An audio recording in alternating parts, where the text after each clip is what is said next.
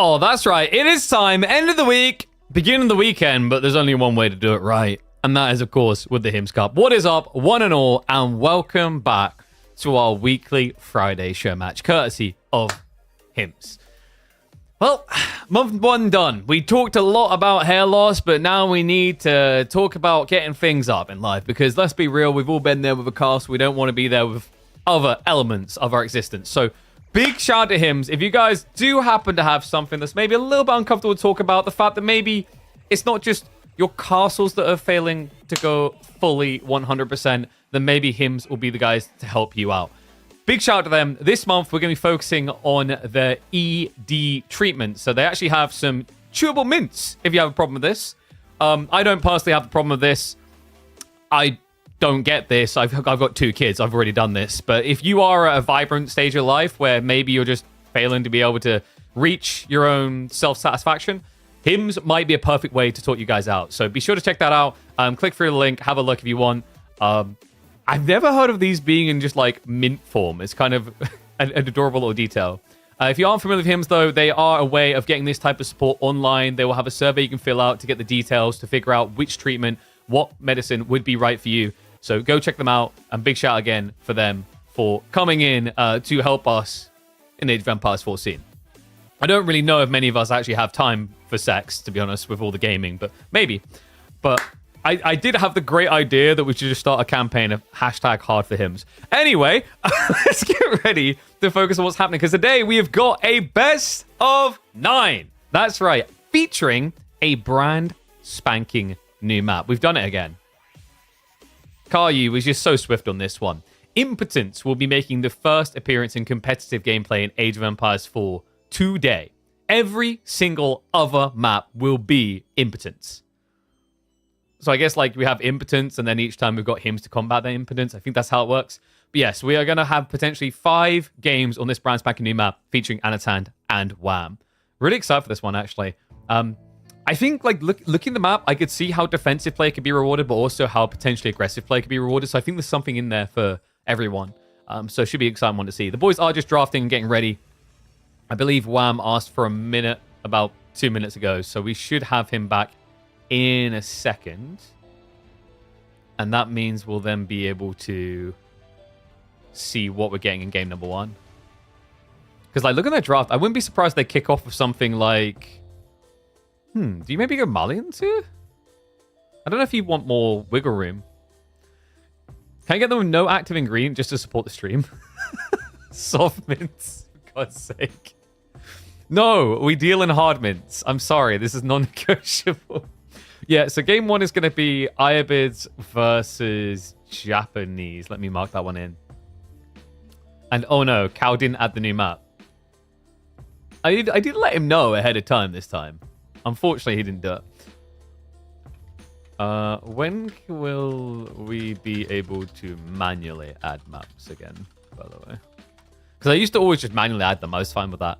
But now like I feel bad because like I just got to go each time like, yo, Cal, you need to add this new map, you noob. Oh, by the way, look, dude, we are themed for today. We got a white chair, we got a purple shirt. Like, we're full mode. I actually just realized the entire color scheme for this room is kind of on form as well, right? Like, yeah, it's very much... We're HIMS themed, in and outside. Just not down below. Ayo. Impotence always... Dude, like, no matter what you do, yeah, Impotence is always going to return here. So you got to make sure you regularly medicate. So, the boyos, I think they're just figuring out which server they want to be on now. Man, what's the thought of Ayabids here, though? Japanese, I kind of understand. So what you'll discover about Impotence, guys, I can show you maybe a little kind of like preview of the map in-game. Sorry, let me get off of my uppy pills. It's not the right time to talk about the uppy pills. We need to talk about how you get up this map. The reason we call this map Impotence is because you've just got to get up. There's so much value away from your base that you need to play towards. There's also another reason we maybe call this Impetus that's maybe making itself appear on the minimap. But there's a lot of merchant camps around here, single sticker sites. There's a lot of desire to actually come out of your base and not just stay inside. PC should be purple too. Oh, dude. Why? Why you gotta ruin the blue vibes? I probably could. Yeah, but if I start doing this now, I'm gonna have to remember to do it every week. That's the problem. Like once you instigate something like that, that becomes like an expectation. I could just say it's very difficult due to technical limitations, and then it was like, ah, yes, fair enough, yeah, I see. But like the moment you let them know it can happen, it's just that every time they're gonna want it, you know?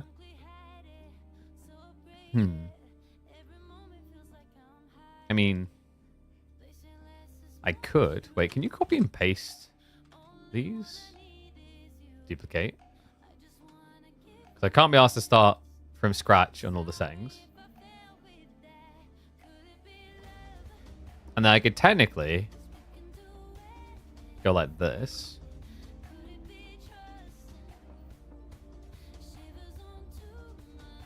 I mean, it goes into the purple, but like does a weird thing. So let's just loop it through.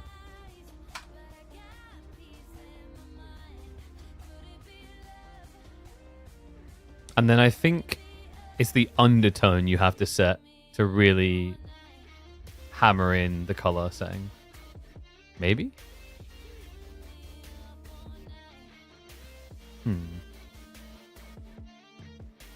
I think what you do... One sec. You guys can't see what I'm doing. I'm doing some stuff in IQ right now.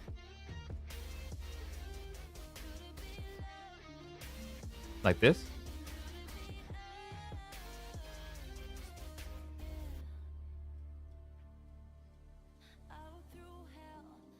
Sure, let's go with that.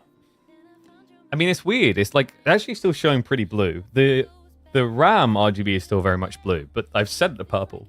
So I'm a little bit surprised that's not showing on the camera a bit clearer. That's weird. Anyway, I think the Lados are getting in now, so we should be starting in just a sec.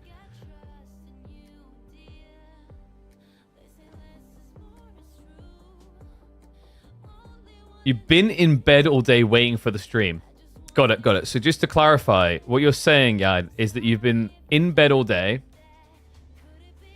and then thanks to HIMS, you realized you needed to get up. That's on Brad. Yeah. That fits. Oh dear.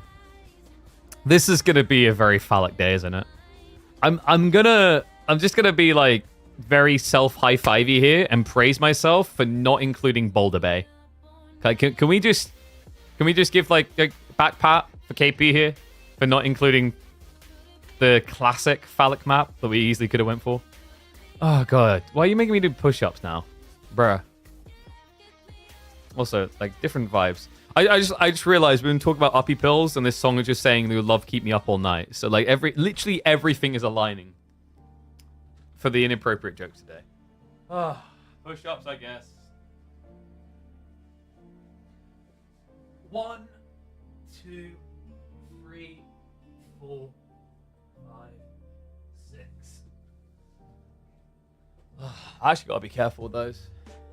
I noticed the other day when I was doing some heavy lifting, like my left wrist is really like chalked. I don't know why.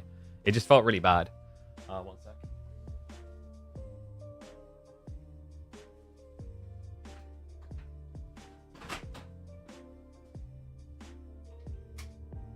Yeah, I don't know why. I don't know what I done to it, but legit it felt pretty rough. And it's like, it's very weird.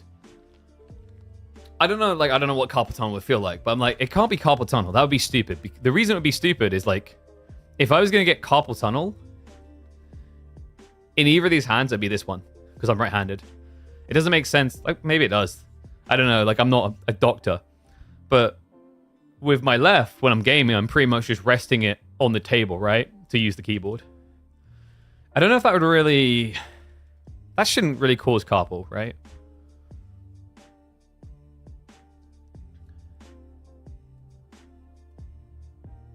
Yeah, like, I'm sure I'll be fine. I hope. Is my keyboard steps up? Wait, what? Why is everything up-themed on the stream? What do you mean? Oh, you mean if I got low... No, I haven't. Wait, actually... Yeah, I haven't, I just realized. Should I have those up? I don't know when they got put down. I usually have those up. I don't know if there's a reason with this keyboard why I slapped them down. Oh, you like... Okay, so dude, for a second there, I thought you had some sort of ergonomic like facts to hit us with, and then it just turns into, nah, I just like it that way. It's like you go, someone's like, do you like the doctor sits there and he goes, so do you put sugar in your tea? And like, yes. Is that a problem? Could I get diabetes in that? No, I personally just like 2 sugars in my tea. Brother. Like, doctor comes in, tells you you've got, like, cancer. And he goes, do you flush after you urinate? Yeah? Is there a correlation there? Could that have, like, is there some sort of chemical from the flushing that could have... No, I just think it's quite hygienic, and I personally prefer to, like, make sure I flush after a number 1. Oh, dear. Why is taking these boys so long? All right, I think, yeah, it looks like they were... I think one of them was swapping servers, and we should be good to go then. You look to a keyboard as well, right? Like, I'm like, could this really cause issues? Is there something I'm not aware of here? Freaking goddamn dynamite. It's like, do you grab your mouse from the back? Wham can't find impotence. Well, if you look long enough in life, it'll find you. Oh dear. Mate, I don't know if these are the CTAs they're looking for, but these are the ones that are getting sent. Tell him to search Caillou, Anotand. If he just searches Caillou. What can I say, Anotand? You lift me up. Much like a HIMS bill would. But yeah, if you go, and if you just type in Caillou's name, Karyu, he should be able to find it. By the way, can we get golf clappers for Caillou? You guys don't actually... I don't think you realize how much he does for the game. This is what happens when you search Caillou. That's freaking wild. He's a busy bee. And like, wait, how many have we requested? So 1, 2, 3. We asked him to update Wolfmound for 5. Where else are we? 6, 7. No, he done that himself, didn't he? Yeah. 6. 7, 8, 9, 10, 11. Jeez, what a grinder, man. What a degenerate. And I'm like, I'm gonna tease you guys. He's already working on another map. We already gave him another concept that he's working on right now. Like, I sent it across to him within 24 hours. He came back with like a response. That guy grinds nonstop. It's crazy. Like, dude, he does more map creation work than the actual map creators for World's Edge and Relic at this point. It's crazy.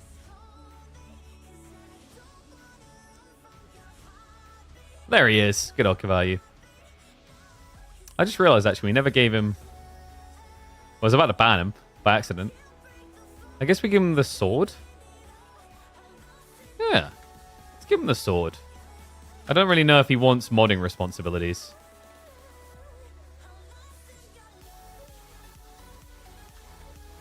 Actually, why'd I VRP Anotand? I'm not even his favorite caster. Cringe. Is there anyone else I'm forgetting? I don't know. Okay, are the boys good to go? Wait, is Wham still having problems?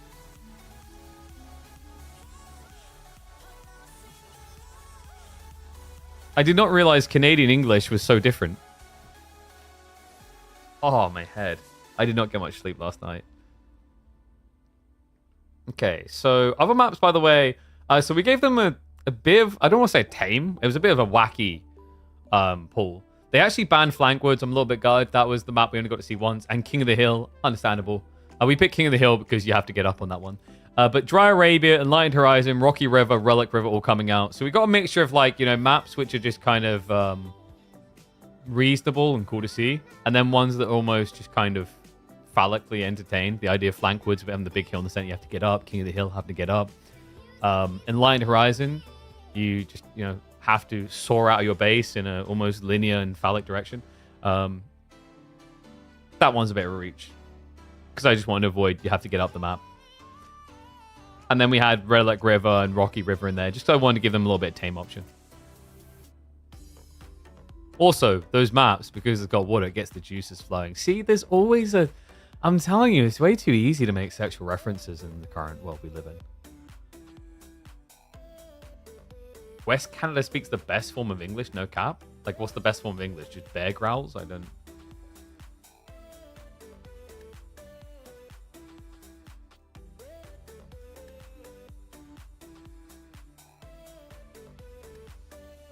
Wait, you meant what? I'm missing stuff. How can you prevent men care in AoE4 map pool? Dicks. Pretty much, right? Like, phallic references. It's a serious matter. And the thing is, in pub, like, no one wants to have me sit here and talk about how, you know, impotence is coming for all of you. Although, if this is a good map, it will be coming everywhere. As in, to tournaments. But, you know, the thing we're working on here is awareness, and people who need it, !HIMS, click through the link, go check it out. Helps out to be familiar with the brand, know who are helping invest in the scene. But like, if you need the help, they're there to get it to you more easily than if you had to go through doctors and go in person and all these different steps. But like, for the other people, like, you don't really want me to stand here talking super severely about uppy pills for 5 hours, you know? You've got to have some fun with it. And apparently the HIMS guys have been loving what we've been doing so far, so that's always refreshing. Let me check on the other boys. It's still... Because we should have started by now. What is going on? So what do you say the problem was? Something to do with local lobby. Can we get Ancient Spires? Nah, it didn't feel phallic enough.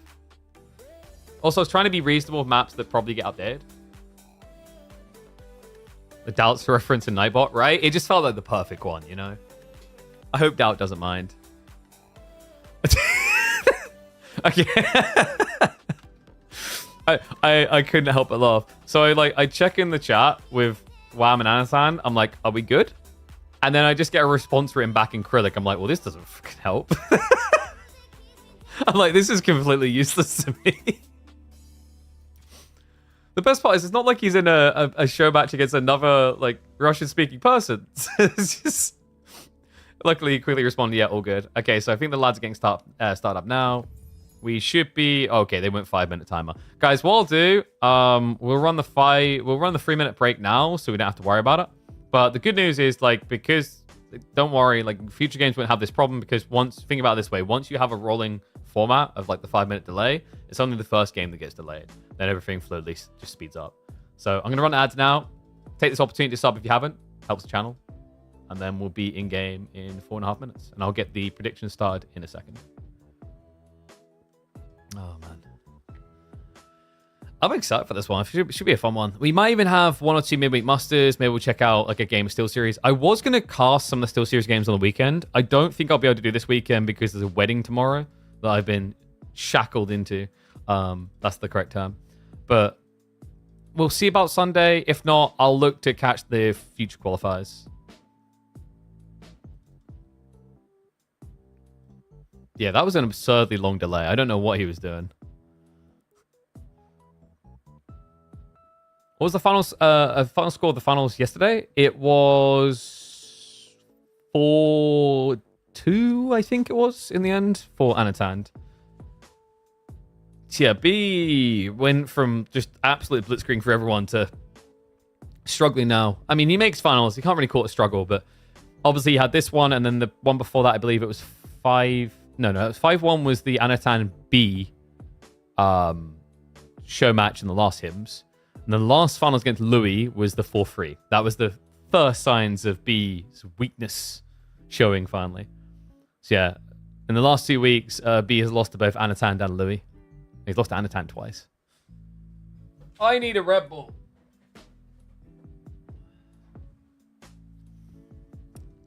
It's time to get these melons to get my energy up.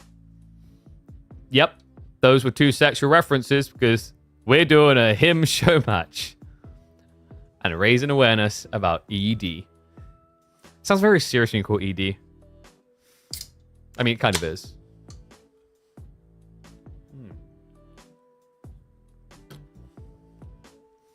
Here's the thing, right? So some creators don't like doing like CTAs. For those who don't know what CTA is, CTA is a call to action. When you take a sponsorship, there is an expectation of X CTAs. Some of them have it contracted in. Some don't. Some are a little bit more lean. For example, we're working with AMD, and you'll see them pop up occasionally. When you do see them, make sure you click the link as well, because they've come through to sponsor us now for like the 5th time.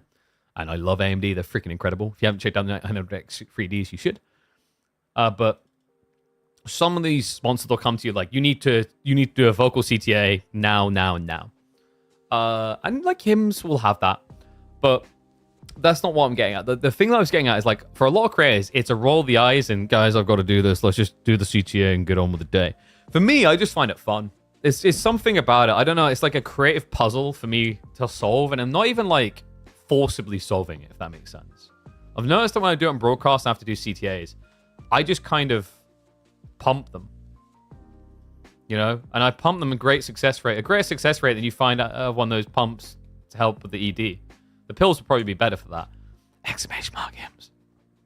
See? It's like it just randomly comes. Which you could do too if you had exclamation mark HIMS. Okay, anyway, let's get ready. I think... Bruh, I think... So to the whole CTA point, those are what I would call light CTAs. They're not like fully integrated ones. I think we've done like 8 of those at least already. I'm having too much fun with this. The hair loss month was like... I don't know how to relate to that. Not that I can relate to the ED, but penis jokes. I am a child at heart. And that is the wrong scene. Where? Like, wait, what? Oh, I see what the problem is. Yeah, because we had to turn it off temporarily. That's why. That confused the crap out of me for a sec.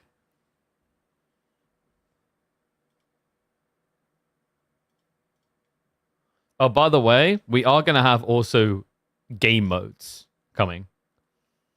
Yeah, we're going the full 9 yards with this. And hopefully this set goes the full 9 games. All right, so predicties are up. Get it in while it's hot. Wow, not a lot of people believing in Wam here. It's a bit depressing.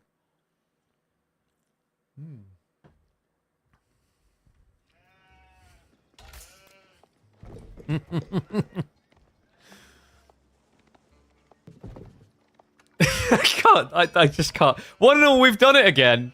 It's another new map. That's right. HIMS Cup returns for its 4th edition. And this time, you've just got to get up. Welcome, one and all, to Impotence. A brand new map added to the game because sometimes you truly have just got to get up. And that's the design of this map. Big shout out to Caillou for putting this one together so quickly. And big shout out to the HIMS people for sponsoring these so that we can get creative. Now, you may already be noticing what the theme of this month is going to be. HIMS may be able to help you if you're maybe having certain problems with getting up. You're going to have to learn to do it yourself if you're these 2 players in this game. We've got Anotand in the north kicking us off with the Ibids up against Wam on the Japanese to the south.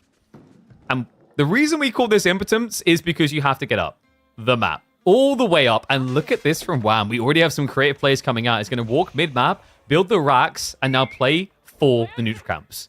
So, let's dissect this map a little bit further. It's quite intriguing. Hold on a sec. Also, let me just do this so that you can... There we go. Now you've really got to get up. So, we have got a very long mountain formation, and we've done some creative things here. So, for a start, this interestingly shaped tree line can be gradually chopped through to open up more passes. But on top of that, you've got stone outcroppings here that you can actually harvest to access through to your opponent's side. So it looks like a very linear map, and in some ways it can be if the game plays quick enough. But the idea was as the game goes on, we wanted more options to open up to combat the idea of in the mid and late game, people would start doing things like walling. So very cool dynamics at work here. I think this is actually, in my opinion, what Mountain Pass should have. These abilities to actually chop through via stone or trees.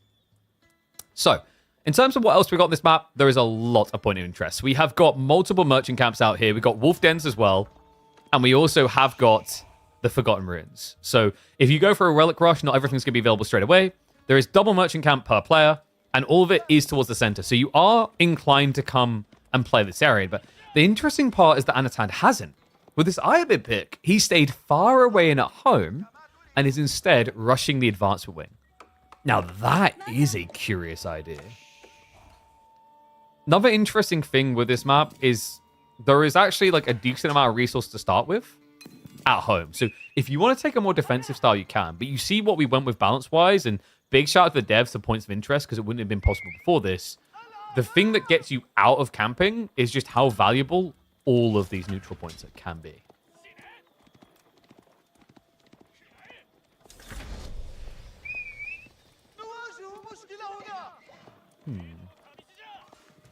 I wonder, is this going to be straight Desert Raiders? I mean, why else would you advance? Ooh. Oh, dude, we're cooking. Unfortunately, no. He saw him? That's outrageous. Okay, so Villager will at least get it up. Man, I'm going to make that comment too many times this series. No, no. Oh!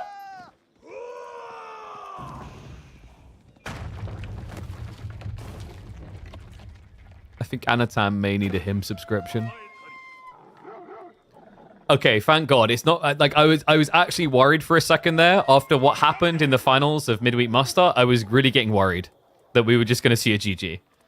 But Anotand, he has that full Hercules be a man thing playing in the background. He is going to still try to play this. He's going to go double arch range at home. In fairness, it was a little bit ambitious to go for the arch range. Oh, not ambitious, but maybe unnecessary because I thought the idea here was going to be Desert Raiders anyway. Yeah, and it is. So he could have just done this at home, technically. But he was thinking timing. If he builds out here, he gets him a bit quicker. But like the timing was off, right? Advancement came in before the archery was complete. We do have Kurostav's coming in at home. Wam has gone double samurai. That's not going to be too threatened for him right now. Anotand's just trying to be a little bit creative with the ball pulls, but I think he knows this is trending against him already, guys. Like, think about what's happening here. His opponent is getting a lot of value. You've got Merchant Camp captured here, another one captured here, and then the third coming in here. He still hasn't taken the fourth. I think, has Wam not realized this yet? Maybe he's just saving it for last. But yeah, it's a lot of resources. If you are given all these merchant camps, that's 180 resources a minute. The perfect amount to build an extra Desert Raider. So how's Anotand going to fare here? In fairness, his opponent going Samurai is kind of good for him. Samurai are going to suck against the Desert Raiders due to all the melee armor. Obviously, Spear is going to be a problem. He could still go for normal archers to clear them up if he's that concerned. I'm curious what Wam's course of action is going to be here, though, because obviously he wants to hold the merchant camps. He's going to have to invest more. As we know, when someone picks Japan, there is a growing temptation to just skip out and go the next stage. We do have the burn through coming. So this was another interesting thing with the wolf dens, by the way. There is a lot of wolf dens. There is... Was it 3? No, I think it's 3, right? My brain should remember this. Yes, 3 in total. So the reason that's important is that almost gives you enough gold to just skip the next stage. Great snipe there with the Desert Raider, by the way. Well played by Anotand. And let the games begin. This is so annoying sometimes. Wam is going to look to combat it directly. We do have Steeled Arrow coming, so it's going to be a Yumi spam. Not a bad idea here, considering your opponent went Advancement, which means he does not have the Dervish.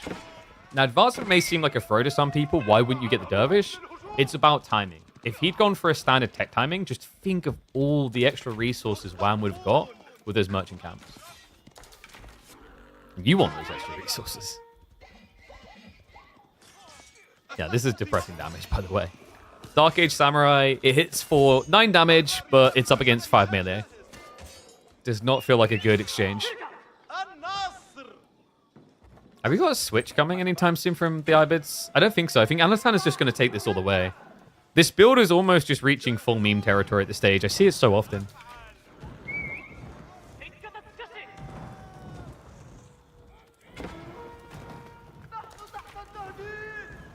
Desert Raiders having 5 melee armor always amazes you? I think it's fine. It's a 120 HP unit that costs 180 resources and has no ranged armor. They're easily combated, I think. Oh, don't want to say easily, but they have counterplay. Am I the only one watching this map who can just, like, hear the song Gotta Get Up, Gotta Get Up, Gotta Get Up playing in the background? I'm a little bit surprised HIMS never brought the rights to that for an advert. Triple up? Okay. Well, it looks like Wam needs to get up the Yumi count fast.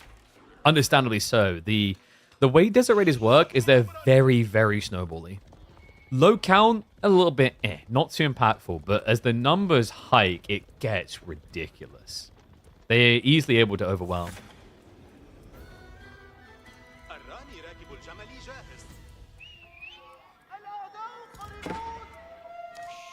That's feel like Anotand's not really capturing quickly, but this is the trade-off of going Desert Raiders. You have to remember that Desert Raiders, you know, it's not going to increase your capture speed by double what like, one Yuumi would. So this is like the other reason why Spears feels so damn good on these maps with points of interest is obviously they provide the same amount of capture progress as a Knight would. It's a map that forces macro? We tried to balance that intent. That was the idea, is like, you say it forces macro, but does it? Like, because what I'm seeing right now is 2 players in Feudal Age building a lot of army. The points of interest change the dynamic to what you'd expect.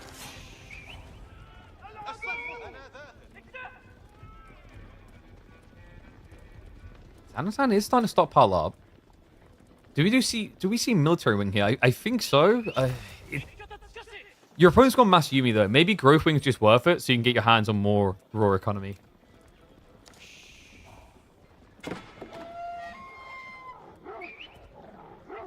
I'm curious to see what people can do with this map, by the way.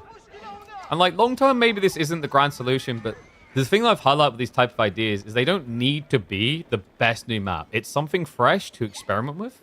And if it's great, it makes it into regular rotation. If not, it was fun to see players figure it out. I think something that usually gets underrated about new in RTS is this puzzle solving of the experience from a spectator side. What we want to do ideally with this, by the way, and I'm hoping devs eventually add this, is I would rather have a crumbleable terrain, that's definitely the word, that you could break here. That just had like 400 HP. And then you don't have this issue that people are like, oh my god, like you're going to be running all the way down here for so long. Wam is going very aggressive from his position, by the way. I think he knows there's a tech up. Oh man, the timing as well. Yeah, look at this. He sees the gold being gathered. Reminder, you do start with a small 1600 gold vein in your base, by the way. And the Yuumi are already here. Anotand. Wam is getting right up in his face. That was so beautifully done. Looks to maximize the damage. Could have maybe microed that to snipe the running villagers and just trap these for good. But that's a blocker on gold. Now, Anotand did stockpile extra in reserve, but his backup options are pretty far out. This is tricky now. He has at least got the tech on the way, but it's just going to be even more Desert Raiders. And Wam, is he going to now tech up himself? I mean, he knows what's coming. And it'll be very difficult to keep camping all gold sources, so looks like he's prepping for castle himself. Very natural play here to go for a Yorishiro drop just to get those Yuumi upgraded, because then you'll still compete with the Desert Raiders.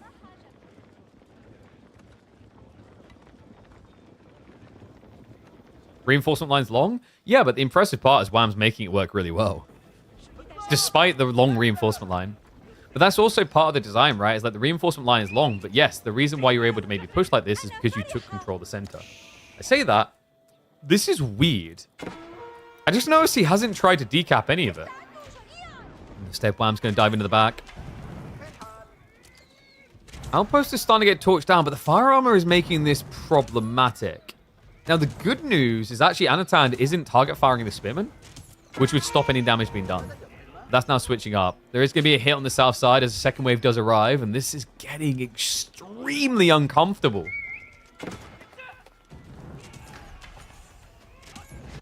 Yeah, Anotand is looking a little bit stuck.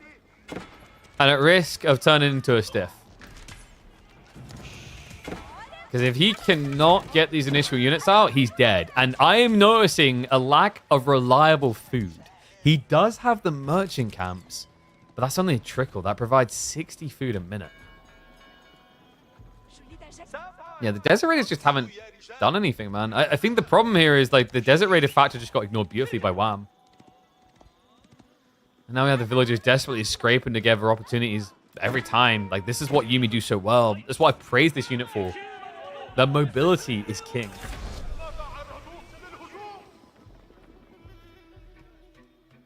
Meanwhile, you just completed your tech up. Wam's about to trigger his own. Desert Raiders are at least camping and keeping back reinforcements, but the bigger problem is like Anotand just doesn't have much working. It's going to be a rush under the wood and the food. Now, luckily for him, Wam isn't actually diving right now. He's chilling.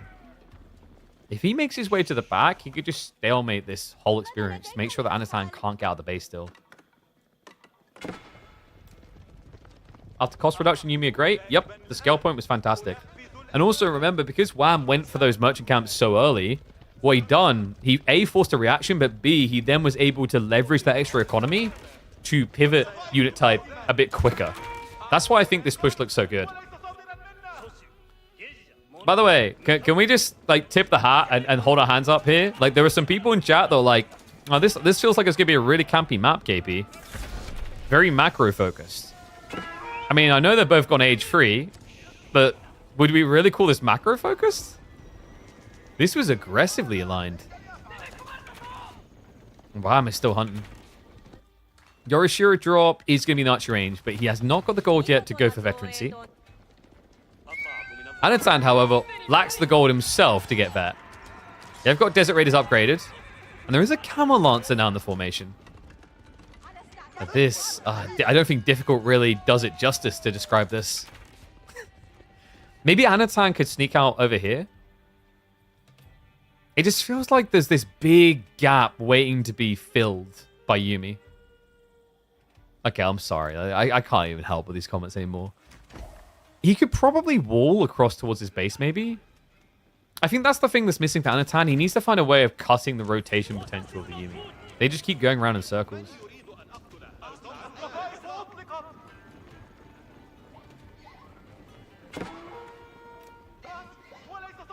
How's macro mean boomy? When I hear macro, it suggests that you're going to be able to just focus on getting loads of economy and surging into a more greedy state. Nice raid on the back, by the way. Okay, so Anotand not dead yet. Hold on a second. The Yuumi upgrade only now kicking in. And the Desert Raiders are in melee mode. Wam's not microing. He finally realizes what's up. Starts to pull away.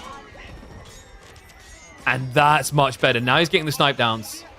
Villagers are also taking desperate action here, trying to come back on the deer because Anotand needs any food he can scrape. Second Camel Lancer looking to be deployed, but the Desert Raiders are going to get routed here. And it looks shaky for a moment, but Wam now able to hold on. The hunt is on for more worker kills. And that eco lead that Anotand has been milking off the Desert Raiders is about to evaporate. He found multiple over here, but it's still not going to be enough.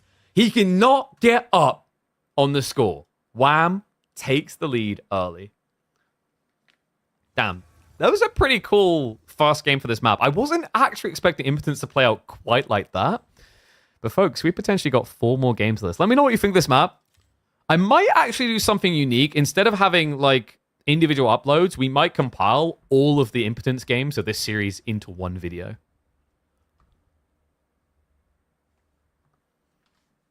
All right. Early lead for Wam. Well played. Yeah, I've noticed this as well. I feel like Wam and Poppy Paw rate Japan quite highly, right? Like, we saw that special maps like Enlightened Horizon, they play it phenomenally well. And historically, they were very good with it. I remember last year, they really believed in Yuumi, especially Poppy Paw, before like anyone else.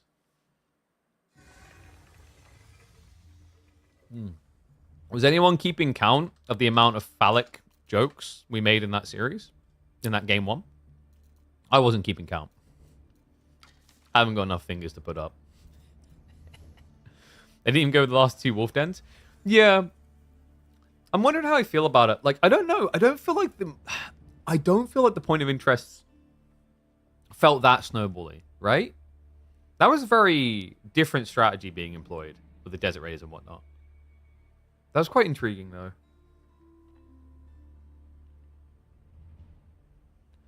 You know what else I love the idea of? You know what would be kind of cool? I want a point of interest where it's a gate. And if you capture it, it'll open for you. Imagine if you could deploy that in those locations. I don't know how possible it would be, but I like the idea of it.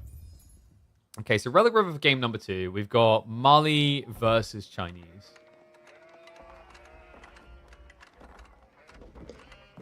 Let me get that up. Alright. Let's get ready for game number 2. Can we get predictions ready, please? Because we are in game.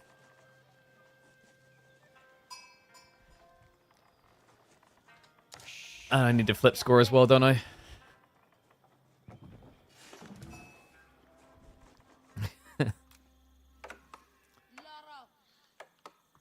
Oh, yes. This series is already off to an eventful start. G1 out of the way and Wam off to an early lead, looking for payback.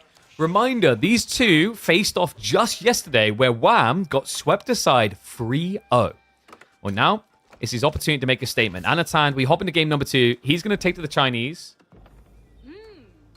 And Wam on the Malians. Now, Malians was, I think, perceived as a really good pick on Relic River at first, but then kind of fell off in popularity. I don't think it's because it's necessarily bad. It's just there seems to be better maps in people's minds for this civ.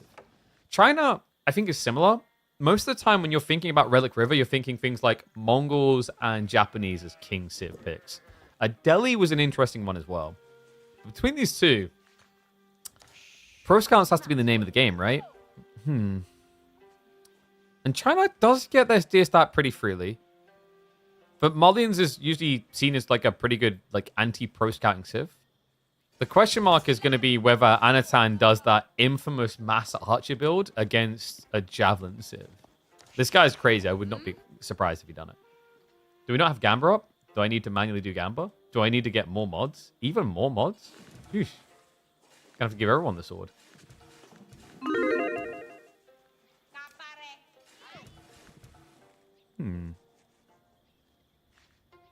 Pretty weird spawn. I think this is one of the reasons why I wasn't the biggest fan of Malians on this map when people first started doing it, by the way. You get one safe gold, and then it tends to just move upwards and away from you. Right? Kind of similar to Impotence. You have to go up the map, but that's very tricky. It's very risky. Usually Malians feel most comfortable when their economy is just nicely insulated. Now, in this game, he did actually get the fortunate back spawn gold that's very hard to harass. It could have been this type of spawn where you would have seen, you know, easily opponents pushing into you.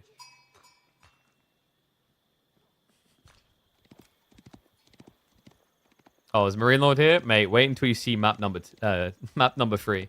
So reminder, the way this format works, by the way, when we introduce new maps like this, brand spanking new maps the first time, we feature them every other map. So every odd numbered game in the series will be on Impotence. So Imperial Academy on the way in. And we've got nobody on gold, so it's not Pro Scouts. Okay, I like this. Didn't he do this yesterday? He done it against B, I think. I can't remember if he done it against Wam. He done a no Pro Scouts build where he massed archers and sent it.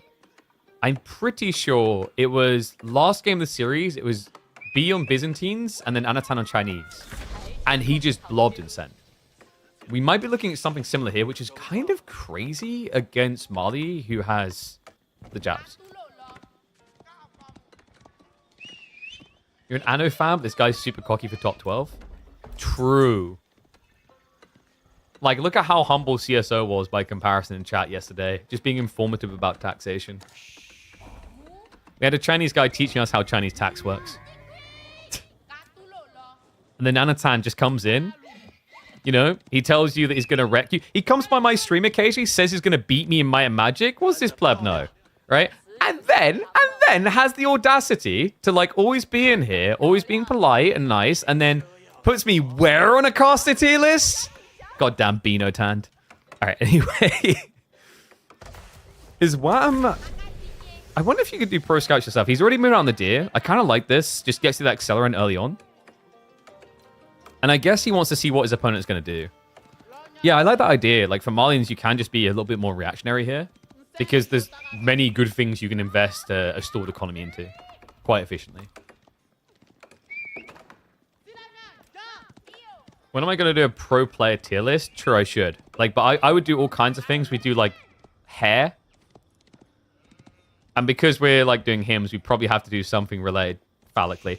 No, we're not going to do that one. We do hair. We'd probably do Riz. And then what? Like, maybe do things like creativity. Like, oh. Yeah, you know what? Maybe you guys convinced me. Maybe I need to become part of the YouTube problem. The tier list meta. Yeah, I'm not gonna lie. It does get out of control when you have literally like a week past and then another tier list gets released on the same thing. That's when you know you've gone too far.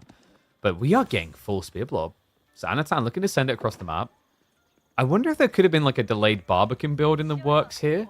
But no, it looks like it is just going to be raw sender. I mean, he has got the gold. It's just, once you see your opponent spamming Donzos, the idea of running across for a Barbican feels quite risky.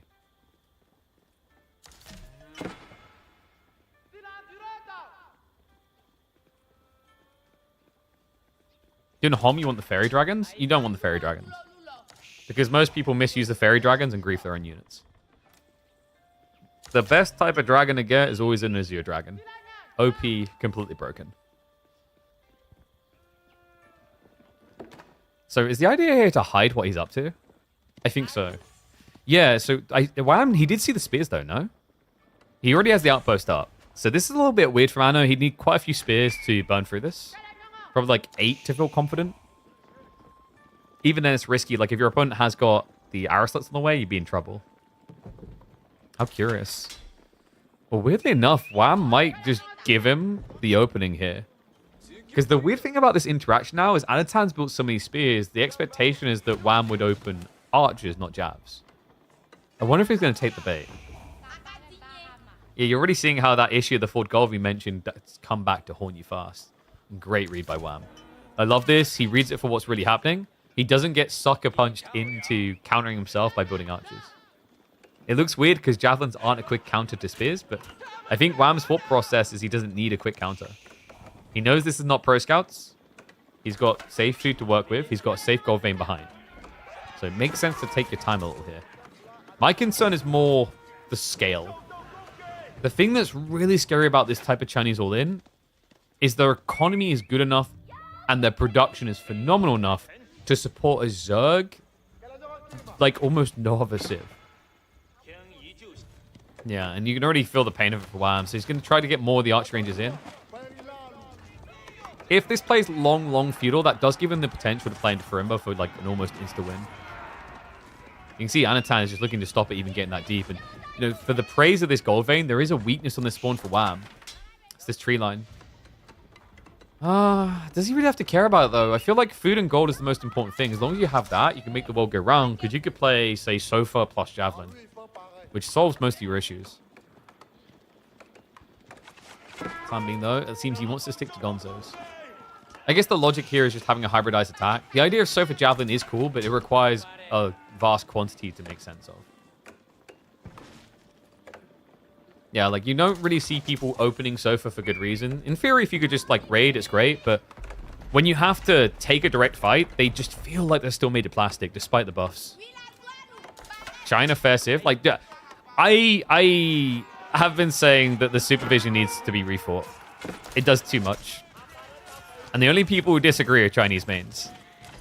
It's a little bit of a poke back and forth here. He is going to get rid of the Spearman. Nicely played there, actually, by Wam. And the jab count is good enough to start scaring Anotand away. So remember, at this stage he's doing 12 damage. That means he's got 48. So 2 cycles gets a kill on an archer guaranteed. He wants to get a little bit higher here to guarantee the kill with 1 strike. So going up to 7 will do that. And that's when Anotand needs to be a little bit fearful. He does see the wall. Not really one that you can poke at here because your opponent could easily snipe you. Weirdly enough, Wam isn't trying, though. Why? Maybe he thinks he's going to get baited. So if you walk over here, there's maybe some paranoia that he's going to get backstabbed, like horsemen are on the way. And yes, the cows are indeed garrisoned. He has got 1 ranch. Nice snipe. Well played by Wam. Gets rid of the scout. Man, I love how much more aggressively oriented Age of Empires 4 is these days. I think this is why, like, I'm a big believer, you know, not every RTS has this, but I think the majority of RTSs have it where they really come into their own a few years into development from an esports perspective. Like, playability is in the first years because it's so much slower paced and easy to process for newer players. But, like, once you get deep and you see people doing things with their time, instead of just waiting for someone else to make a mistake. And all it took is an absurdly overtuned economy civ like China. Okay, I'm gonna stop. I'm gonna stop shooting for retweaks.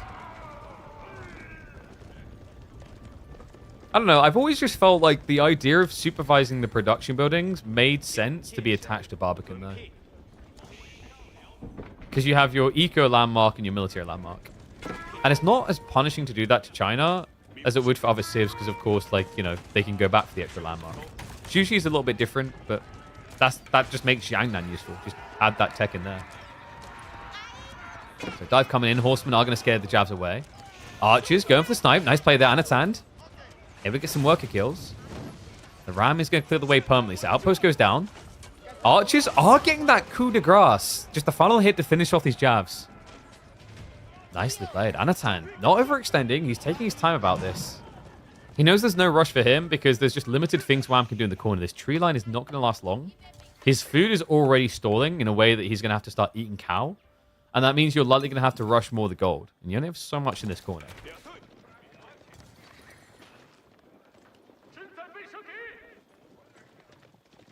All these buffs, yeah, English used to feudal all in. I think the people that done that ended up ranking up fast and experiencing like more painful things than what they were doing. The majority of English players from the casual audience just always played it as a macro game. Awesome rotation now around the back. Interesting. Okay, so this dive-in maybe a little bit ambitious from Anotand. What was the need to rush, I wonder? In his mind, why did he feel he needed to go under there when he knows his opponent's running out of resources? Because like once this is gone, he's either coming closer to you or he's going all the way out, which is unwalled. Definitely a little bit ambitious of a dive, but Anotand still has enough horsemen to remain scary here. And Wam, we talked about how difficult it is to make Sofa work in Feudal Age for a direct fight, and this may be stretching it to the limits. Look at the military lead. 28 archers will make quick work of Feudal Sofa. To make matters worse, Wam doesn't even have a blacksmith, which is why these fights are so damn difficult to begin with. Like, there's archers in the last engagement done so well because they're still arrow. And come on, like, look at the size of this military and look at what he's doing. It's already a Castle Age play from Anno.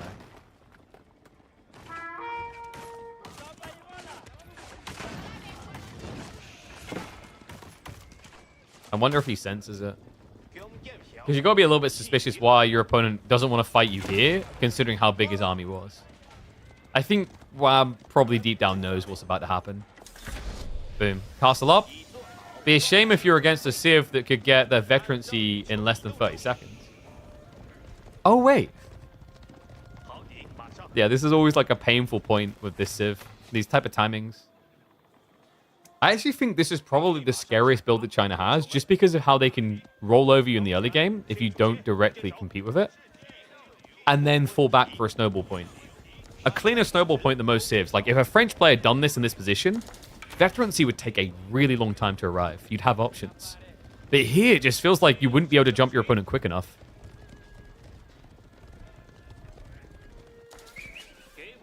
So for 2 armor feels weak. Yeah, imagine how you feel when your opponent now does 8 damage. Why does supervised effect upgrades should just be units? I feel you on that one. It's like, it does a lot. And that's why I was saying it'd be cool to see Barbican, like the production speed thing, or maybe just the tech thing would be in the Barbican and Jiangnan Tower. Yes, I'm talking about a nerf here, but I don't think it's a nerf that would just kill China altogether. I think they'd be absolutely fine still. It just would give desirability to build the other landmark, which doesn't exist right now with this Civ. And it would temper their timings a bit. Kind of how Byzantines got the similar treatment. Oh, and Archers, they're just going to melt through this. So far, I'm going to be able to survive this fight. Lance is coming through. I think Wam knows this one is over. There's no amount of micro that can get you a win against an army of this quality. And with no age up coming behind, GG's going to get called. Anotand able to swiftly answer back after that first game. Oy, oy, oy. I still need to think. My brain is still in a different place. I'm trying to think what we want to call that. The game 1.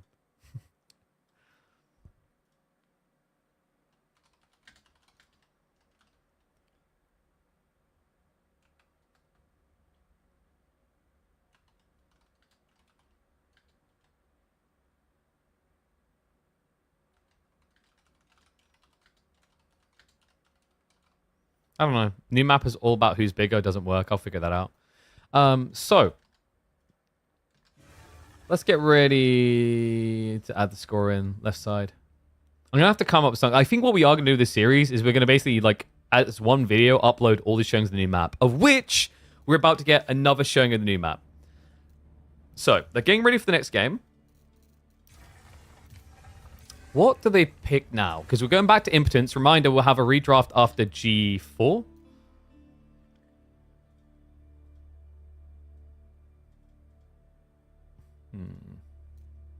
It's going to be Sushi Knights Templar.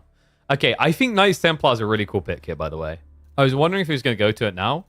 If you think about it, it makes a lot of sense on this map.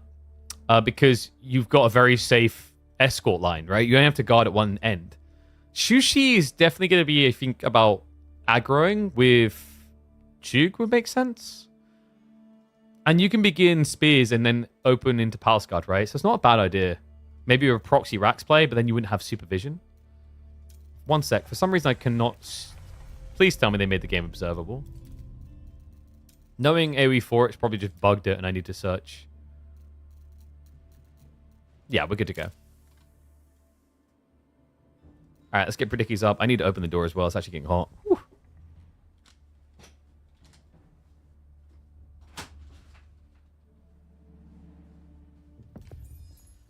God damn, it's hot. Oh, wrong casting scene as well.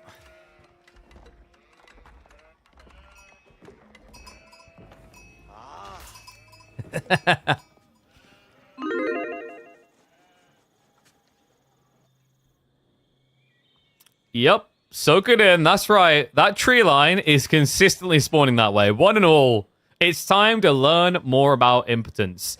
We are back for the second time on this map. This time around, though, it's going to be Anotand on Shushi's Legacy and Wam taking Knights Templar. Love this idea, Knights Templar. Remember, this is a map where you've got a lot of security up to the other side. So the idea of playing for the Sacred Site and guarding it makes a lot of sense for KT. On the other side, Sushi is going to be an interesting one. I imagine this is about opening play with the potential to supervise and spam out spears. Could even be about Chiganu to just camp this choke point, because Chiganu do really well against Knights Templar, considering Archer trade out, and then also Chevalier don't have much in the way of armor to protect them compared to normal Knights. Look at you guys. You're like soaking it. You guys love this map. We have got the Rax in the neutral territory coming in from Wam. Makes sense. If you played it from home on both sides, your opponent could just supervise and pump out. I wonder if Anotand sends some of the spawns that make sense for a meditation garden, maybe, like over here. Get the gold, get the stone, gold, food. That's pretty good, actually.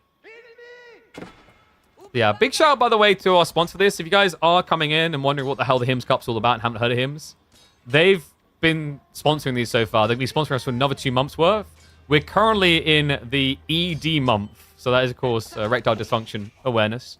And we thought, what better way to shine a light on the problem and let you know that there are solutions out there than to make an appropriately themed map that can show you just how powerful you can be if you can just get all the way up. In this case, all the way up the map. So, Wam, we'll be doing that. We'll be opening now with the Knights Templar Spearmen to try and capture these. There's 4 merchant camps to speak of. By the way, exclamation mark HIMS if you guys do want to find out more about the sponsor. And there's also the Wolf Den. So there's an immense amount of value out in this area. What I like about KT with the Wolf Dens in particular, you go into Chevalier, you can just start pumping them out super early. And that gives you good tempered control. But the minigun is going to be played safe. So interesting, Anotand doesn't play up map at all.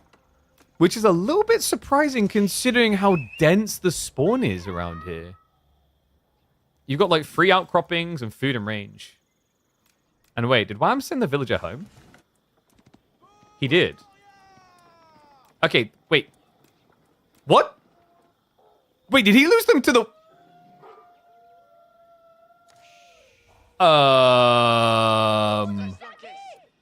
What happened? Was it the boar? No, because I'm looking for a boar in case it went off the map. He lost his villager. Was that to normal wolves? Okay, that's kind of crazy. I am a bit shocked. I think he died pretty much due to a normal wolf. And yeah, like what Marino was saying is correct. Like basically one of the biggest strengths with Knights Templar when you play these type of maps is I think this is secretly the best civ in the game at early proxy play. Because you walk out, you build a production building, and then you chop a tree. Now that sucks for most other civs. It's not worth it for 50 wood. But you don't need 50 wood. You just keep chopping and you get resources. It's why I kind of like get a little bit upset when we see like a light horizon and someone walks the villager back instead of just chopping trees next to the merchant camp. It's just much more efficient to remain around. But yeah. He's at least going to get the merchant camps to make up for the loss. Kind of needs to, considering that villager did die. And we are seeing it is going to be the Palace Guard plan. Okay, but Wam's going to be going Chevalier here, surely. Yeah, Kingdom of France already queued up. So does Anotand just play a few Palace Guard and then get out of the age? It's not a bad idea. At this point, your opponent's not going to have many of these merchant camps captured, so it's not going to be a crazy amount of resources. You obviously don't... I don't think you want to go all the way with Palace Guard in Feudal Age, just because of the heavy cav comp. But you can at least like play the early phases. And then if you rush an upgrade, we have to remember that Chevalier really feel like they're made of plastic. The best way I can always describe Chevalier, the heavy cav unit you get from Kingdom of France with Knights Templar, is... it feels less like a knight and more like a premium horseman. It doesn't get bonus against range, but it has decent enough damage. It almost feels like it does. It feels nowhere near as tanky as a standard knight. I mean, even Keshiks often feel like they've got a bit more pump to them. And in fairness, for that, you are paying less. So it does make sense why it doesn't feel like the fully embellished knight, as you're paying under 200. It's just a better sofa? Is it a better sofa? I don't think that's true even economically. Chevalier Confrère with the discount is what? Is it 176? A sofa is 180. A sofa is going to have better movement speed. He also has higher base damage. And he has high damage against infantry. 166. Okay, so it's a little bit more competitive. I feel like sofa's still a bit better, though. Okay, we do have double merchant camp locked so far, but one's getting decapped, and he can't hang around here due to the PG. There you go, Chevalier on the way. Yeah, 166 resources. I mean, the nice thing is you do have the scale point, right, of the Chevalier. I would say if you were only building a few, I'd rate Sofa better than Chevalier, but the reason why Chevalier can still feel good is obviously you want to keep blobbing them. It's not uncommon to see Knights Templar going into Castle Age with 30 of these bad boys.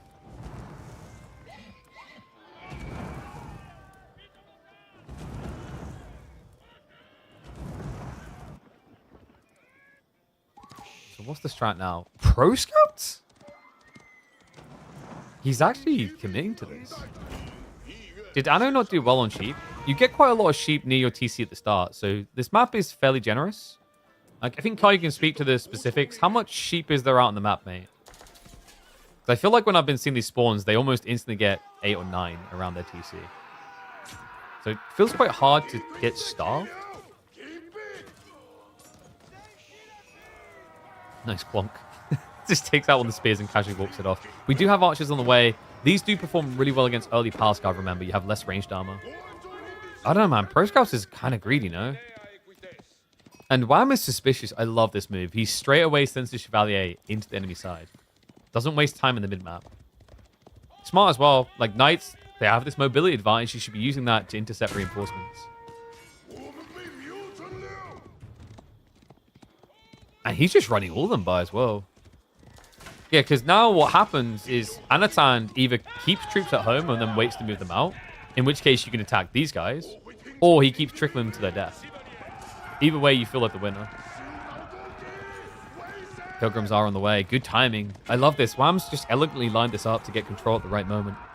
Reminder, that is going to be maximum gold gen Pilgrims. Why? They get to be winners in life because they managed to get all the way up.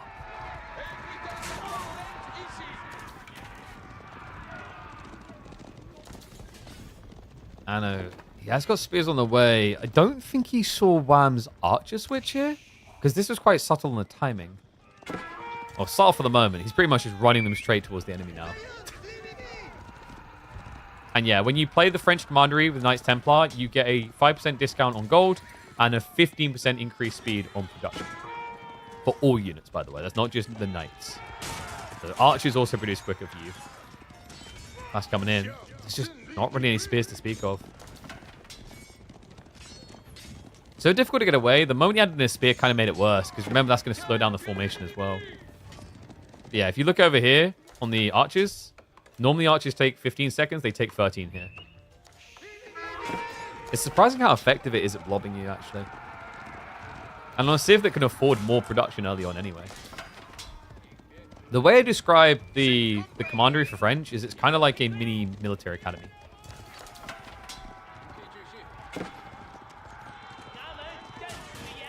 Is the gold on the mountain mineable? These ones, I believe, are. I think, and Kai, you can double check me on this if I'm wrong. He set it up so that you can intentionally line mine them from one side. It's a cute detail. He's done it on different maps where you couldn't. Like, for example, we had Hallow Grove, I think it was called, where there was a bunch on a central island, but it was just for look. Just to make things look pretty. Good remask by Anno. So Wam's going to have to reset. Archer count is decent, just not crazy. If Anno keeps blowing the Horseman, there is a reality in which he takes the fight here. But it does feel like he's maybe rushing a bit. Yeah, he just dives those Horsemen in. That does force the Chevalier to guard.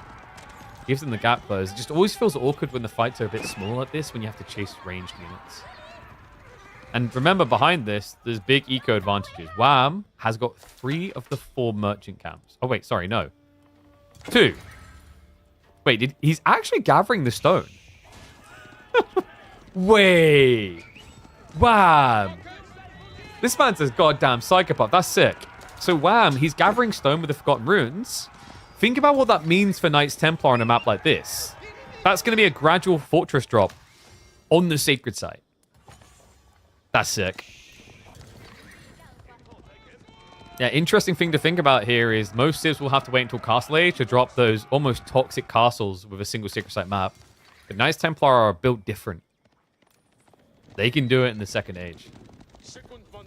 That's a scary realization, especially when you consider he's got the pilgrimages, which are providing the gold to blow up the timing. Remember, with fortresses, it's not all stone, it's partially gold.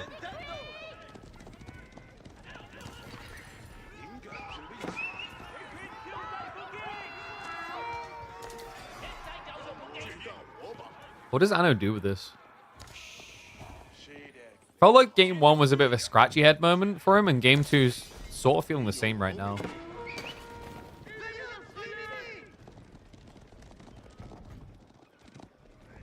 And he's gone full melee mosh pit here. He should have the pacing to gap close, but my worry is the spear count might not be good enough to win out against Chevalier. Archers are just going to stand their ground and snipe down here. Uses stone outcropping to minimize the damage spread. And the blob just doesn't look impressive. Anno tries to put the Palace Guard on the front line, but it's just not working. A lot of them falling now. And remember, this is just wave number 1. Wam is pushing into Anotand's base. There's so much more coming behind this. There's not enough for Anno to win this fight. He needs to overwhelmingly win it. Wam will have to reset and pull back now.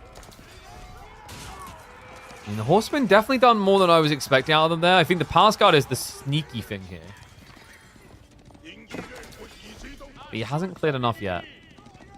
And I am getting a bit worried about this. We've almost excavated a relic. You can see he's only got 90 seconds left. The stone's going to be over 300. So he could just switch and then prep the keep drop quite organically in about like 3 minutes.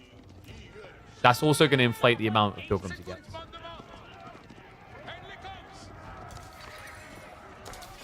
How do you lose this fight? Because Wam hugged the stone outcropping.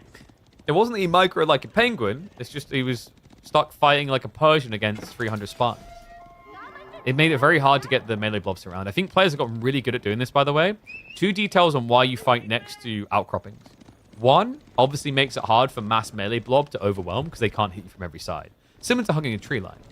But there's actually a secret number 2 to why you use these things. They're actually broken. Pathfinding does not like outcroppings. So if you hug these, players are really starting to realize that if you start hugging these, the melee attacks, they just run around. And sometimes they run back again. Because they'll start running around, and then a unit will die back here, and they'll be like, oh my god, there's a slot free. And then they'll run all the way back. It's very clunky. But in fairness, that's not an Age of Empires 4 specific thing. I don't think there's been a single Age of Empires game that has had good pathfinding. Mountain Academy now on the way, though.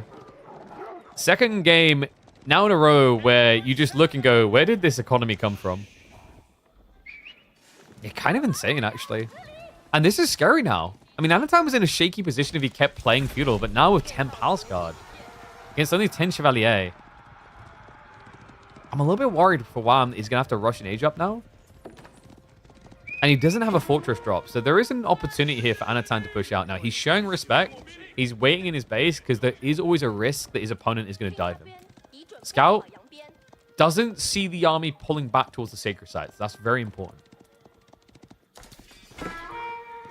2TC Wam? Not 2TC. 2TC here would be, like, crazily greedy. Your opponent just teched ahead of you. Your thought is, I need to get Castles, not I need to get more villages. And that's scary too. Regional inspection is about to kick in. Which means we are going to get a good old-fashioned Palace Guard flood. This is about to swing pretty hard. Now, the good news for Wam is he didn't overly invest in the Pilgrims. It's only level 1. So getting shut down this area doesn't feel as painful. Still definitely not desirable. Palace Guard, they only have the Undermesh 1. Horsemen are going to dive in. They get right on top of the archers.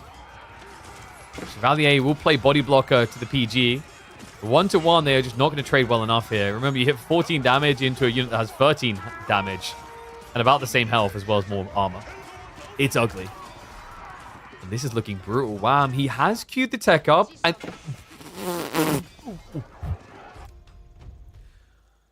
someone please check on Wam. I think he may have just had a heart attack. Like, puppy paw, knock on his door, make sure he's okay. We have Kingdom of Castile. What? Okay, so I think the idea... I get what Wam was thinking here. He thought he could camp this long enough to get the aura. And at that point, it's a Kurotai defense. But he has to reach the sacred site to make sense of this. Anotand is going to temporarily reset, but I just don't see a world in which you reach this sacred site with this many Palace Guard already here. And remember, Kingdom of Castile's unique unit does nothing to solve your problems. Congrats, you just unlocked the worst unit in the Templar arsenal, the Genitals. Yeah, very low base damage. It's not going to be built against Palace Guard. They'd be doing 1 damage. So this was solely about his ability to get back to that sacred site. He believes, hand on heart, that he can reach it. And if he can, he'll now be capable of securing it and starting a timer. This is ambitious. I gotta say, though, like, you know, there is the potential for this to be the most toxic Knights Templar strategy imaginable. Remember, there's only 1 sacred site here. King of the Hill is another map where they could be crazy for this. But obviously on King of the Hill, you don't get as much gold gen from securing this area. Remember, there's extra relics in this area, so dropping a monastery in the mid-map could make a lot of sense, actually, just for the efficiency. Anno, he doesn't know that it's Castile, remember. He hasn't scouted in. He hasn't seen any unique units. So the other thing that you have to respect Wam for here is the surprise factor.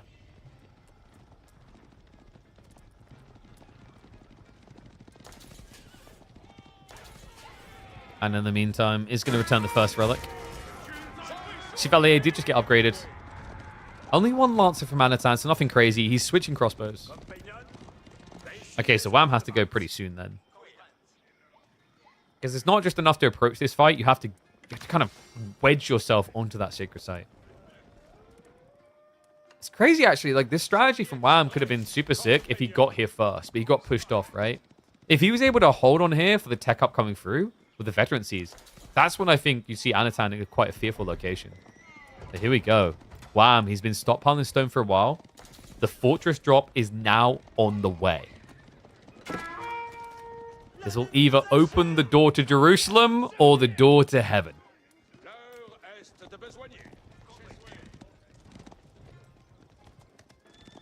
Anotand, he has got 8 crossbows here so far. Not insane on the count. Won't be an insta-kill on any of the Chevalier. And this is going to force the fight. Anotand could try to snipe the villagers. But that would mean the Knights could wail into you. Here we go. Clash comes in. Archers push the crossbows back. Villagers commit. The Chevalier, they just have to buy time. It's not about the outright win. It's about the success of the castle. crossbows are starting to arrive now as well. The Pass Guard struggling to win on the south side, and just 1 or 2 units littering the north to buy enough time. He micros another one up there. Wham! Able to push him away.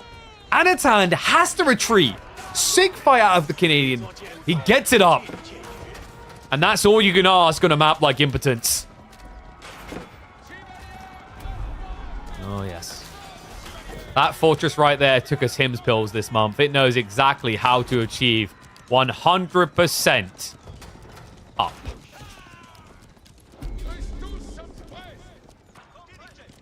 And with that being fully erected, we now have the ability to make life good. These outposts are not going to last long for Anotand. On top of that, Wam is now getting additional pilgrims. And there's some other layers to the cake here. Yep, monastery is being built in the area, and he's got 3 relics he can try to pick up. Actually, no, that's not true, is it? I think one of them got taken away. He did. So only 2 available to Wam. And this is where it gets crazy. Chevalier now going to get healed. And look at the damage buff. All of a sudden, Chevalier actually feel like a real knight. Archers also, remember, not only have a damage buff, they have a ranged increase on this area. So 5.75 tile range and the extra 20% damage. That's crazy. Pilgrim's also getting in before they'll get sniped. So that's another problem that Anotand has. Now, the other thing that's quite problematic here is the biggest challenge with Knights Templar with this type of build is the first castle. Once you get the first, it's really snowbally. It just escalates because all of a sudden you've got more pilgrims providing more gold, which provides more fortresses. I know has got Trebs on the way. And good on him. He captured the sacred site. That's important. That's huge, actually. Because the sacred site's captured, no more pilgrims. Yeah, Wam needs to step up. Steady, slow rolling this. It's going to be trebuchets to clear the outpost. So Anno is buying himself time. Wam's going to be switching into horsemen. Did he see the nest of bees? He does, yeah, on the edge. Wait, was this a bait by Anotand? Because he's prepping spears, and he's just kind of randomly camped a single nest of bees here, no more. That's kind of sick, actually. Because horsemen could easily end up being an overreaction now. I mean, think about it. Look at what Wam's building. Spears is actually the optimal counter to this. It's going to be Trip Trebuchet to try and siege out the fortress. And remember, it's also economy up here for Wam. He even upgrades the outpost to waste more of his opponent's time. We don't have a farm transition behind this at all. I don't really think Anotand's in a position to do that. I wonder, is there a world in which Anotand just all-ins on the Sacred Site win condition himself? Timer's already down to 7 minutes. And yes, if you go hyper late game, Wam will be the only one with gold due to pilgrims. That's super duper late game.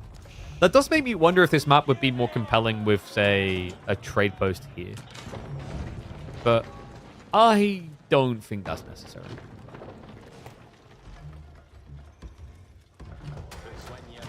I guess it could be interesting. It's not really your mountain passy type map. Like, there are ways to break through in the late game if someone trade booms through these locations. Talking to breaking through, Wam's about to lose the fortress. No second one coming in. He didn't even attempt to repair it. Anotand's lead. It's getting quite worrisome, actually. Wam just has to be feeling it a little as well. He didn't really win the relic race. He did at least decap the sacred site. So pilgrimages can begin anew.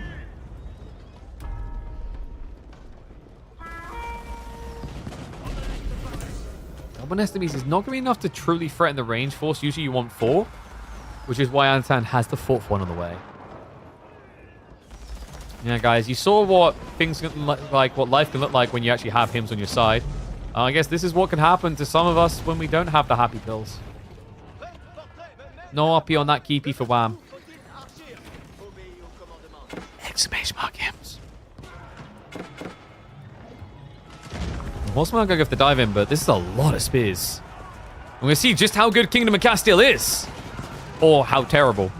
I mean, the trickle heal would be good if the nest of bees count wasn't so high, but it's good enough that it can burst kill. That's the real problem he's got here. And the numbers are just bloating against him. Wham's getting pummeled. No doubt about it. Mango's not able to clear the siege. The horsemen have failed in their duty. They'll be chased away by a handful of spears. Now the siege becoming accessible. The Nestabes are going to keep chasing. They start finding the villagers as well. Wam has to pull them. Now hold on. Can he maybe get in quick enough? It's going to be a regroup to try and protect the siege. One of them is going to go down. The villagers do also have the heal and the damage buff. Nestabes being cleared, but Wam is too much damage. The backup Nestabes will clear the way. And Anotand will tip his hat and remind us all why China and Sushi are so prominent in the openings of drafts. Damn, really cool game, actually. And kind of a crazy one. It felt like Wam had great control in the feudal age. Baited Anotand into maybe an overreaction. Secured the sacred site well, but Anotand just so quick out the gate. I think in this game, the choice to go Mountain Academy with the regional inspection made a big difference in getting him enough troops to stop this strategy before it reaches its toxic perfection. No mass keeps, no mass pilgrims, no mass dubs for the Templars here. Okay. Nicely played. That was a cool game. I was worried at first. I was like, oh, this feels like it's going to be like a stompy, snowbally game. But the boys delivered. So Anotand, second win on the board. Remember, first to 5 in this series. Let's see where they're going to take us next.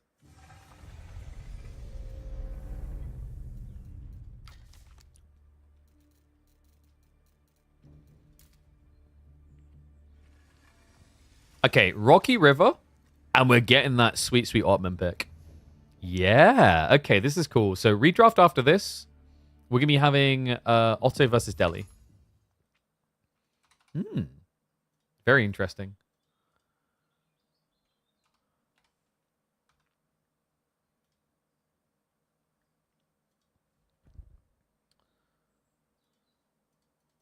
So I guess like, this makes sense. It kind of seems like a, I don't want to say a throwaway, but a bit weird from like Anotand, you'd think. Because Anotand, we've got Enlightened Horizon. You'd think you'd want to save it there. But remember, because this is going to be a redraft, he's punting the pick out now because it's a very comfortable pick for him. It's high execution, but it can counter Delhi.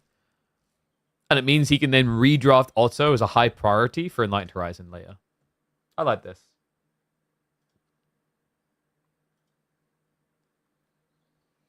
Always wonder why pros don't defend their keeps they put up and then fight in the same area 2 minutes later. It's the cost. So often the deceptive element is you have to remember it's not just the cost of gathering the stone to repair it. It's the repair as well. So that's like a double investment to keep that up. You have to source villagers to go to stone, which they might not be near. And then you also have to source additional villagers to do the repairs. And the other thing is, as the trebuchet count surges, you're going to need more villagers, which burns resources even quicker. Like if you're using more than 3 villagers, you're using surplus resources to repair. That's the way the design works. They changed it that way a while ago, I think about a year ago. And the problem is against Sushi are really good at supervised producing mass trebs, same as China. So they just get up to 4 or 5 trebuchets much quicker than other civs. It makes it hard to defend. I think the big problem is like if he had the pilgrims going and that capture of Anotand didn't happen, maybe what you would have actually seen out of Wam is him playing for the gold trade into stone. There's Moo. He gets it. You gotta have that classic get it because he can't keep it up. Anyway, in we go. Let's get the predictions ready. Game number 4. Thank you.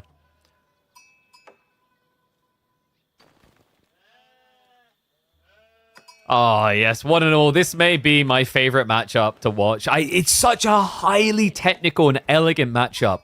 Ottomans versus the Delhi. Welcome back to the HIMS Cup number 4. We've got game number 4 on Rocky River. Wam with the Delhi and Anotand taking to the Ottomans. And Anno, it looks like we are going to be getting military school beginnings here. Interesting strategy. So why do I love Ottoman Delhi so much? It's the feudal age, man. I think the feudal age is super compelling. Delhi are a civ that are known to be one of the most bullish and oppressive feudal civs in the game. and I don't want to say overly easy, but very comfortably straightforward for most players to execute the highest level these days. Ottomans is not easy to execute as a counterplay, but when executed well, I feel like they are the golden answer. At the highest level, when you are perfecting plays on both sides, Ottomans can do a lot of uncomfortable things for Delhi in Feudal Age. Curious to see if Anno wants to play it that way. We are going to get the military school beginning, which means he's looking for a deer shove. Yeah, because Rax wouldn't make much sense here. The other interesting thing is that we did have Enlightened Horizons still to come in the map pool. We've obviously got more versions of Impotence, which are maps that have points of interest on them. Normally, you'd be thinking Ottomans on those maps because of the cheap racks, but instead, because we have a redraft after this, I think he just wanted the counterplay into Delhi, as Delhi is a pretty powerful pick on Rocky River. Look at those predictions. Wow, I'm having the edge. I mean, Anno is a experienced Ottoman player. He's one of the top ones at it. You know, when you think of people that are synonymous with Ottomans, you're usually thinking Louis MT, B, CSO, and Anotand come to mind. Those 4 players love this Civ. Wam kind of gets remembered for Delhi for a different reason. I'm trying to think if... I think between Puppy Paw and Wam, I can't think of any other player that so frequently can win with Delhi while not teching.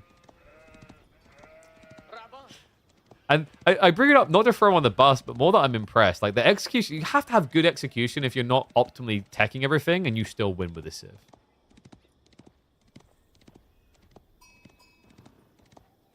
I think Ottoman and some other Civ like Chinese or Delhi should be powerful, but execution should be hard. Well, I think every Civ should have an element of easy routes and hard routes. Like, technical execution is cool to see in RTSs. There is an argument that, like, more Civs would benefit from being a bit like Ottomans, where you have the strategic timings and opportunities around them. That's why I find points of interest refreshing, because the designs of points of interest could steer Civs into more active points that they never would have done in previous versions of the game. So minimum just coming in. This is pretty much just become the default again. But for a while, I'd say maybe like Season 9, we've seen a lot of Sultani trade network. Mainly because the few people that were playing Ottomans were weirdly enough trying Pro Scouts, and it kind of felt good for that. And then before that meta, we had like the 2TC days, where Ottomans would usually either 2TC Fast Castle or just Fast Castle. I always found it a bit weird, personally. Like, the value for me always made sense with Madrasa, because if you go Sultani trade network for a Fast Castle, well, you've got 4,000 gold here, next to your base. The food is the thing that will always eventually run out. And the other cool thing is by playing Madrasa, you do get this opportunity to be a bit more loose with your Vizier points. Whereas when you go for the trade network, you always have to go Anatolian Hills in a rush. Speaking of said sheep, 20 sheep is pretty nuts. Wam done well himself. He's got 18 to work with. So overall, everyone in this game very happy. Did we get the deer shove in the end? I don't think so. No, he just went for the harass, didn't he? Yeah, over here. So first spear's there, second's arriving. Very difficult to do this type of harassment against Delhi. I think the idea for Anotand was to force his opponent to not open Ghazi. And then after this harassment, go back for the deer shove. But you can see that Wam already lamed the deer intentionally. That shove will not be happening.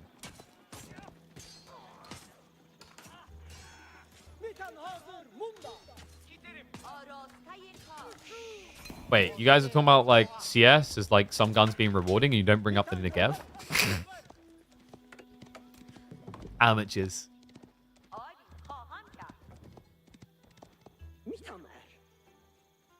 So Archer beginning. He actually got what he wanted. Oh, this is, like, so much better than you'd even think. Forcing your opponent Archers to open sets you up perfectly to open Sipahi. Which is your preference. Remember, this is the premium unit for Ottomans. It's the best unit. A Cav unit that's even capable of taking on Ghazi. It's a great timing now.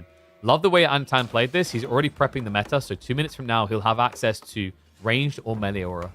Very big deal, because it should be earlier than you'd be seeing Delhi get into their blacksmith decks.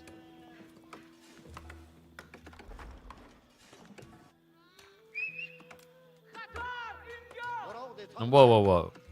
How many, like, I don't know why I have to go over this so often. For a start, you don't put a D in a pigeon. That's not how you spell it. But if you want to be able to put a D in things, exclamation mark HIMS. They might be able to help you out. But anyway, I feel like I don't know what it is about the way people read things. But killer pigeon means you are a pigeon that kills. It's like it's not hard to follow. But people always seem to get confused by it. If it said kill a pigeon, I'd get it. Or pigeon killer, I'd get it. I think my favorite translation was a Ukrainian guy who used to call me Killer the Pigeon.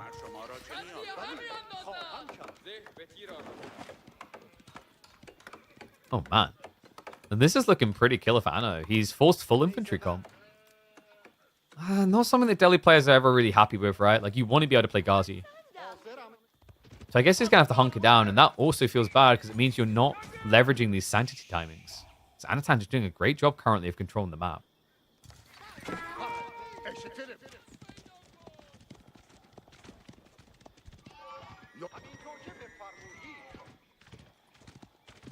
I wonder, does Anotand play full age, though?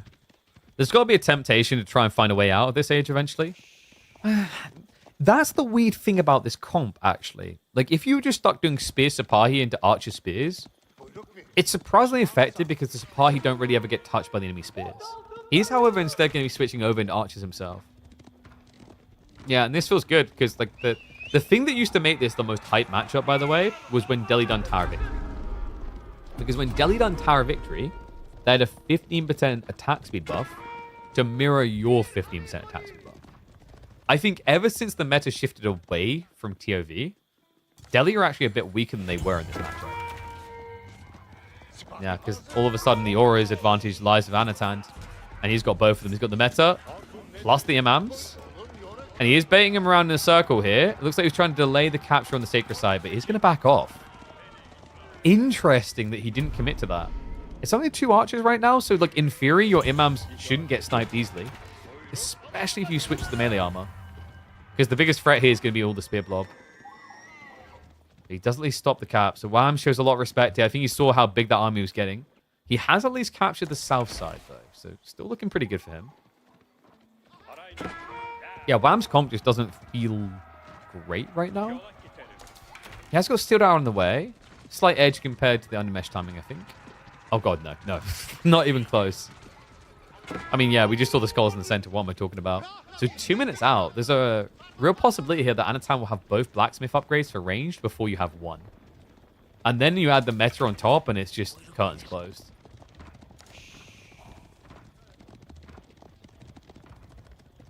I don't know, man. Wam looks a little bit stuck right now. Especially when you let your opponent approach this close to the base and cut you off. Great move in there. Snipes himself an archer. Not quite able to get the Ghazi, but meanwhile, Wam, this might be overly ambitious. He's playing for Central Sacred. But he's doing so with practically only spears, and you can already see the rest of the army's on the way back. I mean, archers alone could win this fight. The reason he's not pushing, Anotand doesn't know what else is coming, so he doesn't want to overextend. That's another reason why he brought the supply here. Better to overwhelmingly win this fight than greedily split and be wrong. The question for me is, what right can Wam do right now? We've got Ghazi numbers increasing at least. He's going to start moving out for berries on the flank side. The Sipahi are trying to pressure for the engagement. They're going to spread the line. And ranged armor has been activated. So very tanky on these big boys. Does try to get the coup de grace there. Not able to do so, though. One Sipahi doesn't even go down. The Spearman forward, they absorb all the attention. And Wam is just getting stomped in this fight. Yeah, this isn't even close. Sipahi, what a goddamn unit. I mean, Wam, he tried to change the script here. In fairness, guys, like, if this goes the route of you playing Ghazi Spear, Sipahi Spear can beat you. And I think that's maybe what Wam was paranoid about, what he's trying to avoid. That Spearman opening from Anotand with a military score just forced Wam's hand to play more defensive in his eyes. Which I guess he thought wasn't going to get punished because having to go archers that early isn't a detriment when you don't have Sanctity. But it's a detriment for him in this matchup. It is going to be another point on the board as Anotand takes the 4th game. And it's another reminder of how Ottomans should not be slept on.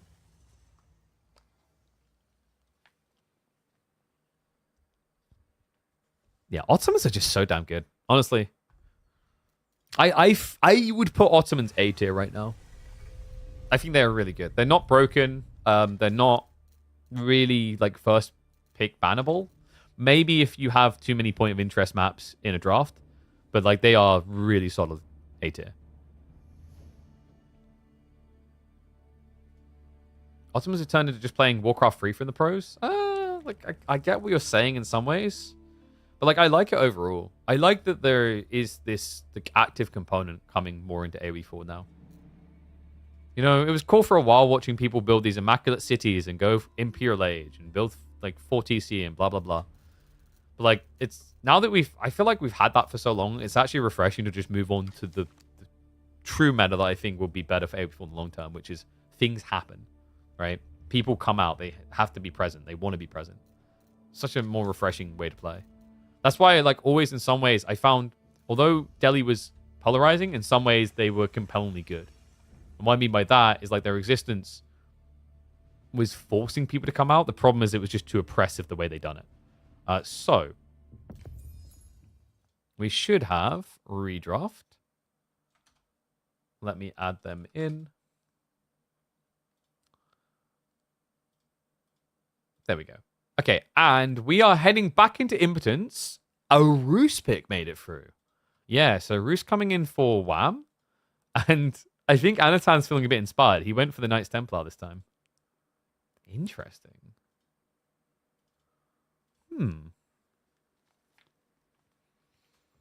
The redraft did take a little while, though.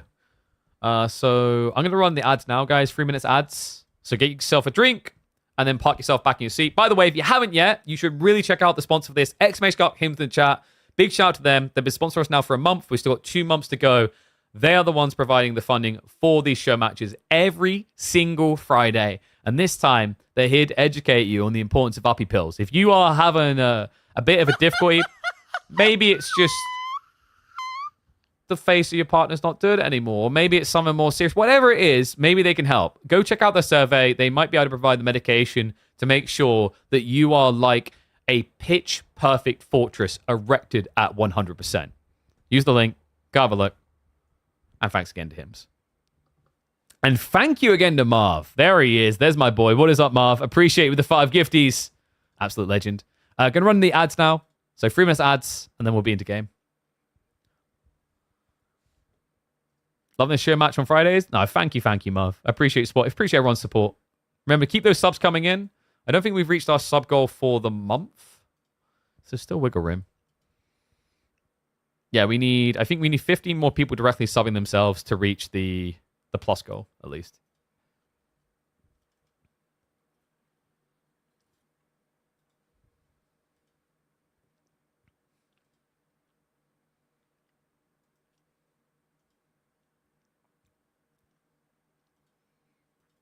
Okay. Thank you, Zoe. Hey, man, we're trying to provide what the people want. And we've had good reception to these things. Hydrate? I've got to hydrate more of this energy drink? Don't mind if I do.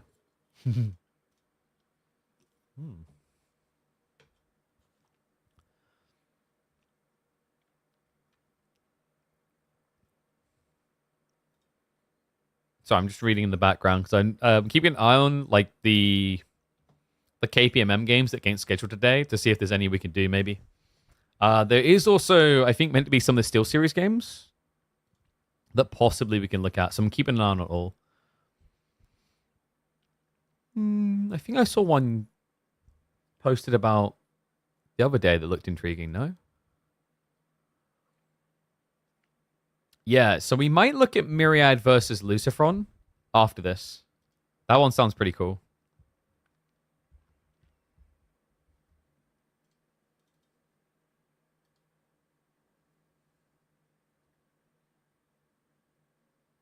Yeah.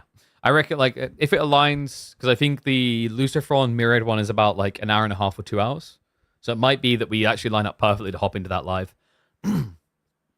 Alternatively, we might have a look at, like, Anno versus Lash. We'll see how it goes, though.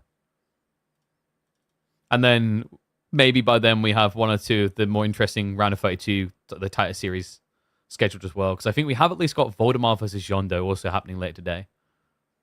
So plenty of things to sink our teeth into. I think like our goal will be to be live for maybe like 5 or 6 hours today. We'll see.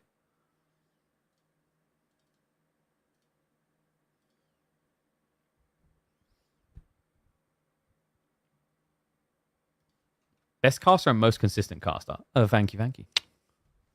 Just here to provide what the people want, man. I think I've said the next step is like honestly leveling up, trying to find a way of leveling up the tournaments even more. Formatting, prize pool, etc.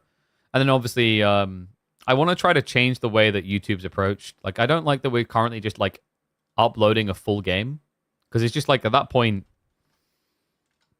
you're pretty much like, it's not, how to put it? It's low effort and I like that, but I'd like to be able to get to the stage where we're able to do high effort, like production cuts. Just trying to figure out how we scale to that point naturally without burning a hole in my pocket.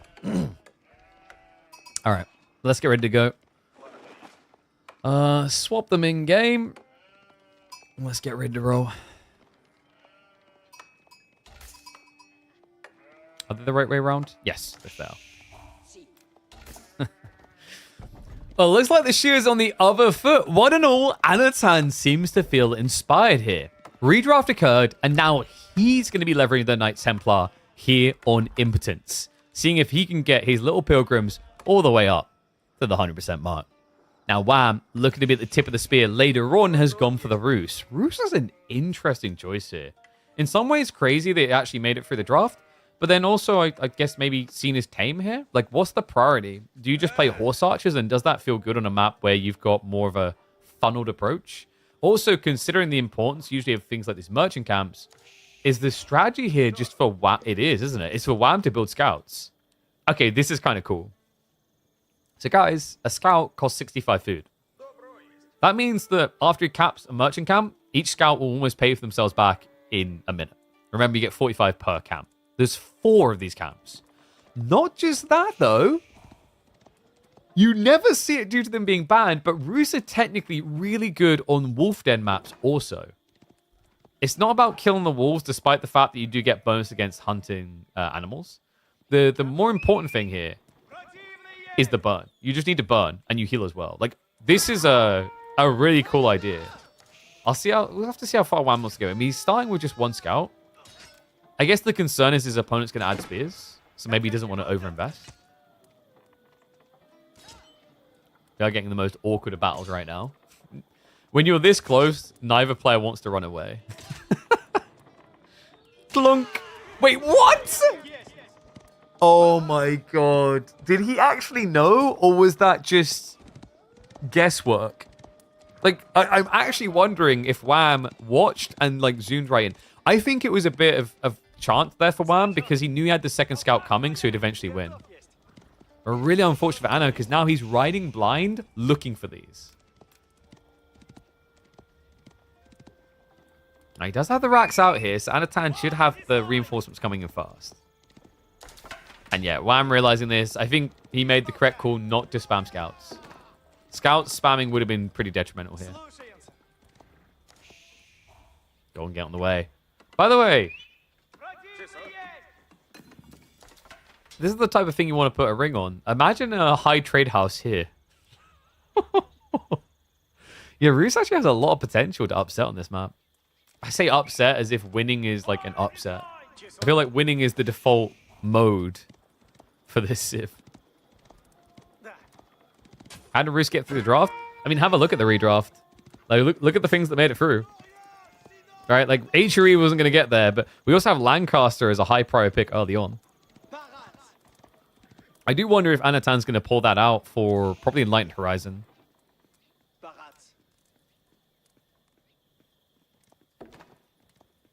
Okay, let's check in on predictions. I'm curious.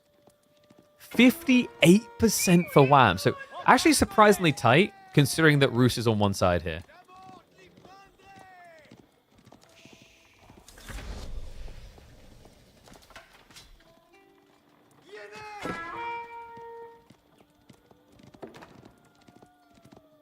Okay, so Anno, he hasn't aged up yet. There's no world in which this is anything but French, right? Wait, can you just... Nah, you don't want to do Hospitalier, right?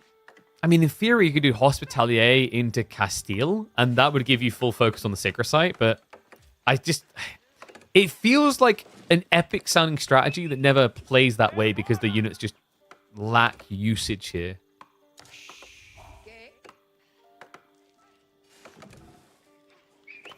Moment of truth. It's going to be Antioch. Yes. Okay, this is cool. So the reason Antioch can make sense, he's already producing Spearmen to counterplay a little bit. Like, I wouldn't have expected him to go for Hospitalier. Even though Hospitalier is in theory pretty cool here because of that single Sacred Site being the focus point. But I guess for Anotand, this is just going to be more about the idea. Things like Horsemen very impactful against Horse Archers now with the bonus damage. In the meantime, the Spearmen are going to be a bit better at these early bouts. We do have Pro Scouts coming in, so the expected from Wam. Love the fact that he's adding in Archers. Normally people wouldn't want to do this. You just want to focus Pro Scouts, go fast castle, but the deer are located in a more kind of linear fashion, except for the one stack at the back. And that stack, you don't really need Pro Scouts for anyway. Now, what is also interesting is these are two of the best archer spamming civs in the game due to their economy. Roos will get 20% more wood on drop-off, while Knights Templar are just ridiculously good at chopping trees. I mean, it makes sense. They're clearly the only reason that desert has no trees in it in the Middle East. Come on. You know, when, like, you know how you have like that classic stereotypical like English farmer where he's like, these immigrants, they come over here and they take our jobs. Well, in the Middle East, it's always those goddamn Europeans, they come over here and they chop our trees. Used to be a vibrant forest over there.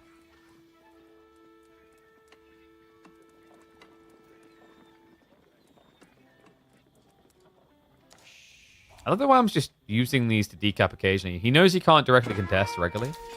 Then again, I mean, this is maybe the weird thing about Anno. He's actually going for the sergeants.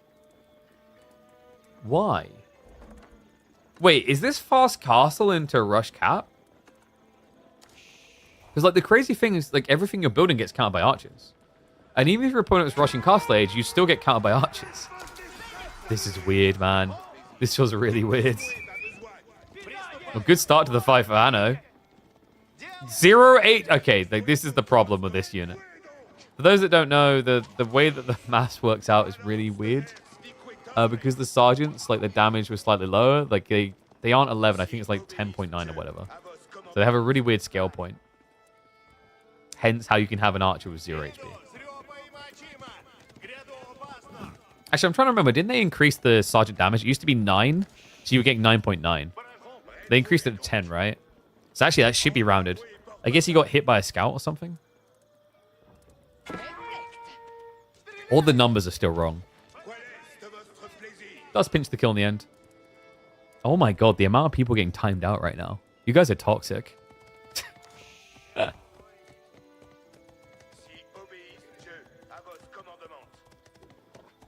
I like how people are now just using YouTube as a way of getting around being timed out. Great, now I have to get mods on that platform too. Another role to feel that I can't pay anyone for.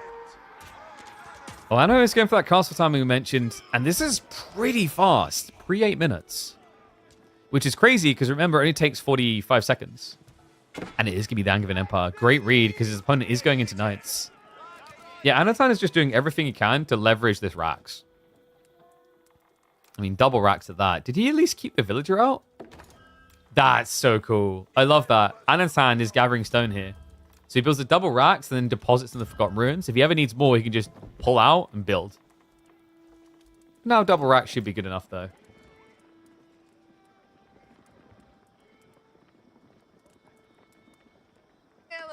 Wow, though. I mean, I'm a bit shocked we're not getting a semi-fast castlist build out of Roos.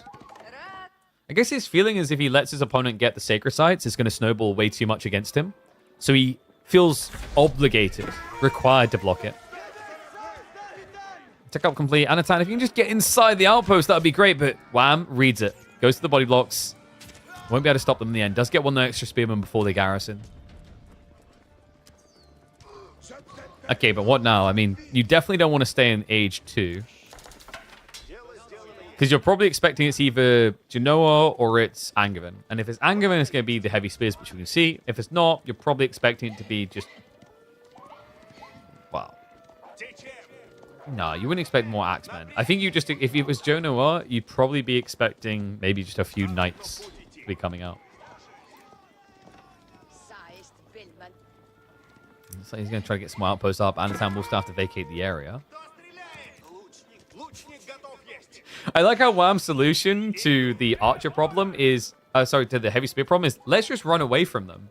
He just walks to a new area and there's another Rax every time. He's like, oh, well, I mean, there's got to be somewhere that doesn't have these heavy spears spawning, right?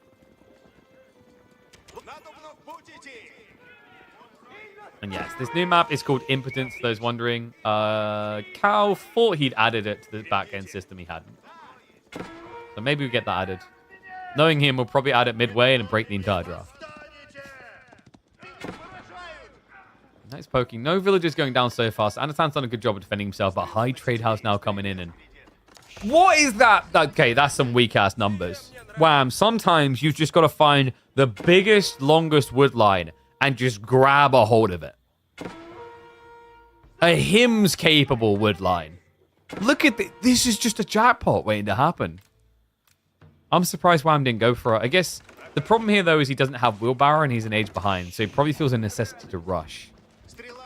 And yeah, without wheelbarrow, that would be a long wait to build. That's a pain in the ass here. The heavy spears are just feeling quite irrelevant at this point.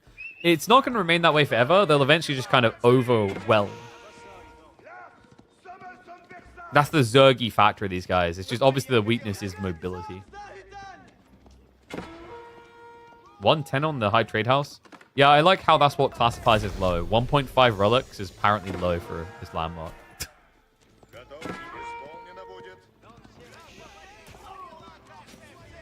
Heavy spears are at least starting to whittle away at the archer count now.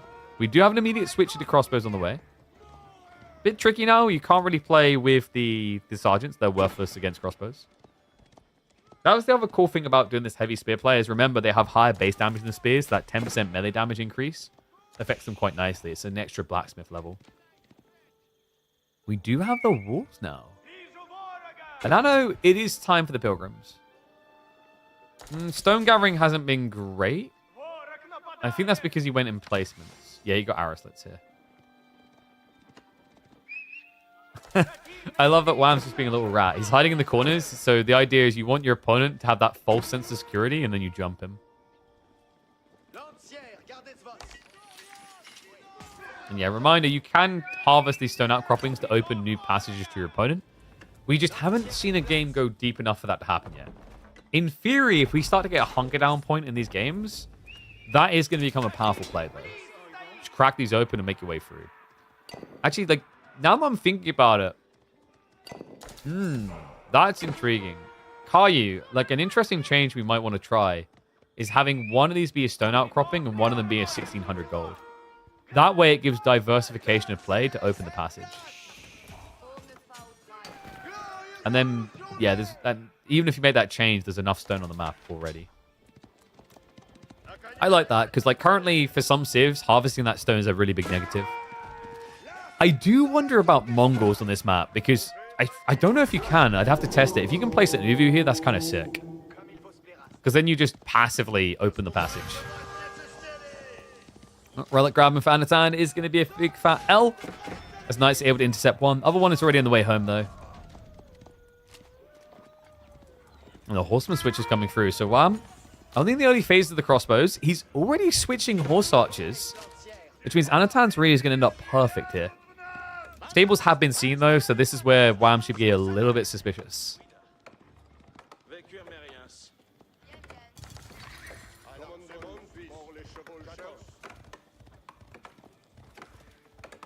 Oh, the smaller gold will cause gaps? Oh, that's unfortunate. God damn it. Yeah, it's so for those who don't know, when it comes to creating maps, you basically have a grid. And you have certain, like, identifying points you can put on those grids. So, like, that kind of limits your ability to be hyper accurate with resource placement. I don't want to say it's a guessing game, but I mean, I think the map creators would kind of say that. It sometimes feels like a bit of a guessing game. Decent chip damage being done by Wam, by the way. You're seeing how this hurts Anotand so much. The fact he had to rush Castle Age, sacrifice more villagers really early on. Then there's the fact that he's lost the fuel on the way on top of that. Things are looking pretty good for the Canadian right now. I know, love the way he uses the outpost. Just wait for them to approach, on garrison, kill. And with sprint on placement, he's quite hard to dive right now, but one big weakness of Anno's comp is a lack of range. He does need to solve for that. What would be sick here, and I think that's what the Siege Workshop's about, is Springles. Yeah. Heavy Spear Springles, not the first time we would have seen this. If you guys remember, we actually saw it in, I think it was it yesterday? Between B and Anotand. I think B done it to Anno, if I remember correctly. One of the few games he actually won in that grand finals. In the Abbasid versus Knights Templar. This Cav force is already so big from Wam. And wait. Oh no! All right, Caillou. Caillou, we have a problem. Oh, no. What? How is that walkable?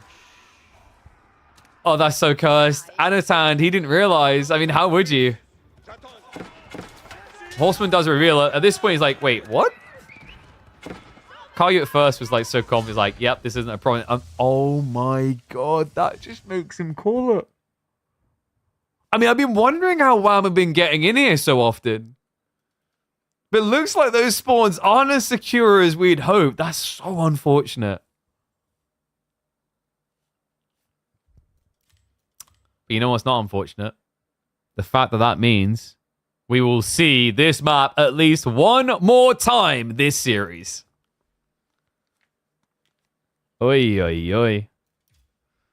What the hell? Caillou's clearly a Wam fan.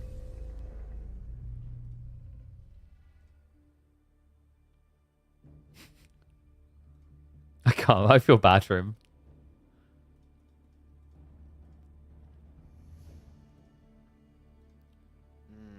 Yo, what is up, Ben? Appreciate the raid, mate. You came in just after we show off the new map, but don't worry, there's still more of the new map to come. So, for those who don't know, we're doing the HIMS Cup show matches. We do these every single Friday. We've been introducing new maps. We're going to be introducing new modes. We have already featured Impotence a number of times on this channel. If you happen to struggle with Impotence in real life, that's where HIMS might actually be able to help you. Exclamation mark HIMS if you are unfortunately suffering from that type of issue. They even have spear-flavored pills to solve the problem. I mean, it's tempting just for the minute alone. But yeah, big shout out to them. They're going to be sponsoring these show matches every Friday for the next 2 months to come. So we've got quite some time to go with these. And we're having some fun. The boys are getting ready for game number 6. After game 6, we will have Impotence again. That's right, because apparently in life, it just keeps coming back. You have to keep taking the pill. So every single odd-numbered game in our series in these show matches is the new map. So when we introduce new maps to this format, you get to see them 5 times in one series, potentially. It's really cool.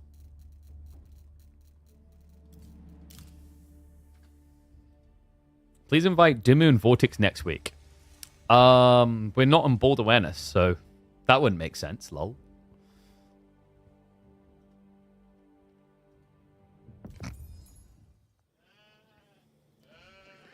All right, let's get ready. Next game. Someone is not happy about the map. I'll say that much.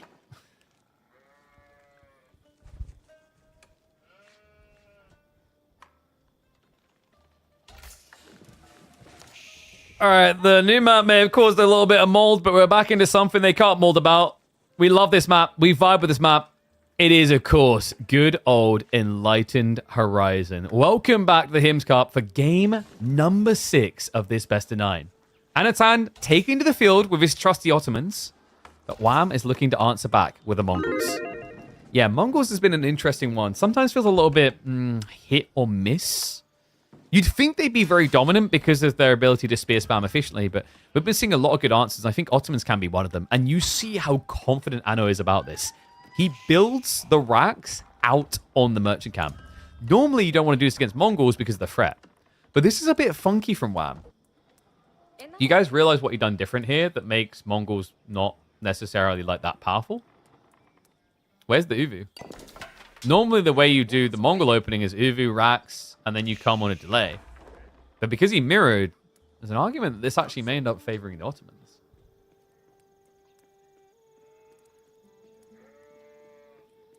if we ever have an ED themed map like we do with ball themed maps, I mean, that's the whole idea of impotence. And we're already working on game modes as well. Yeah, we got you covered, guys. We're always adding new stuff to competitive formats.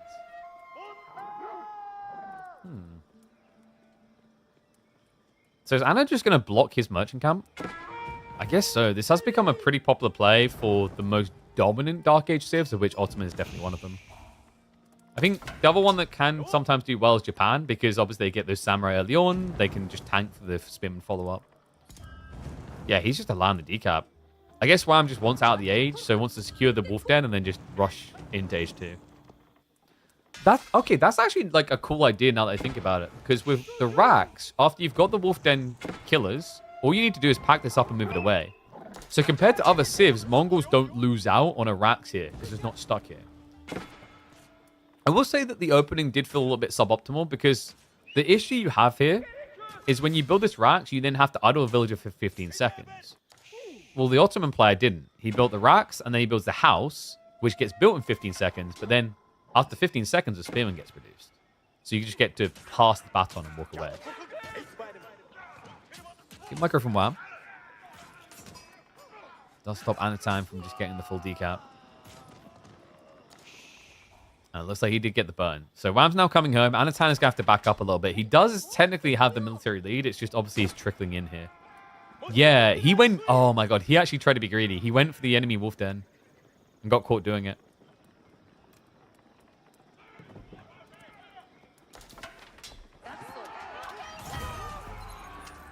We get the activated. Big edge that Mongols can have this early. If we do trend a little bit deeper into this feudal age, or the dark age rather, the vizier points are going to become big. But Wam does still have some flex here, if that becomes a problem.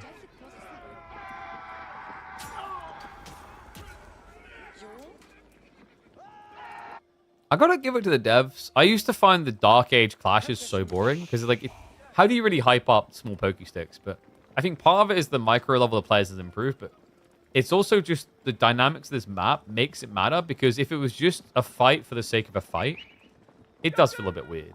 But it's the territory risk, right? What's on offer and what matters.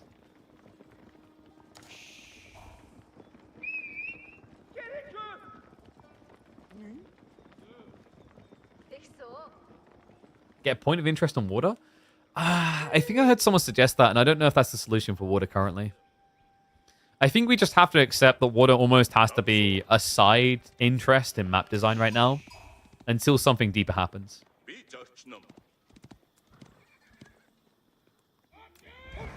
Sano is going to go back for his gold supply now. This is the weird thing about like hyper long dark ages. Even if you don't get the wolf dens, you will get an age up because the merchant camp gives 15 gold a minute.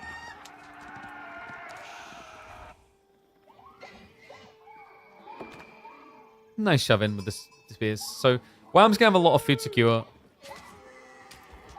I think we've seen one person try silver tree on this map. In theory, it's not a bad idea for Mongols because it is quite a long trade. But you end up playing very similar to Knights Templar.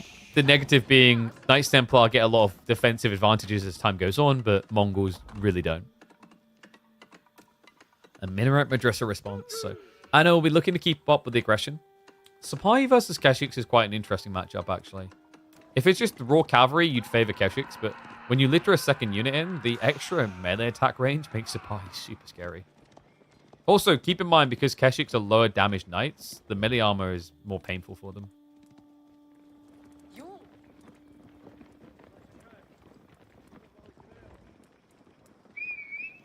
I'm in the Future Kingdoms group. I think they're still working on stuff, but maybe not as busy at the moment. I think the Future Kingdoms project is a little bit just awkward overall, because as long as you have a situation where you have to replace default civs, while intriguing, it's very hard to build long-term competitive formats around. So until there's a modding option where they don't have to replace existing civs, it's a little bit awkward. I think a potential bypass, I don't know if it would work that way, I'd have to check the modding tools, might be that if they set it up so that when you start the game, you choose whether you're playing as the original Civ or the mod version of Civ. Because those don't know that mod, we've featured it before where it introduced things like Vietnam. you have to choose an existing civ, and it gets replaced in the base game. Like Vietnam, I think, was Delhi. Are Spy better horsemen? Yes. They are much better horsemen. They're more tanky. They have the unique ability to increase their attack speed. With risk, but that risk gets offset by the better range they attack from as well. Their only negative compared to horsemen is they are slightly slower. So tech up's complete. Wam does at least have the edge, and archers are on the way, but not in position just yet. And Anotand is stockpiling a lot of food, so he's ready for the Sipahi bump. Stable's now coming in.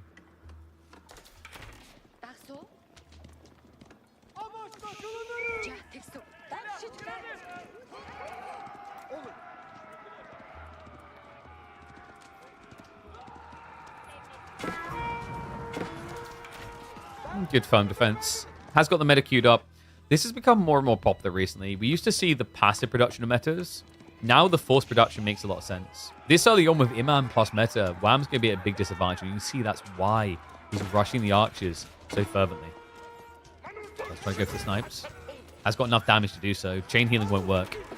It's great timing here. Wam able to buffer him away. Won't be able to kill the Imams. Anotand's timing on backing up pristine there. Khan is this going to go down. Shouldn't matter too much. I think he still had cooldowns, so archer count is too high. I know he's going to have to concede some territory here. I think he's just trying to fight to stop the merchant camp decapping, and wow, he just calls GG swiftly. I mean, merchant camp was going to be lost. A little bit surprised he gives it over that early. But I guess he just felt suffocated a bit by the Mongols.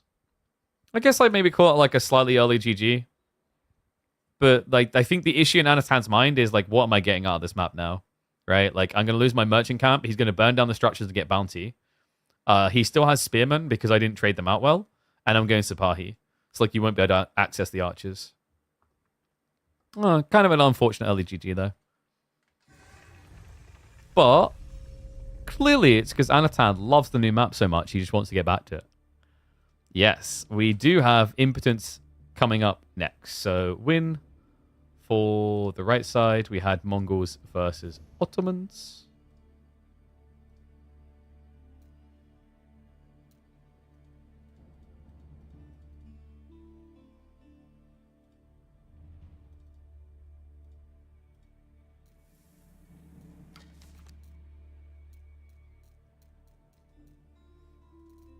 Let's see. It is going to be Lancaster here. Yeah, because we thought he might be saving it for Enlightened Horizon. So Lancaster coming out, and it's going to be up against Malians.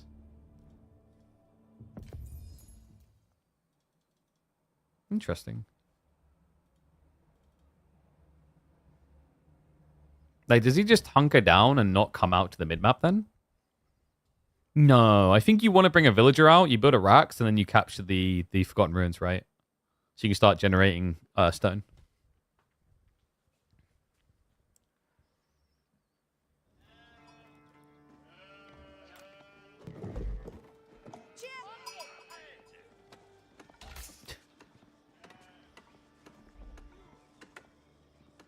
All right, can we get a stone line check here? Safe, safe, safe, safe. Because, folks, Anotand just learned a very vicious lesson on scouting. Yeah, last game, a bit unfortunate for him. He was molding a bit about it. He got caught off guard by Wam discovering there was a gap. Now, I think this time there is no gap. If you're not sure, it's worth coming up here and clicking. Definitely worth doing. Because on this map, on Impotence, there's not too many sheep out towards the end of the map. Most of them spawn near your TC, so you definitely have time to scout. Yeah, we are going to get House of Lancaster beginning now. This is a little bit surprising. Anotand, I thought he'd actually walk out and build the rats close to the center. He just starts spamming spears now. The reason is on this map, Lancaster can feel really good with the Forgotten Ruins because that will give them the stone they need for manners very organically. So there's a lot of value in walking a villager out here, building a racks, capturing this, garrisoning inside, and just chilling. Other side, Wam has gone for Mali. So what's the thought process behind Malians on this map? I guess you can blob units quite well, even in Feudal Age. Like, very good, fierce units that your opponent doesn't necessarily want to contest. Like, Donzo Javelins can just come out here and camp a lot of the merchant camp, stuff like that. So I can see the warrant towards that. I don't know if you really want to be doing Pro Scouts. We saw it before in this map, and it feels a little bit funky in some ways. There's a decent amount of deer here. There is, I believe, 15 deer per player. So very slightly more than you'll get on standard Dry Arabia.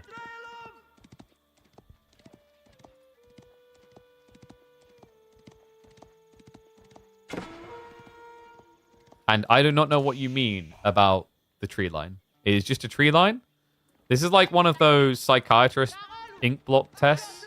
If you see something funky, it's saying more about you than it's saying about us. All right? Because, like, what I see here is a little rocket.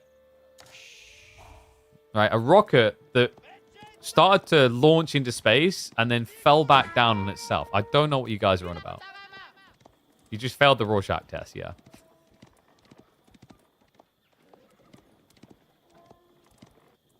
Okay, so Wam... He did go second scout, by the way. I guess it was about the capture point. Remember, the cool thing for Malians, they do produce scouts notably quicker than other civs. 14 seconds versus 23. So you don't sacrifice as much economy. And in theory, if it gets you an extra merchant camp so early on, it makes up the loss. But Anno's already trying to be a nuisance. And with a spear blob like this, it's going to be very hard for the scouts to actually capture anything. Looks like a plug. There you go. It's plugged the gap that would allow them to rush each other. So what is the plan from Anno? I know Anno is not the biggest fan of just classic mana spams. We've seen him do Abbey of Kings before. We've also seen him do the White Tower Rush. Now, White Tower Rush in this matchup probably wouldn't work that well because of the Mustafadi. They'd be able to stealth and jump on top of you, so the daggers wouldn't matter. So I wouldn't be surprised if we see Anotand play a little bit longer of a feudal age and just lean into that economy that Lancaster is infamous for. He's going to be moving out towards the wolves. So we'll be clearing to get rid of the wolf den. That's going to give him the gold he needs to go for an age up. I'm trying to remember actually, is like I'm trying to remember the mana tech cost. Is it 200 gold or 100? It doesn't matter. Either way, he's going to have to touch some more gold if he wants to start mana spamming. We just don't have him in the Forgotten Runes though.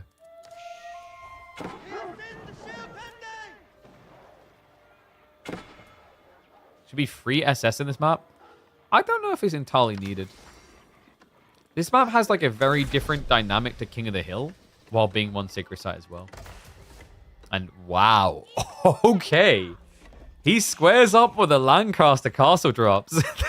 This is pretty wacky. He's going to build his entire base here. I dig this. And yeah, like mining camps, there's a lot of options around you. This is cool. I wonder, does he pull a villager back here to eventually get the Forgotten Ruins? Probably not. I think maybe the reason Anna didn't want to do that originally anyway is obviously your opponent could come by and decap and you just get ejected. So it's a little bit annoying. This is Anna making a statement, man. Not 3, but maybe 2. I'm not sure. Do you think anyone's going to remember the wolf dens? I mean, we just saw one of the wolf dens get burnt. So they definitely get interacted with. I think the nice thing about doing 3 is if you overinvest into the wolf den play, you obviously get a return on investment that feels quite nice, right? 450 gold potentially.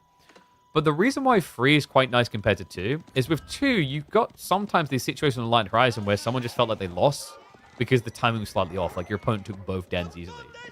I think the thing that's pretty cool about an odd number of wolf dens is that it gives your opponent an opportunity to get something, even if you're like getting an advantage. So 2 dens definitely better than 1, but 1 at least allows you to go for that feudal timing. Whereas on like Enlightened Horizon, because it's an even number of wolf dens, if your opponent rushes your side, you're probably just losing out on the gold entirely.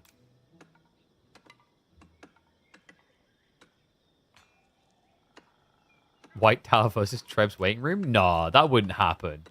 Not on my King of the Hill impotence. So Pro Scouts it is. Some of these deer stacks might be difficult to reach. I'd actually love to see Anotand just shove the deer in. Maybe kind of anticipating this play. Especially considering the spearmen aren't doing anything else right now. Could genuinely go burn himself some more gold sources. Pretty important for the mana spam timing. But Anna already has 2 on gold anyway. And stone's being gathered at home. So yeah, he's rushing this. Well, I guess for Wam, he could just scale mass javelins into Feromba. A lot of ranged armor against these flimsy arrow shots.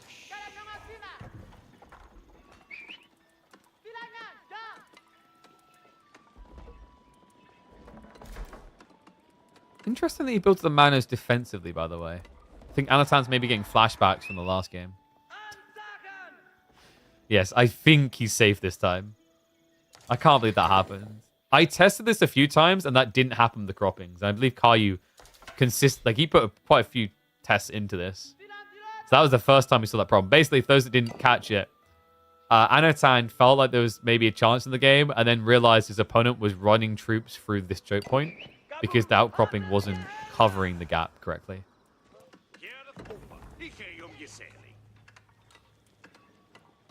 I open these maps religiously and it never happens till a pro opens it. I mean, that sounds like something I'd say when I don't want to say I didn't do my homework, but I'll believe you. Difference between you and me. The Hobolars is curious. I mean, it can't really be a misclick when you build a stables. Is he trying to bait? Maybe force his opponent to like build spears unnecessarily? That is kind of funky. But we do have the condensed land practices on the way. So it's going to be Anotand just going all the way with the greed. I mean, he's got prime position, right? Like, how does Wam reach him now? Lancaster Castle, a little bit toxic. Guys, like, don't judge me. All I wanted was a map where Barbican could finally be great again. Just imagine you drop the Barbican here, you pull the boar, checkmate. Then you wall from the edge of the map. Oh, so toxic. Tells how Hobolars are way worse than Warrior Scouts. I mean, does it really need description on it? A Warrior Scout has more health as a Vanguard Scout. just let that sink in. I mean, the upside of Hobolars, they have ranged armor and Warrior Scouts do not. So it's like not the worst thing. Like actually mathematically in theory, Hobolars aren't that bad compared to Warrior Scouts. Obviously, Warrior Scouts have the heal, which is what will give them the edge. But they go up to, what is it, 8 damage, I think? 8 base. No ranged armor, no melee armor. And I think it was maybe 130 health?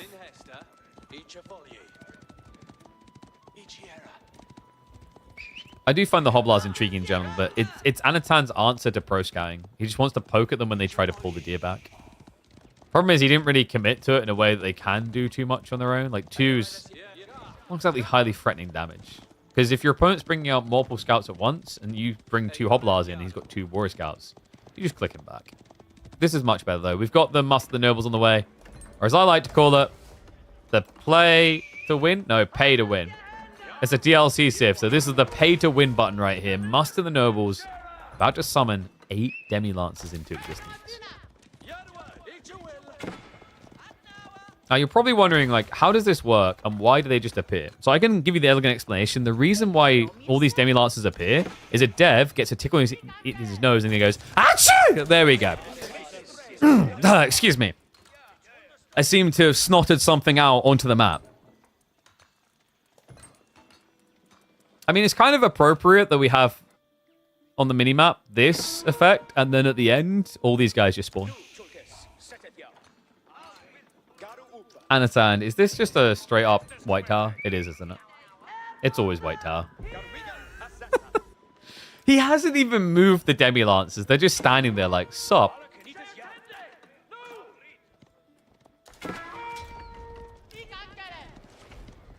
It's a double ram coming in from Wam.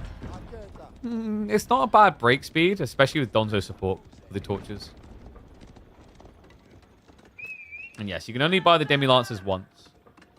But once you have like double mana layer, it's really powerful. Having 8 of these guys, and remember, once he upgrades into Castleys, they auto-upgrade.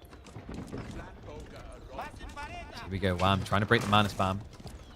Now that white tower is also going to spawn in some Earlsguard that'll be decent at clearing the rams.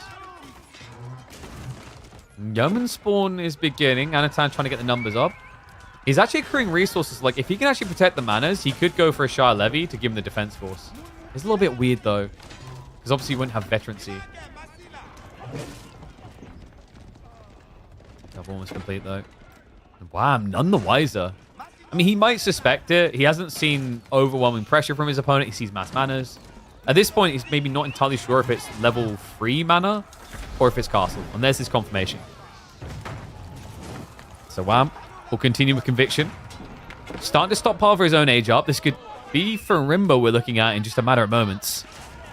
In fact, he cancels all production. So yeah, Wam now trying to mirror the age up.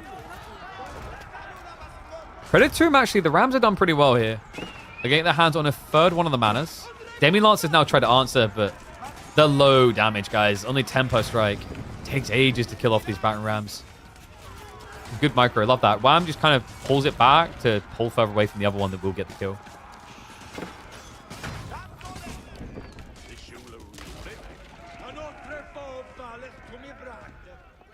Oh, thank you. Yeah, I wanted these type of resource blockages because I think they're a cool concept. I really wish there was an asset in Age of Empires 4 that let us do it by default. Because I think what really inspired this to me is I think Mountain Pass, for example, could be a playable map if something like this existed where there was a stone wall that you could attack to destroy that had 500 HP or something. So I really hope we start to get those type of assets for the map creators. Because there is some interesting ideas around that type of commitment. Like, Woodwall was meant to be that, but then obviously the chop through got fixed, and ever since that, we've lacked these type of interactions. Remember it is, folks. Wam, notice what he done there, where he kind of sacked a lot of the Donzos to get the dive, kept the Javelins alive. Javelineer upgrade is on the way, and we do have... Wait, was that a misclick? Because I kind of like the idea of Musafadi here. Against Olsgaard, it actually makes a lot of sense. I guess it feels weird against Yeoman. So maybe the concern for Wam is Anotand is not going to attack. If Anotand was going to attack you, the Musafadi is really good because you can ambush him. The problem is there's one Sacred Site and Anotand's camping it. So if he gets an outpost, you can't ambush.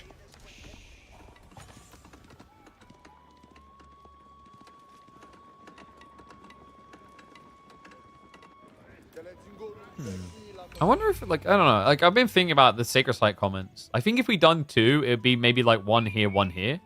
So just far enough apart that a keep drop can't secure it all. We'll probably look to get the players' feedback. See how they feel about it overall.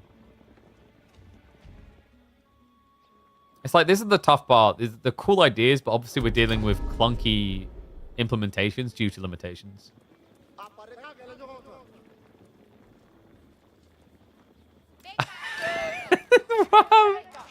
No, dude, don't do it. Don't do it. He'll rage quit the show match, I swear. I mean, this time, it's working as intended. So for the first time here on Impotence, we have a chop through. Or an outcropping through. Wait a sec, that's weird. That is actually sus as all hell. He somehow managed to walk a villager and gather from the side.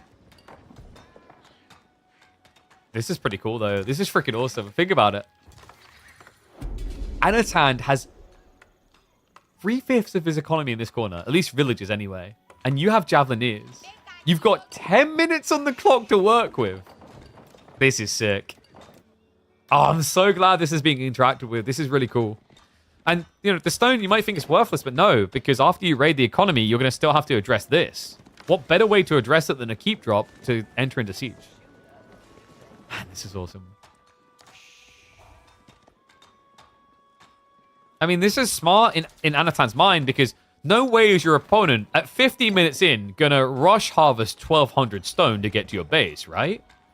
Right?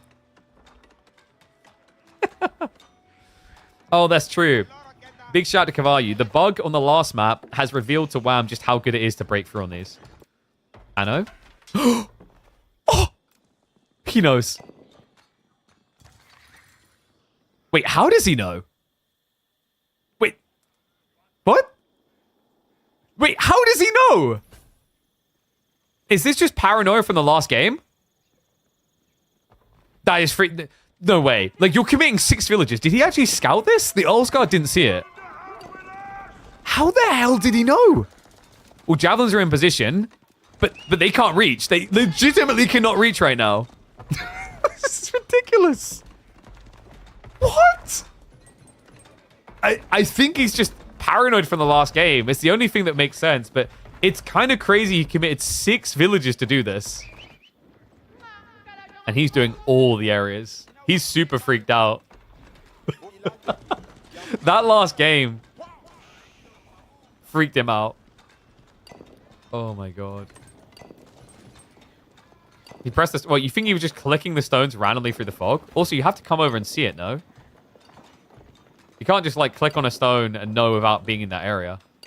But yeah, like, I actually love that from Wam because this is now a liability. He doesn't finish off the stone because Anotand could actually open that up and jump into you. But positives for Wam. He's got enough stone to be able to keep. One guard ran through it. What, one before we looked? Because we saw an Earl's guard run here, but he ran through the stealth forest and didn't seem to see anything. Maybe there was one even earlier we didn't scout. Okay, so Wam now has to march in quite awkwardly. He didn't achieve his win condition here. And this is looking pretty hopeless. It's 20 Earl's guard. He doesn't have an answer. The castle's probably not going to go up either. I mean, there's no sink shot, but he doesn't need it. It's Anotand. He will not be caught out the same way again. Not twice. Damn, that was a cool idea by Wam. It's unfortunate for him. I mean, just a few... I think, what, 20 more seconds would have been quick enough? 30 max? But no, GG gets called. Anotand now on match point after an impressive display on impotence. That's right. This man was capable of getting up on the map and with his walls. What do you think, guys? Do we need one more game? Hype it up, because we might still get one more showing of impotence. Whew. Yeah, I'd have to check back on the replay. Maybe the scout came by earlier, but like, I mean, he sent a lot of people gathering stone. It wasn't like he was there for an insanely long time. So maybe just the paranoia.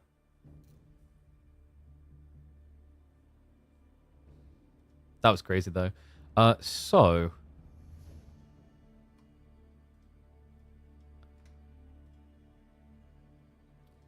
let's see. Where are we going next? Potentially last game. Another point up for Anno. It is going to be Dry Arabia, purest of pure. I have a feeling Anno is trying to avoid going back to that map again. We've got Japan versus Byzantines, though. I mean, it's going to be your Dark Age opening with Japan, right? Dare I say, the norm these days. I feel like that's actually emboldened Japan in a lot of matchups where before they did feel, I don't want to say sucky, but it felt like they could just fizzle out quite easily, right? Like, definitely this Dark Age Deershov meta has helped them immensely.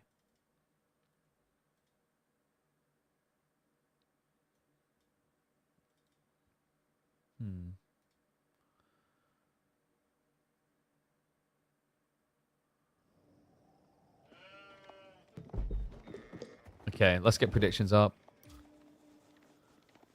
Just a bit of time. We might end up lining up perfectly for that Lucifron series, so we'll keep an eye on that. Let's get ready to go. So, we need to flip scores, don't we?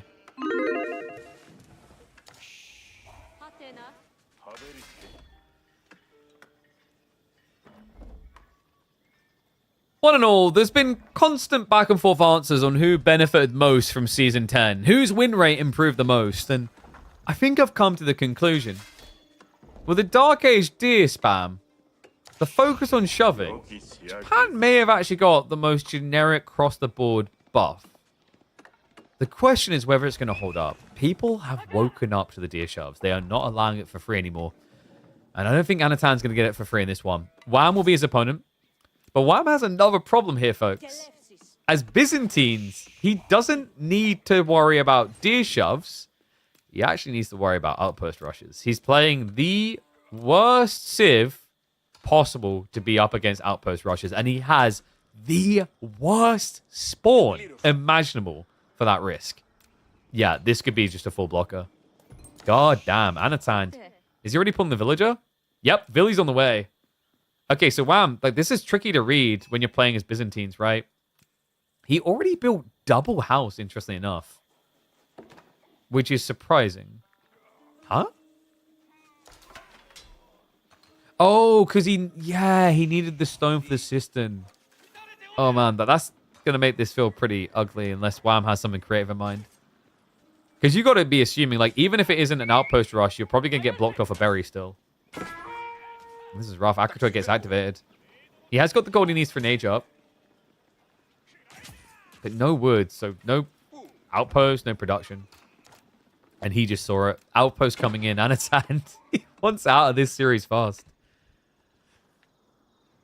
You get outpost rushed every second game when you play Biz. The problem is you're not hippodroming enough. There you go. I mean, it's not like Spearman counters you, right? Like, that'd be silly. Spearman, and then I build a Horseman? No. Yeah, we've got hippodrome, folks. I actually respect Wham for this. You could try to relentlessly fight against inevitability, but this just makes a lot more sense. Just try and change the script a little. Because now your opponent doing this type of play, his tech's going to be slow. You could just rush Horseman to try and block the gold. Gold, which is still not being gathered yet.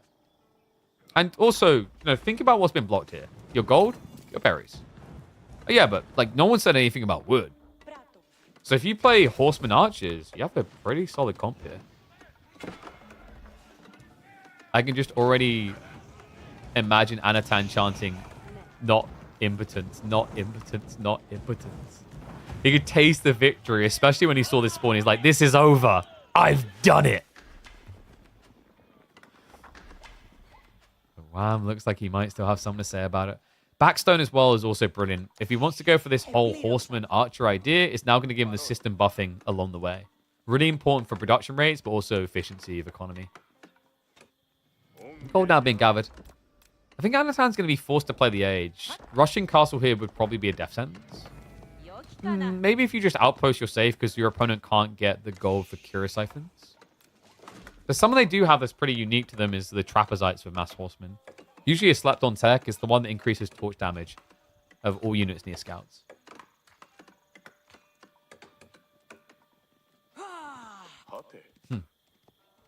That was actually pretty cute. I love that from Anno. Normally, when you have these type of proxy plays, if you want to hang around, you'd have to drop sheep off. Instead, he shoved one of his enemy's deer into the house and then killed it. So he's keeping the villager here. Pretty smart. I think Anotand wants his follow-up production out here. I'm wondering what you're going to be going towards, though, because if your opponent has Horseman Archer, you don't really want to be doing Yumi. You could add another Rax in here. You could even just consider going stables on the front line yourself. But, stables are the type of thing I think you could build at home because of how quickly they reinforce. All right, how do you guys predict? 75% for Anno. Damn. Okay, but was that before the Hippodrome got seen? Let's be totally fair. I think for most people, they still don't believe in Hippodrome, so even if it had been seen, there'd be some doubts. Imagine if he just went Wild Man and done Pro Scouts here. I mean, he'd need gold for it. Hippodrome Pro Scouts might be the memeiest build Byzantines can do. But it's great when I get the sippy cups. Okay, calm down. And yes, Japan can drop off at the houses with food. You can actually even drop off with fishing boats at farmhouses on shorelines.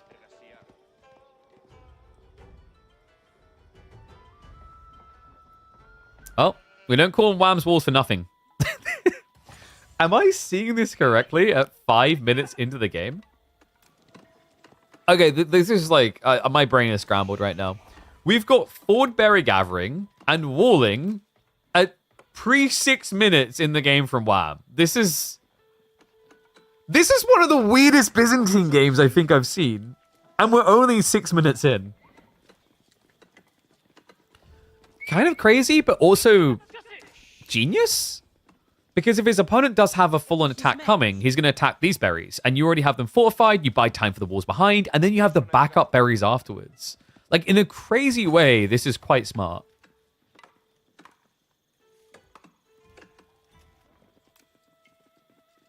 Will I cast a new... Is that Filter Blood tournament? I don't know. I'm unsure. We've talked about like team games and the formatting needing to be right and the people's interests maybe not always being there. 4v4s, in my opinion, are like too big as well. With current map design, 4v4 formatting is not great. I think you do 2v2s or 3v3 tournaments. Anything else is a bit too big. Okay, so archers are now here. Anotand, he has not built an outpost. This is a problem. He's going to react with stables. Wam hasn't switched into Limitana yet, which is a little bit surprising here. He could actually build a Rax on the front line and get pretty good production rates out. Walls are going to continue to go up from Wam, but he's going to need some assistance. So, Horseman on the way. I mean, these walls are in some ways a little bit overkill, right? Because we can see Anatand's going to be forced to defend instead. Hippodrome and Keshik? Nah, Keshik's kind of weird. I think when you play Archer Horseman like this, funnily enough, like Lombo is pretty crazy good. Or Javs. The Javs would be for later on to debuff the Mount Samurai. Golems would feel terrible against Japanese. The good thing about Lombos is like it's very weird. You essentially use your archers as a body shield for the Lombos. And yeah, okay. Now it feels even better. Your opponent's going for Samurai. Moment of truth soon. I don't even know where to begin with these systems. Like what the It looks like a child making very inappropriate symbols. Like what the hell is going on?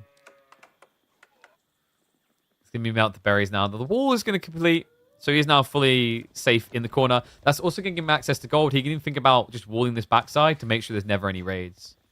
I know in the meantime, he's going to be switching over to Yuumi. Good timing as well, considering Wam just began Limitane production. Yeah, Soul Reed coming in there. What about 2v2 pro games? I mean, that seems more feasible. But once again, the problem is, like, justifying it. Like, how do you get the funding for these? Because the issue you guys have to keep in mind, we talked about this on another stream, is like EGC ran a 2v2 tournament and it performed worse than the 1v1s by a decent margin, actually. That's the problem. It feels like you're going to burn a hole in your pocket trying to run 2v2 tournaments at any scale that makes sense for people to care. Like, AoE4 has been way too 1v1 focused for a long time, and until there's an overhaul in the way team dynamics work, it's hard to change that.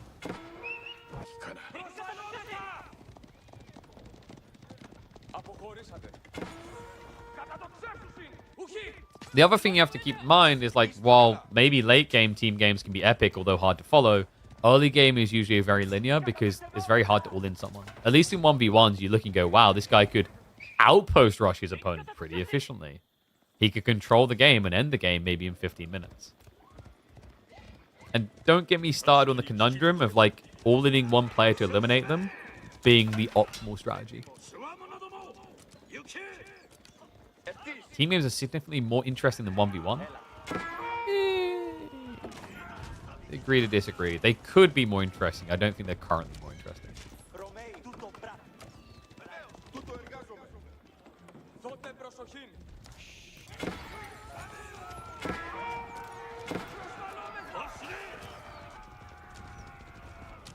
FFA is doing very well. FFA is different to team games, though.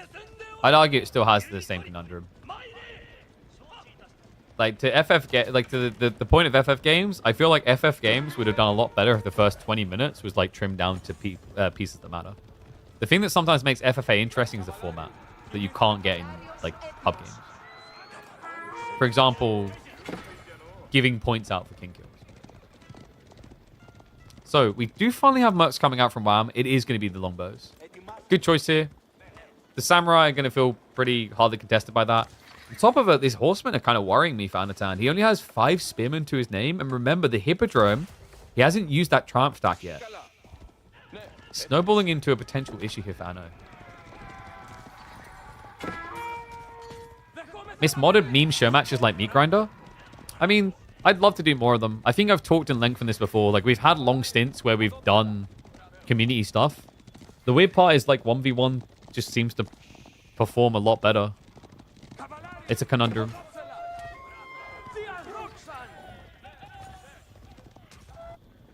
I'd love to be able to do more of it, but it genuinely is like... I think I've talked about this before, like, you know, until we're at a point where we at least break even, it's weird to pursue things that will potentially halve the viewership. But we're working on that. If you guys enjoy modded content, we have got something interesting coming up in HIMS Cup. Very interesting, actually. Awesome poke on the backside. Anotand is going full gung-ho with the Yumi. Alright, this is getting a bit wacky. 32 now? Wam's only getting the second group of longbows right now, and the horsemen are out of position. My question is, does Anotand have enough burn power to break through the outpost to kill the villagers? I mean, 8 samurai is not the quickest. A bit of garrison quick enough. Horsemen. They've almost broken through the wall here, so it could be a problem coming towards the economy. That's why Wam peels the horsemen to hunt it down. The dive is coming through Yumi. Well, let's go deep. They do create the space. And Wam's going to have to make his way home. Now, with the fortifications, it might be enough time to get there. And remember, he has got that big pull of a Triumph charge.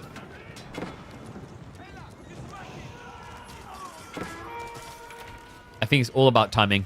Timing is key here. If Wam jumps the gun, triggers it too early, Anotand will just run away with Yumi. He won't lose enough. But if you can bait him into the perfect position and come in from behind, you could get the wipe you're looking for. Outpost down to half HP. Wam lingering with a full cavalry battalion. Archer count is underwhelming here, though. 6 archers, 6 longbows. Spear count is low. Only 4 on the front line. I think Wam knows he has to go soon, right? Or is he just going to sack the villagers? Well, he brings the horsemen all the way around from the other side. So it's going to be a straight up chase. No sandwich. Villagers come out into the mess. Horsemen go for the jump in. Wham. Wait, where's the charge? Where's the charge? He's used it. Triumph just got activated, but the body blocks. Feels like a lot of wasted potential here. Wraps around the back now. He needs the full wipe. Yumi getting chased down. Heavy strikes coming in from the good dive back past to try and deal with the spears on the other side. Anotand just trying to elegantly dance around the issue. The horseman count is going low, but it looks like they are achieving their goal. Most Yumi dead at this stage. Longbow's picking off the remainder. Military lead still remains for Anotand. The problem for Wam is going to be just how expensive this fight was, though. Barely any horsemen left alive. Still 20 Yumi. And I think the scary thing in the end, the Yumi was the distraction. The thing that matters now is the fact that Anotand has got 11 hardened samurai with no clear answer from Wam. Yeah, at this stage, he can't really even stand his ground. The undermesh is in, and that's another key thing. Where are the techs? Wam, even though he had gold access in the corner and gathered 600 up, he never got to stealed arrow. It's only undermesh. He was all in on this horseman timing. I don't know if it's really done enough for him here. No, at this stage, it just feels like a trickling death. One by one, horsemen just come out, and one by one, they fall. Now, Anno has had to reinvest in the age. He was starting to save up for Castle. He's going to keep the pressure up. And remember, this is a game where Wam did not go for the Grand Winery, so Olive Grove transitions are weird. He's now gathering the deer, and then that's it. It needs to be groves or nothing. He's down to 150 food income, and to make matters worse, I think Anotand just noticed the deer disappear from the map. He knows, and he's going to find him here. The scout gives the early warning. Wam will look to make his escape. No wheelbarrow makes this pretty depressing, though. Wait, are you kidding me? No, there's no way. Wait, what? I think he wanted to get home? What the hell is going on in this game?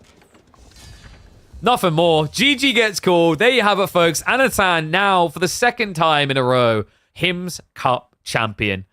We will not get to see impotence one more time. For it is indeed Wam who cannot get up and out of the dirt in this one. GG's to Mr. Anotand. Interesting show match. I wonder. I don't know. I'll try to get the feedback from the players and how they feel about that map. It's an interesting one. I think there's like some potential there. We'll probably have to make some fine tweaks. Like maybe the 2 sacred sites. The other thing would be maybe trying to refine the choke points that are guaranteed locked off. But it's a tricky one. It's a cool concept if we can get it right. What do you guys think? Did you enjoy Impotence? No? Well, if you don't enjoy Impotence, you want a solution. There's a reason why we went with that type of inspired designer map.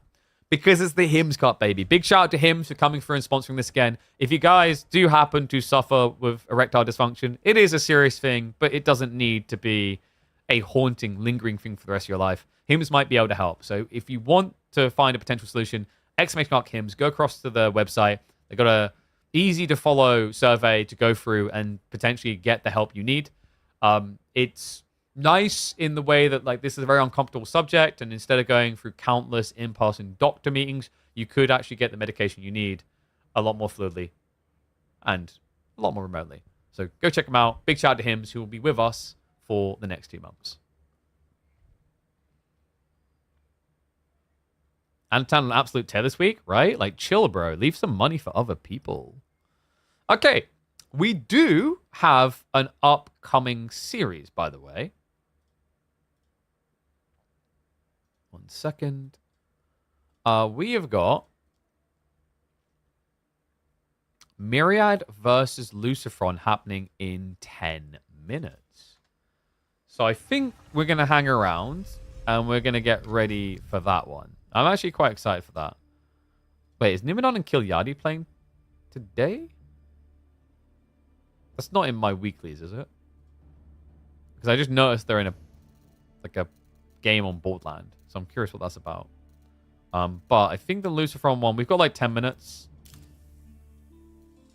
So let me prep everything in a rush to switch over because we're just so damn fast. Oh, I just realized. Wait, was the...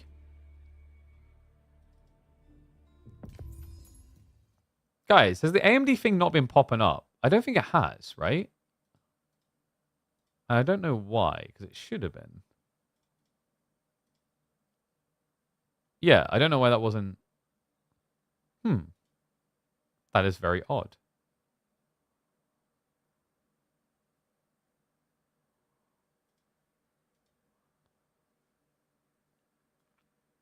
That's weird. I'll have to check. If it doesn't pop up for the rest of the stream, I'll have to check why the hell it's doing that. But we've got the Master of Steel, right? I think it's called.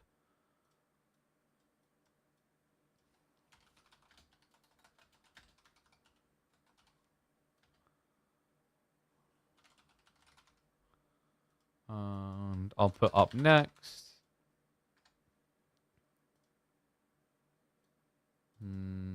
We're going to have Lucifron versus Myriad.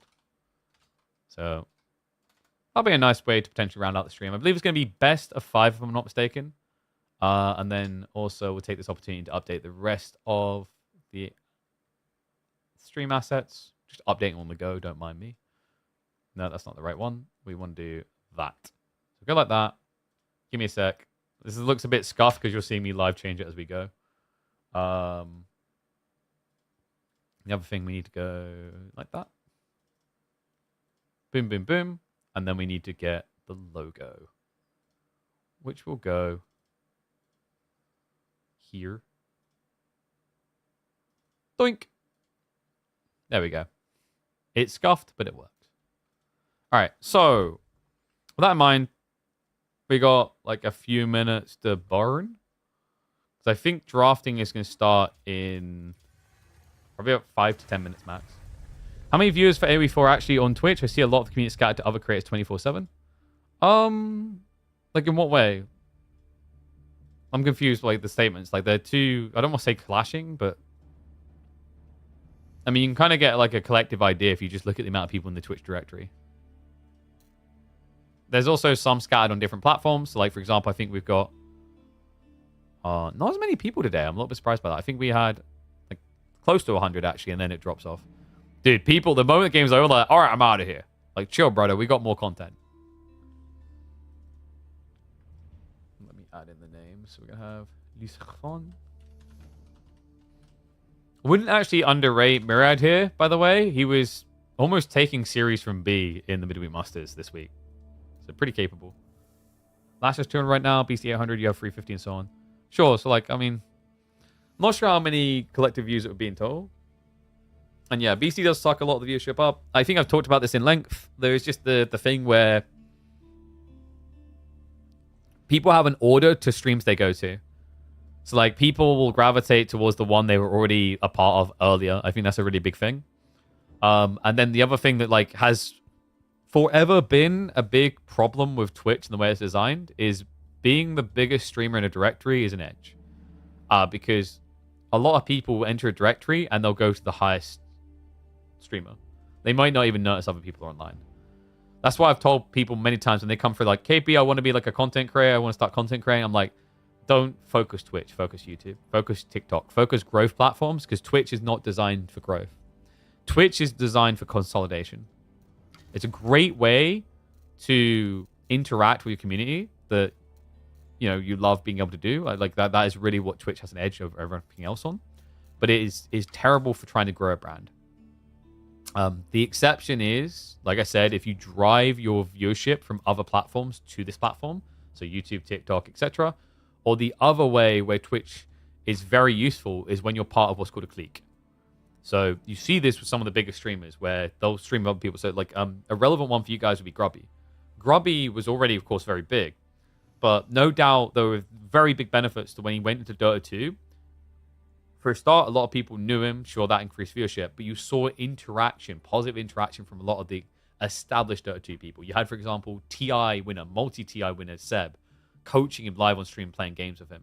And then you had the OnlyFans arc where he went and played WoW with, and that's where I think you can see the clique, obviously, these very big streamers that then started interacting and doing content alongside him. So that's like, those are the two ways really you can leverage growth in Twitch. Outside that, it's honestly your ability to leverage outside platforms. You know, there are some rare exceptions where, let's say, like, what's her name? I forget her name. Mia something, right? Where she beat Dark Souls with a dance mat and got big on Twitch.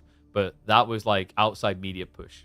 Honestly, like a lot of people that just relentlessly stream to Twitch without any other content arcs embellishing them are pretty much praying for LSF, which is live stream fails. Live stream fails is like the #1 way to grow from nothing to something overnight.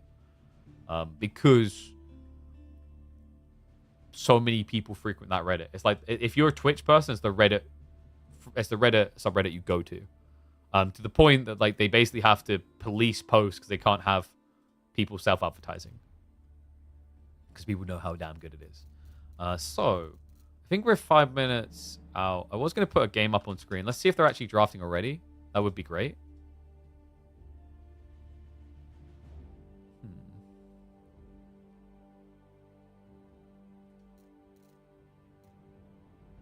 No, they're not drafting yet. I guess we can watch a pub game then. Who's Vortex up against?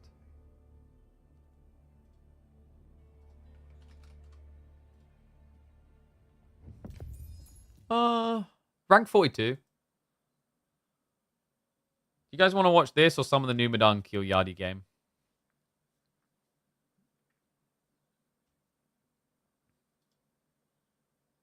Content machine when it comes to competitive AoE4? Yeah, I think we put out, like, at this point, more competitive, like, as in, you know, esports coverage content than literally anywhere else. Because it's basically what we do all the time.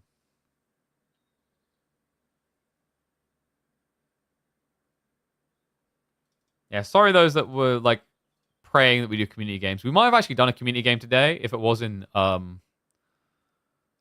for this, like, Lucifron series. I thought that would be, like, an interesting one to do.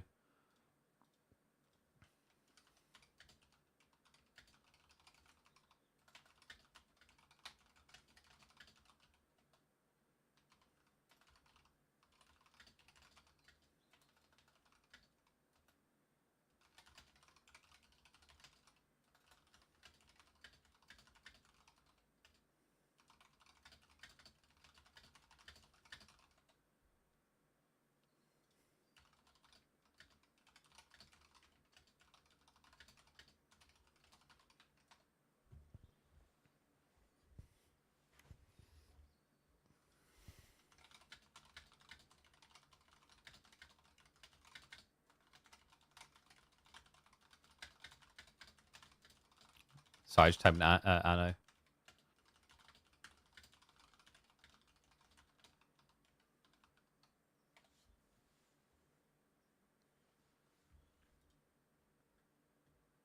Streaming over the weekend? If so, what you got planned? We might go live on Sunday. Nothing truly guaranteed because like Saturday I definitely can't, and I'll have to check what the schedule looks like because there's going to be some of those qualifier games. If I don't do them this weekend, I'm aiming to do them the other weekends. But this weekend I couldn't because like I'm carved out on Saturday for a family wedding, and it wouldn't be right to like make the family go without me.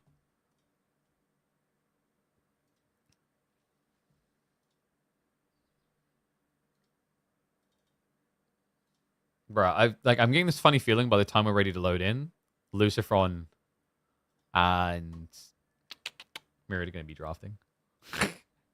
It would be our luck.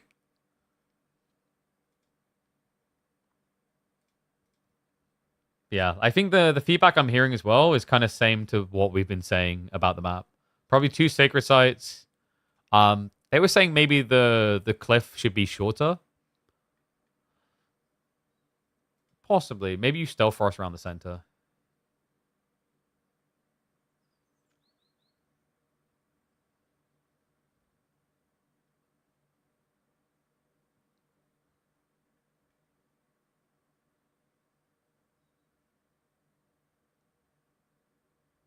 Oh, and sorry, I'm just reading multiple things at once. Wait, I missed the YouTube comment. What you're saying is we need to orchestrate a live stream fail for you. Yeah, I mean, like, that is kind of a weird thing, and maybe I'm just boring, or maybe it's just, like, AoE4 is not good for the glam moments, but, like, I don't think many people clip here that I can think of. Like, if you guys go and check my biggest clips historically are still Dota 2 by far. Which is a bit weird after all this time. Oh, what, Marine Lord? Yeah, Marine Lord will do pretty well. Like, French viewership is crazy ever since Gentlemates got involved in the scene, for sure. All right, so as expected, the map draft for Lucifron and Myriad is literally starting now. So we'll keep this playing for the time being as, like, you know, content for you guys to watch a little bit of. We probably won't see the conclusion of this game because obviously the priority is going to be Myriad versus Lucifron. What the hell? This is Carmel? This is such a weird spawn for Carmel. It looks so odd.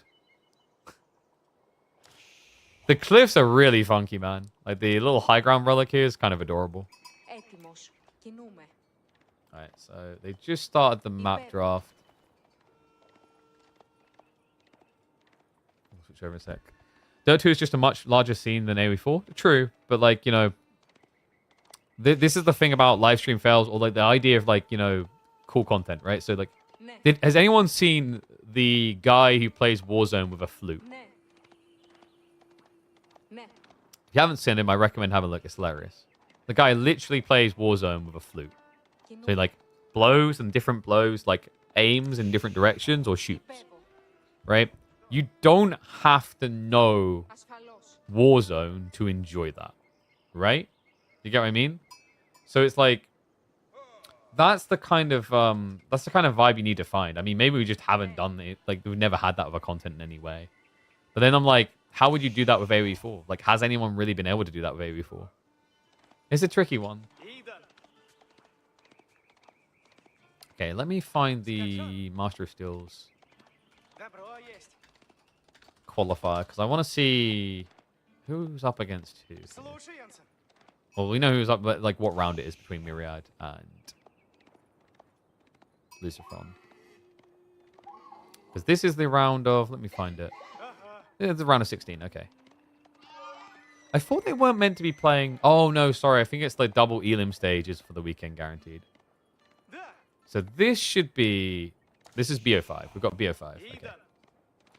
It tripped me up a bit because this is the draft. Is like, look how long it is. It's a bit funky and different, actually. They're having 7 picks. Yeah, so they're not using redrafts at all then, which is very unusual for competitive AoE4, right? I feel like have many tournaments not used redrafts in, like, the last 2 years? I feel like most do. We'll keep watching a little bit of this game in the meantime. APM limiting programs where you can click a set amount of times or only mouse challenges. Oh, that could be interesting. Like, I missed Don's, what was it, 60 APM series or whatever it was. That was pretty cool. It's like, and we talked about how we love to find these different content arcs. But I do wonder if at this stage, we're kind of at a point of, like, AoE 4 is so 1v1 dominant. How do we diversify that now? Can we diversify that? Is always the thing that I've been questioning.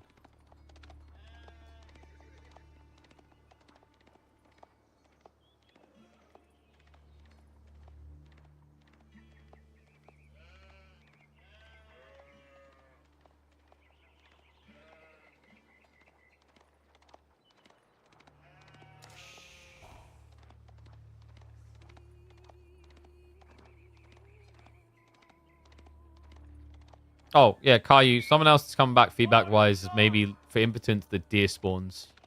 That's a fair point, actually. We might need to look at the consistency of those. AoE4 in VR? How possible would that be? That could be quite hilarious, though. I would be kind of interested in that. Like, I think this comes back to the idea of, like, how glamorous is the appeal. And what I mean by that is, like, have you guys ever seen the guy who played Overwatch with bananas? It's crazy. He, like, I think I've shown you guys before.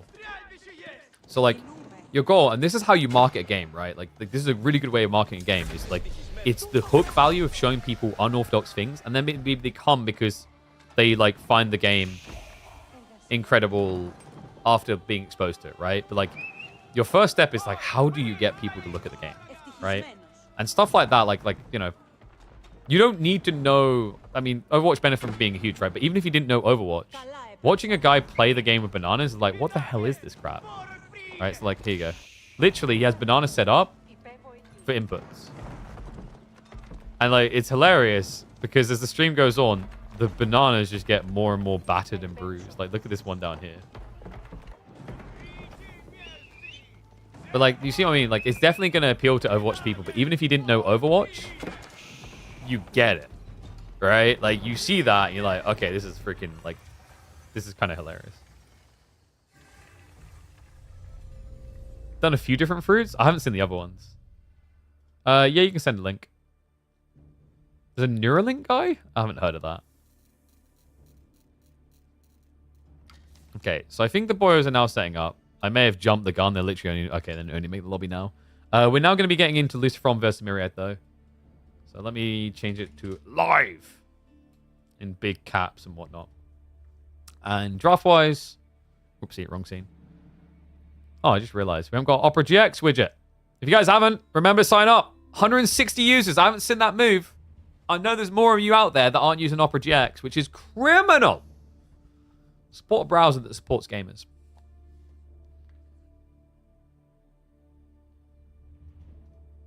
Right, let's have a look at this link. Because, yeah, I haven't seen this. So I'm curious now. Oh, Gamering? Toggle this back on. I should have vetted this off the side beforehand. That's pretty bad of me. Oh, okay. I used Neuralink to do it. That's interesting. Well, have you guys, like, have you seen that? Oh, dude. Have you seen that guy that done a recoil thing?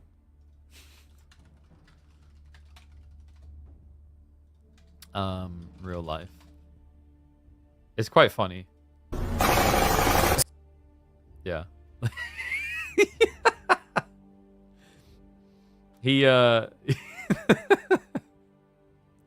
he has what's the term? Like piston.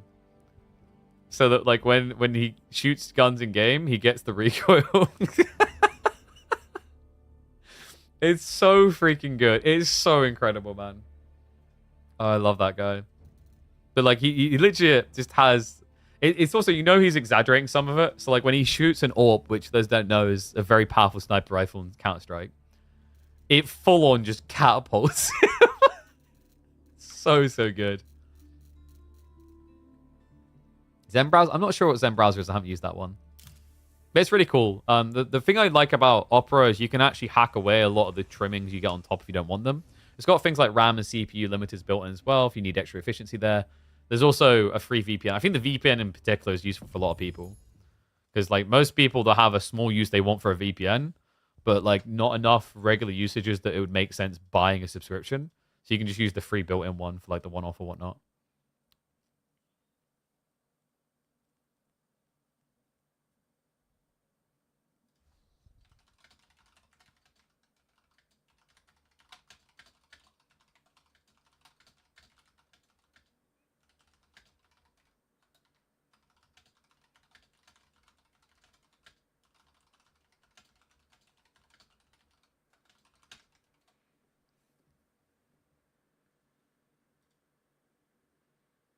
Every mod towards gamers feels the need to look like kids' toys. Oh, I don't think like Opera GX is doing it like overwhelmingly. I mean, some people care about the things such as your ability to, you know, Emperor of Mankind, that crap. But I've said there's just like nice small things here. I like the side embed where you can have like all your different platforms like Twitch, Twitter, etc. showing as well, which is pretty cool. But the big one for me I love every time is just the gaming corner. Whenever I'm not sure what's coming up, I just click in here. I'm like, oh yeah, dude, look, Elden Ring's coming at the end of the month. I didn't know. I still haven't played Elden Ring, by the way. At this point, it's been so far gone. I think my mentality has simply been, I'll save it for a special thing to do on stream at some point. There are 2 operas you can download. Opera GX is the best. I mean, if you ever need to know which one to download, ! Opera GX will take you to the right one. With my amazing link. The thing I liked with Opera GX as well is that you can have it on your phone and it saves progress between the two, which is really handy.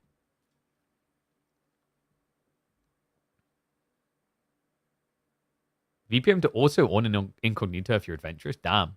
And then on top of that, remember, you can set up a nice handy key binding so that when someone walks in the room and sees your adventurous things, if you press it, it just changes all the tabs to something else. Why would you want that? I don't know, man. I can't imagine why you'd want to do that, but if you do, the option's there. So pretty handy. Yeah.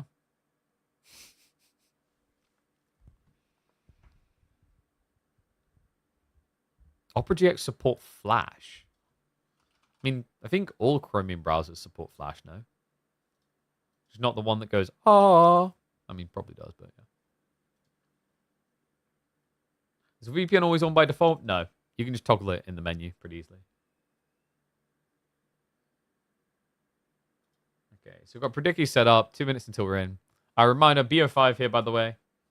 In fact, I should bring it into the details into our draft screen. So, Borderland game number 1, we're going to be having Jean versus Malians.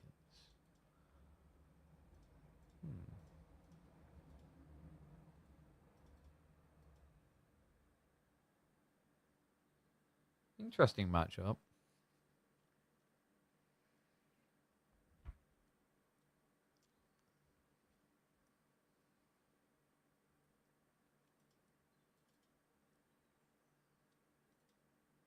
Sorry, I'm just getting spam in the background.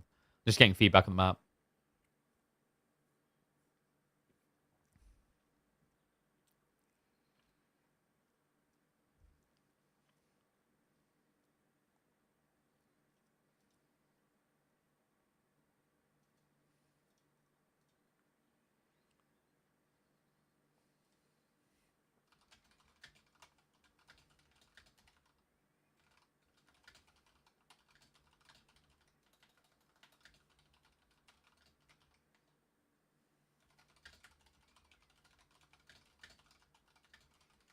Yo, is that my boy Lizzie? What is up, my friend? I saw you streaming this morning. How did the Dota 2 games go? Are you a big wiener or a small winner? Ease? That's what I like to hear. Oh, I keep getting tempted to play Dota 2 again, but I really shouldn't. That is like a black hole upon which the time will disappear. I do miss it. I think the thing that's been saving me is like because I just don't have the friend groups, like they were to replace me, so I don't have the group I just hop on with straight away, you know what I mean? Saving me or depriving me, I don't know. You got into Dota 2 again? Dude, it's like, it's a life. It's a life, man. Like, I'm so tempted as well because they finally updated the freaking game. Yo, Liz, did you realize that Moo's been playing the crap out of AoE 4? Moo God is becoming an Age of Empires 4 gamer. No cap. I just realized this scene's a bit sucky, isn't it? That's not better. I guess we'll just not use the upcoming map thing. Ability draft Dota 2 player? Oh no, you're one of those people. Oh, dude, I swear, like the people who actually play ability draft consistently, it's like they've got their own strategic meta, like their own list of priority things. Like they take it so damn seriously, it's crazy. I remember playing it once with that Bellhead Knoxville, and he's like, why have you picked that? Why are you picking that? That doesn't even make sense. Like, Jesus Christ. All right, one and all, it is time for some Master of Steel qualifier games. We've got Lucifron going up against Myriad in a best of 5. Now, hold on. I know you'll want to be like, oh my god, Myriad's going to get crapped on. I wouldn't write him off that quickly. We just watched this guy almost beat B in the midweek musters. He's no pushover. There's still a big question mark on whether Lucifron is back on peak form. We open up with Borderland here. Jean d'Arc in the green for Lucy. Going up against Myriad, newly signed to MTE, a Hungarian esports org for the Malians. Wait, so it's M, M, and M. Perfect. Yeah, we've just been talking a little bit about Dota 2 in the background. I do miss my good old Dota days. Yo, who would want to watch Pubcast of Dota 2? Kappa.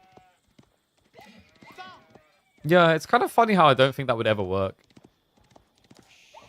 I think that, like, and, you know, I have had a lot of fun with it before, but I think someone that attracted to me originally was the ability to just create content through casting pub games.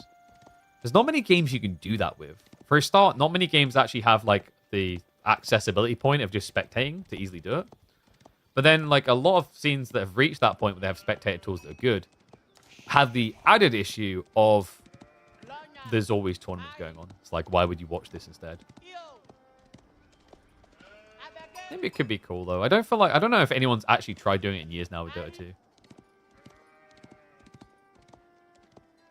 So, scout rotations, how are we looking so far? Nice lead, actually, already building for Myriad.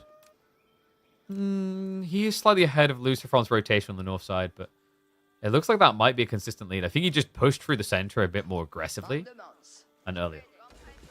This matchup's kind of interesting, though, right? Jean versus Malians? Malians has been, I think, improving on their rates. Ever since they returned to this Javelin Donzo spam to the extreme, it just feels like Jean's a bit more frustrated by that. The upside of Jean on this map is probably around the Pro Scouts element, where you can bait your opponent out and try to take him out. You want to like this game, but you're so attached to SCT. This is the thing with esports that I think is really difficult to overcome now. If you look at all the biggest esports in the world, they are, in a way, legacy games. They've existed for a long time. Yes, you can talk about CS2, but CS2 built on CSGO and all these things for years. Call of Duties might release new ones each year, but honestly, the state of that esports is questionable at times, and it's still Call of Duty. It's very difficult to build a new esports scene from scratch.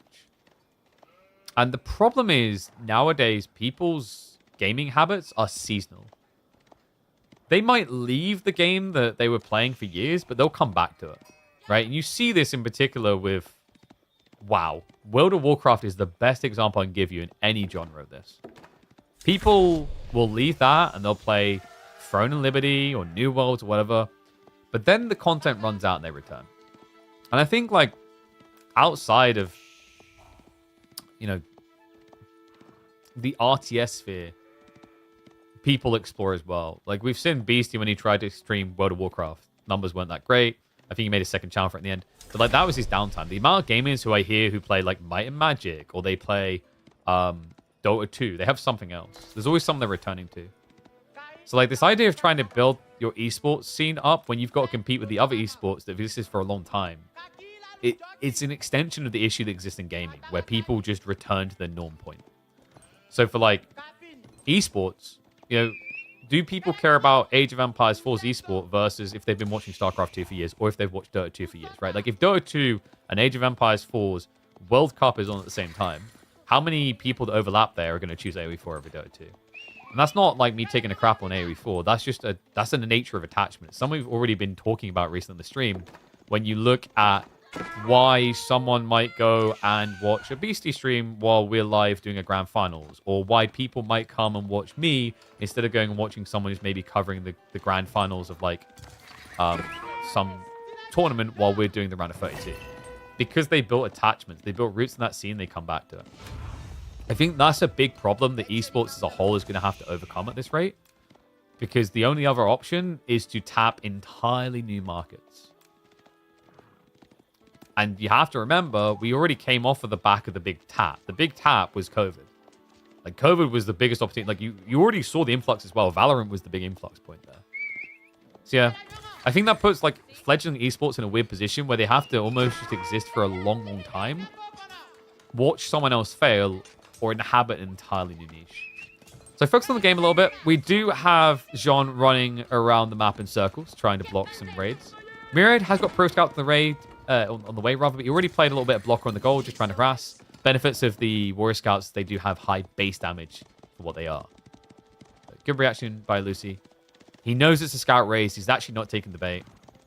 Myriad instead is going to be switching to Donzos.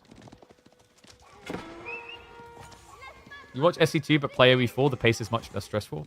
Yeah, I noticed a Reddit thread came up recently on AoE4, and I think it got shot down unfairly. Like, some of those points were maybe overreaching, but one that I actually appreciated was when someone highlighted that, like, Age of Empires 4 is probably not as much fun to watch as it is to play. Its pacing makes it approachable for a casual person to engage with playing. But we've said it ourselves before, like, outside of the new maps and points of interest, the early game is so slow to spectate in AoE4. That's why I said I wouldn't mind having a 1.5 or 1.8x modifier. Because I think it would be more engaging for viewership. Not at first, because it would be foreign in terms of perspective, but given a bit of time, I think it would play out a bit similarly to, like, Age of Empires 2's pacing. Dug 2,000 hours into AoE4, but now don't play it anymore. Ah, but you're past the point then, right? Like, that's actually what happens with StarCraft 2. It's a bit different with StarCraft 2. It's not as much you got bored with playing, as much as it is people can't keep up, so they become viewers instead of players. Right? You see how that works again, though. Like, the weirdest thing, and we hit a weird point with Age of Empires 4. Age of Empires 4 released and just had an esports scene. It just happened. It wasn't even intended. The devs actually admitted as much. They weren't planning to make a competitive RTS. It just happened, so they went with it. But, like, it was very unusual because we weren't saying we were esports ready, but we got made to kind of, I don't want to say be esports ready, but be put in a position for it. Most successful esports scenes don't start out intending to be it, they become it. And while we kind of became it, it means we also immediately tried to be it before we'd actually built the foundation audience to exist. That's a pretty big difference, guys. Speaking of difference in approaches, all of a sudden we're going to find Myriad being the defensive player. He's switching to Javelins, but Luciferon's ramping pressure. Night Cannon's going to start blowing from here. I like that he's keeping reserves, almost this idea of flirting with Castle if he needs to.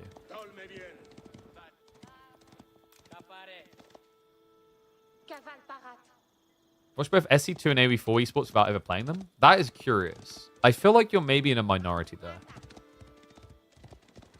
Like, I'm wondering what the attraction point is at that stage. I guess maybe it's the feeling that playing the games themselves would be very complex, but watching them is very approachable. I could kind of buy into that a little.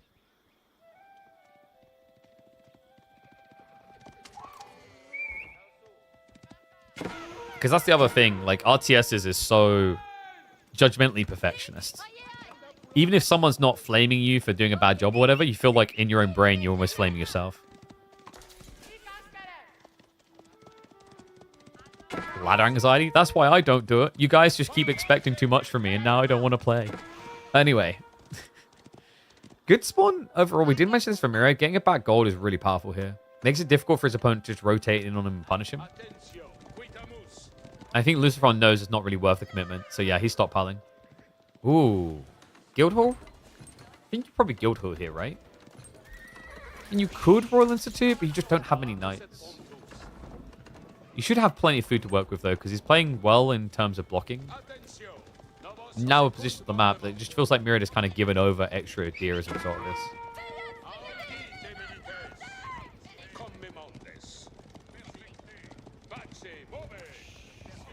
One of the interesting things is so insane in team games.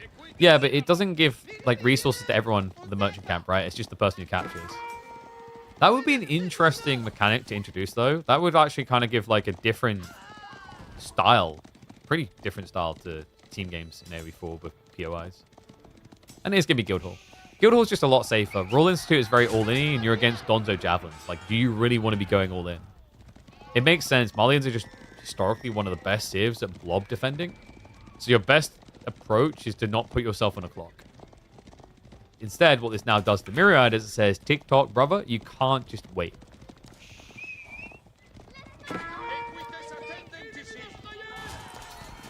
Is this a Steel Series sponsored tournament?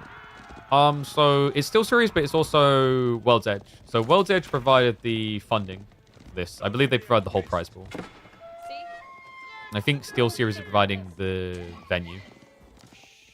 Because this is a qualifier for a LAN. Biggest barrier I've noticed for new players, they feel stupid or slow, even though they do better than most people who've never played RTS. Agreed. Because, like, the other thing that's weird is, like, when you play an FPS, even if you're just, like, bad, you can fluke and get a good hit every once in a while. You kind of feel it. And also, the simplicity of its approach allows you to tell, like, if you're doing good or bad compared to your opponent. Whereas, like, Age of Empires 4 has a lot of hidden information. You're not really sure if you're ahead or not, unless you've played a lot of the game and have that experience. Now, that's where MOBAs are different. MOBAs use the same idea of a fog of war. But the big difference is you've got all your friends alongside you that can either guide you or just invest you in playing more of the games because you're not doing it alone. I said it before, 1v1's biggest weakness of being... RTS 1 biggest weakness of being 1v1 focused is that it puts you in a dark room of what is happening. And no one's there to necessarily keep you company. That's why I still believe the next big, great RTS will focus heavily on team games. If it ever happens again. Oh no, Freya. What's up, Frey? Whoa, Freya, don't push. Alright, guys, it's Freya o'clock. Well, we've got a moment in the game. Look at Freya. Big army's coming in. Yeah. Who's going to win, Myriad or Lucifron? Lucifron. Whoa! Biased? Why is Lucifron going to win? He's going to win over there. He's going to win over there? What, there? Yeah. You think that army's going to win? That's really what we're doing away. That's running away. Yes, darling. You have fun at nursery? Yeah. Yeah. You going to go play? Yeah. No, you don't want that. It's dirty. You can go play. No? You stay here with Daddy and watch. Okay, but you can't touch. That's a microphone so they can hear you. I can hear. Alright, we'll go back to the full cast of you. It's a pretty big army coming in from Myriad. I think Lucifron just wants to wait, right? The guild halls are accruing over time, so your opponent is kind of on the clock, but you've got a long wait here. Love the raiding in the meantime. The Knights is going to give him I mobility. have got my friend. Yeah, your friend. Who's your friend? Riley is your cousin and your friend. Is Lucifron your friend? You are not my friend. Oh, what? Is Myriad your friend? You are more. Are you your friend?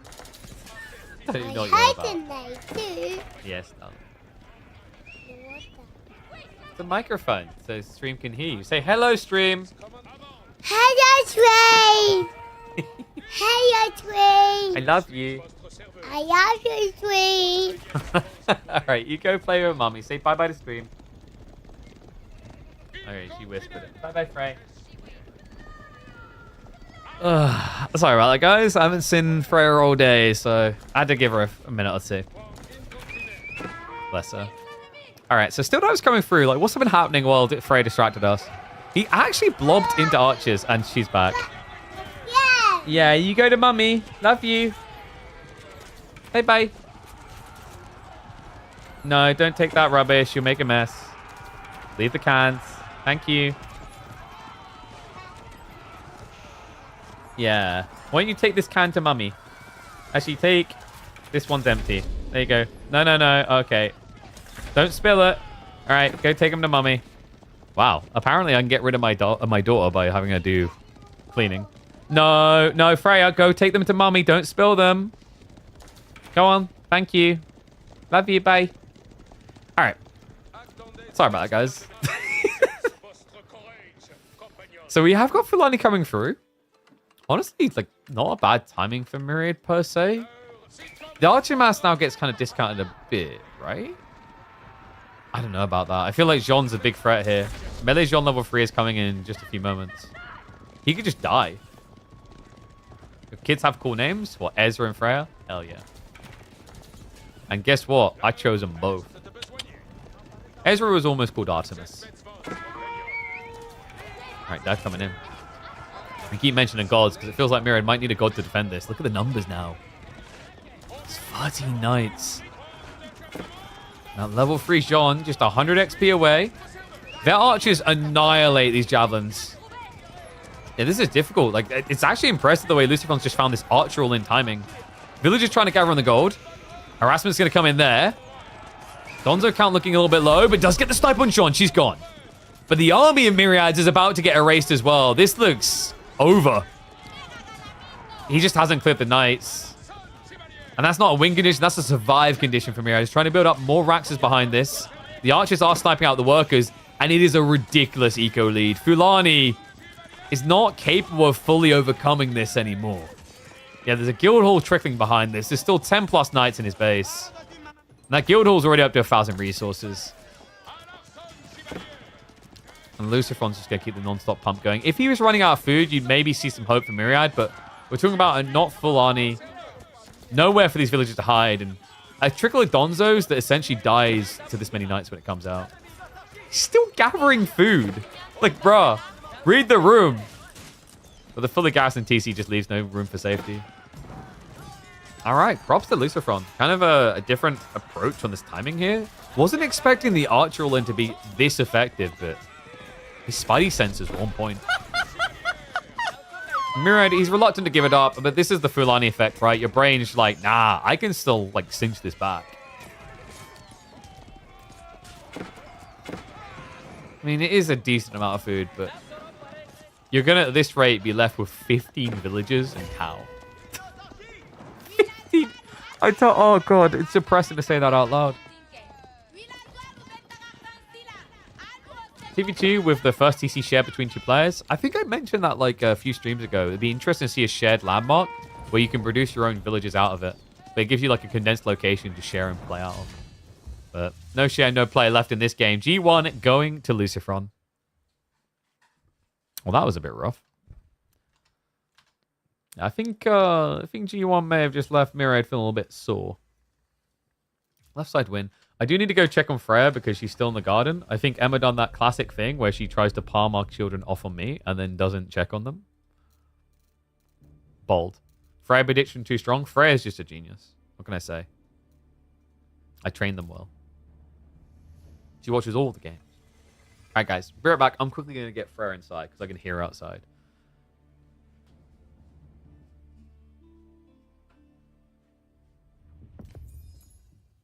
Freya? You going to have a mummy? Yeah, mummy should have come to get you by now.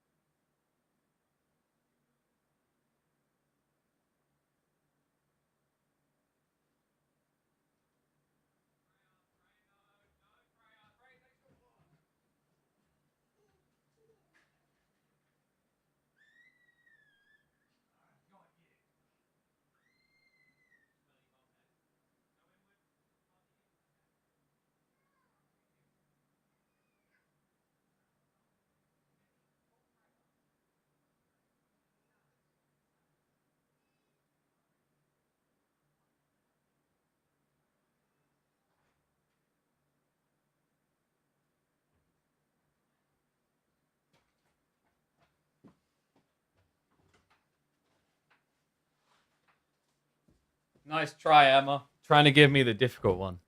Yeah, I just walk in. She wasn't even aware. Phrase. So we're getting AstroTurf laid, but like it hasn't been laid, so it's just the sand right now. And she's there just using the 2 Red Bull cans I gave her to scoop up sand.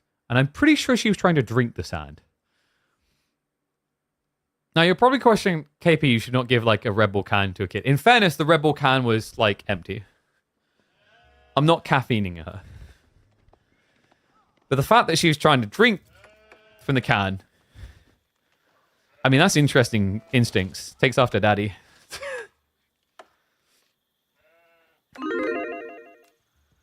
All right, let's flip this around.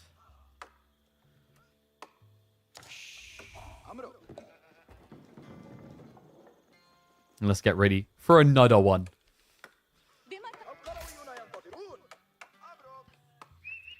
All right, game number 2, one and all. We returned for Myriad versus Lucifer on G1. A miserable end for Myriad, but he's looking hopeful here with the Knights Templar on Kawasan. While Luciferon goes more Classico. It's going to be the Abbasid pick, something that has historically looked quite dominant on this map. Yeah, normally when you're thinking Kawasan, you're thinking like Japan, Abbasids. They're very strong here. Knights Templar is the new kid on the block, and in theory, a strong kiddo. Remember, you get great wood gathering rates on this Civ, courtesy of the lack of a need for lumber camp, the food gen alongside the wood as well. So it makes a lot of sense that you want to plan a map where you can actually set up fishing, which also offsets the weakness of Knights Templar, which is a sacrifice of economy to age up. Luciferon, I wonder, does he play both pawns here? Abbasids have their own edges because of how cheap the docks are, but normally when you play Abba, it feels good to just try and get the military wing as quickly as possible. Because of the Ram Rush play. The Ram Rush play can just shut down your opponent. It's why this Civ has looked so good on Kawasan historically. More gold on Luciferon's side? It's just a bit. Actually, it's quite a lot. Yeah, it's just a bit. I think, no, he's got, what, 1 more gold? A little bit of a wonky spawn, nothing too crazy. The deer are relatively balanced. Boar as well. So I wonder, has Luciferon got something other than Melee Wing in mind? I have seen 1 or 2 players going Eco Wing on this map, which is a bit odd with the fishing, but it's almost like you slow lose the fishing, but by the time you do, you have full economy set up. So it's contradictive and almost like self-sabotage as it sounds. It surprisingly can be quite effective. It does feel like it's just better to keep playing, though, instead of giving that over. Because the thing you have to keep in mind is it's not like it's... If this was a map where it was shoreline fish, I'd understand the idea of gradually just conceding water. But it's 4 deep water. So much. Okay, can you guys stop being like, Luciferon got more resources? Of course he did. He picked Abbasids. It's like the worst Civ in the game. This is the spawn code bias. You just give them more resources, Kappa. Another thing that's actually really good for Abbasid on this map, I feel like the game is usually over before we get to it, but if you do get into the later phases, remember that there's a lot of berries in the center of this map. Military Wing is going to be the choice from Lucy, so the expected outcome. Myriad, how many fishing boats did we get? Just 3 so far. There's an interesting interaction here. We mentioned that you get better wood gathering rates with KT, but like Abbasids aren't a bad civ at kind of answering you out gradually. Once they get Golden Age 1, they will get that 15% buffer on all eco, including the wood. So it definitely helps out a lot. Still not as efficient as just standing there and constantly getting resources. What do you guys think of this with Knights Templar, by the way? Do you actually like this mechanic? I dig it. I kind of wish there was more civs like this as opposed to the manual bulk drop-off. There's something very new player welcoming about this. Because it just lets you know where you're at. You know what I mean? Like, you just know how much resource you've got. It makes plays feel more organic instead of you just kind of waiting for extra resources to accrue. I think in the late game, for lower ranking players, that won't matter because they'll just have like bad macro. It's just inherently going to happen. But for the early game, I think it just gives this feeling, at least, like things are happening.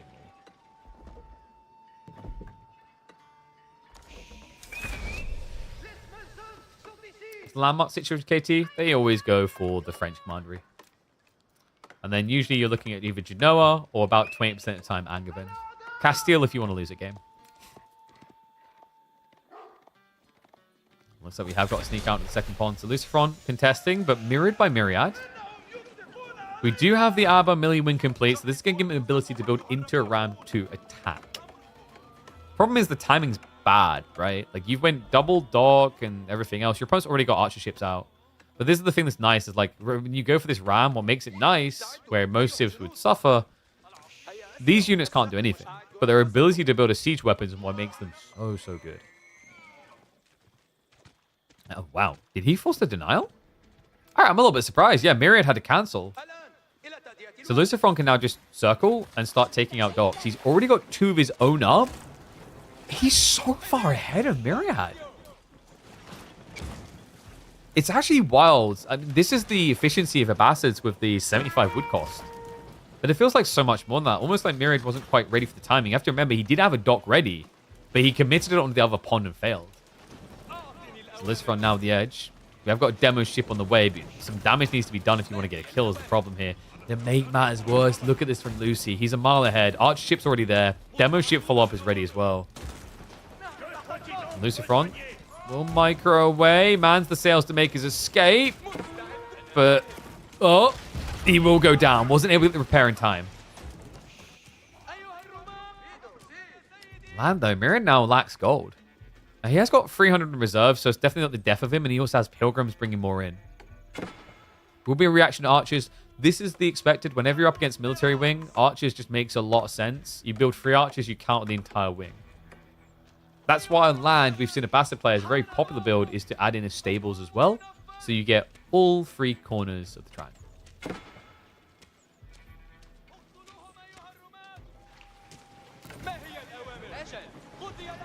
Chevalier are worse than horsemen? Well, that's not true. Chevalier are actually pretty damn good. If Chevalier were worse than horsemen, then Knights Templar would just build horsemen. Now, you can argue it's because they get Pilgrim Gold, but even when they don't have access, they build Chevalier. Chevalier scale nicely, is the thing. They feel like a premium horseman instead of a knight.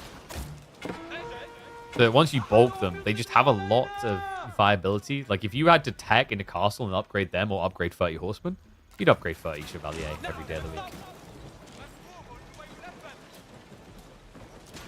The demo harassment is ready from Lucy. He's got double, almost triple. Still no ram.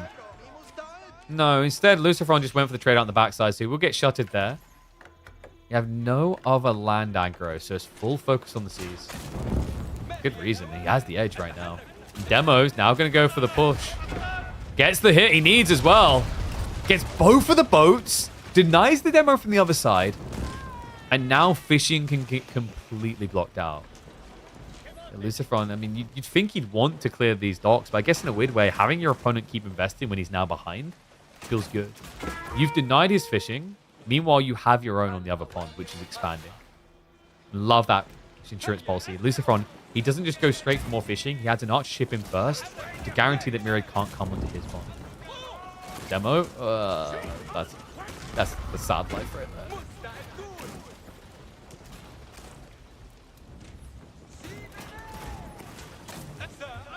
They're not knights though? Yeah, but the idea of Chevalier, the kind of mini raiders, they're surprisingly effective. It's just slow. But the other thing is Chevalier are super impactful as a front line. They're a great meat shield while doing decent damage for the meat shield they are.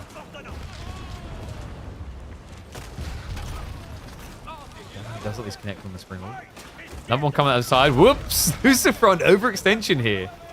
Yeah, Myriad's made this really annoying with the triple dock now. I'm wondering if Lucifron's starting to regret not getting that ram when he could have.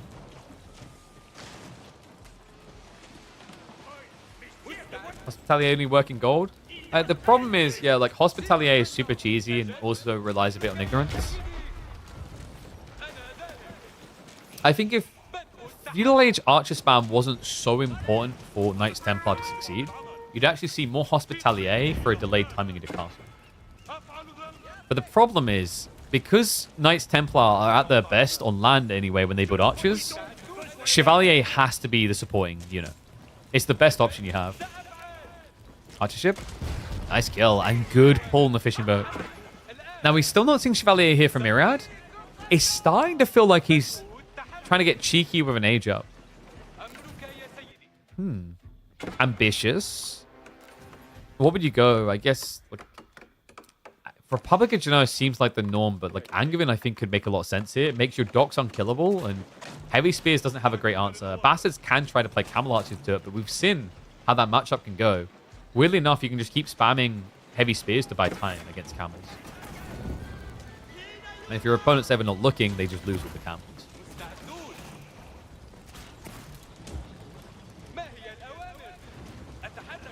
This feels like a very linear Kawasan game. Not sure how I feel about that. I don't remember the last time we had one that was just this back and forth in terms of the attack in one point. Normally you have someone sneaking somewhere. Or an overwhelming edge, but it's just a constant tug of war here. Demo pull. Nice denial. We'll be able to block the attempt by Lucifron. But good pullback. Best to repair these and go again. He's going to try with a full HP one. There is that single archer ship that needs to be dealt with. Will be sniped out, and that's going to open the gates. Lucifron able to charge on in. And good split. Myriad minimizing the losses. Fishing boat's almost going down. Not going to be the priority. More demos coming. This is the classic moment, right? When your opponent's in a bit of a panic, you just keep swarming him. Great clutch save there. Myriad able to get the repair just in time. How is this still not decided? It's actually impressive that Myriad's keeping up like this. Especially when you consider that Lucifron's economy is just so much better. He's up 10 eco units. Look at it. 6 fishing boats. And then the land situation, of course, due to the tech choice, put Myriad behind naturally.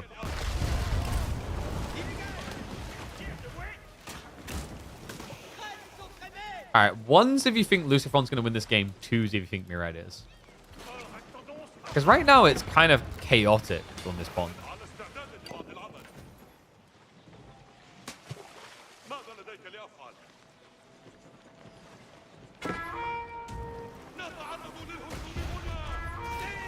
You do have a horseman switch up now from Lucy. I like that he's doing this. It just feels like Myriad is on it when it comes to the water side. It's not that he's dominating Lucifron, it's that Lucifron is not able to dominate him. So instead, he's now going to stretch his attention. Myriad is adding in additional archers, but they're going to be counterplayed. On top of that, horsemen are going to feel like more rapid raiders onto the land eco, which is unguarded. And to make matters worse for Myriad, you have to remember he's got eco units running across the map. These pilgrims will be ripe for the taking. And kind of crazy how easily he's almost getting maximum pilgrim gold as well. 121 for this route.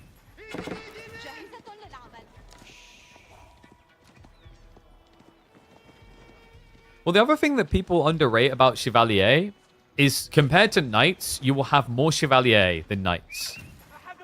Body mass matters. If you guys do not believe that, just go watch any number of the Lancaster games where they pull the Demi-Lancers. Why do Demi-Lancers beat anything with so little health? They outnumber them. When you outnumber your opponent, it's not just you mathing up the extra damage by comparison, it's also the fact that now you can stop them from moving beneficially. Chevalier reaches that point where they can body block units a lot quicker than French Knights.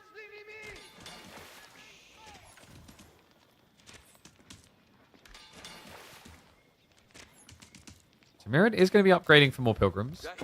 The horsemen start to reveal themselves. Looks like they're already trying to deny the pilgrim. Timing a little bit awkward on the walkaway there. And a lot of gold. Lucifron's just getting out of the age. Okay, that did just get scouted. There's no way you look at this many villages in gold and expect anything but castle. There's nothing that a bastards would need this much gold for. Demo. Gonna connect. What if Lucifron would have really just benefited from naval arrow slits? It does feel very expensive, but could have given him a bit more breathing room to keep pressuring on the spawn. To keep pumping demos in an ambitious way.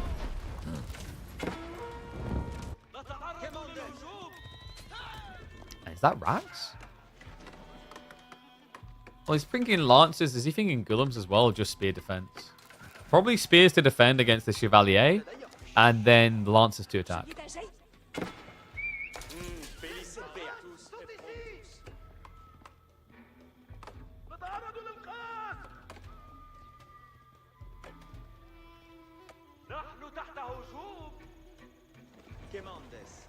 Well, the reason why you go Chevalier over Horseman is because, one, this can attack different things on top of just ranged quite reasonably.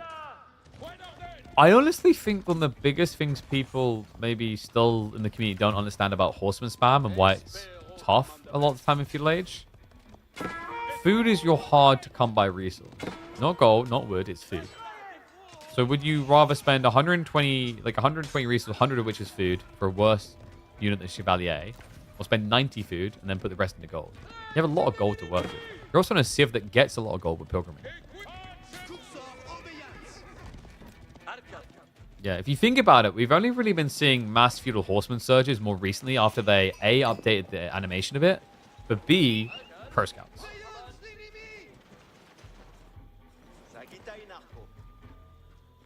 And also, to be honest with you, I haven't seen many players use horsemen for raiding that well. B's probably the most on it. It's almost like he just has this fluid click point. You see a lot of players still with horsemen where it's awkward to get that A click and then move point correct. Probably good to know on the way, by the way. That is going to escalate the amount of gold income up to close to 160. Pretty decent position, but Lucifron ahead. Crazy to think that he's actually gone castle before Knights Templar here, considering it only takes these guys 45 seconds. It takes over double for Abatis. On Vico wing, he's got a lot of flexi here. Feral Crescent already been prepped, so we're getting ready to just go straight into TCs, I think. Horsemen are going to raid. And Shivs are going to be brought out, but a little bit awkward losing anything to this many horsemen. And there you go, guys. Chevalier suck. These two horsemen done more than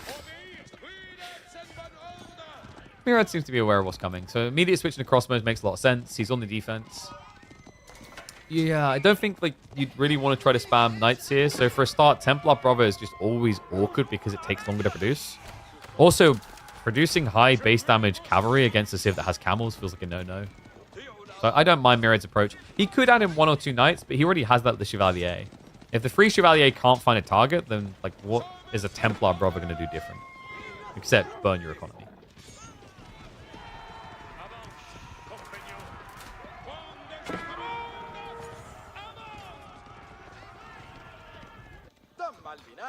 Good defense as well from Lucy. I actually like this approach. It doesn't have enough to protect everyone here, but enough to deter against one Chevalier on his own.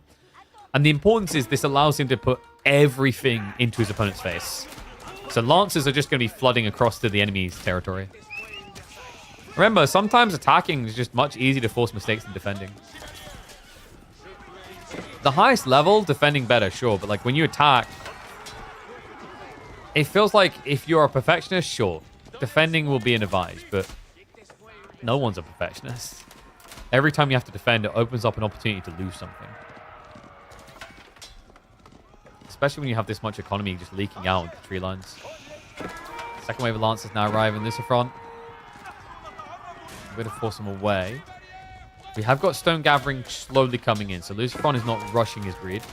He's going to keep the pressure up. Good reason. You just got so much fishing going on here. 15 fishing boats. Providing this powerful economy. In fact, all of his food is just from fishing.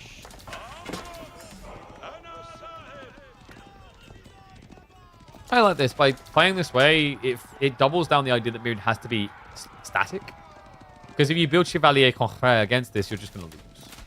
It's not a great fight.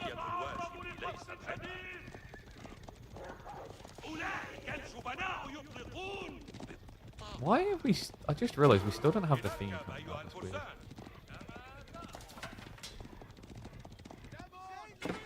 The overlay is still not showing for AMD. I'll talk to them about that after the stream. It should have worked.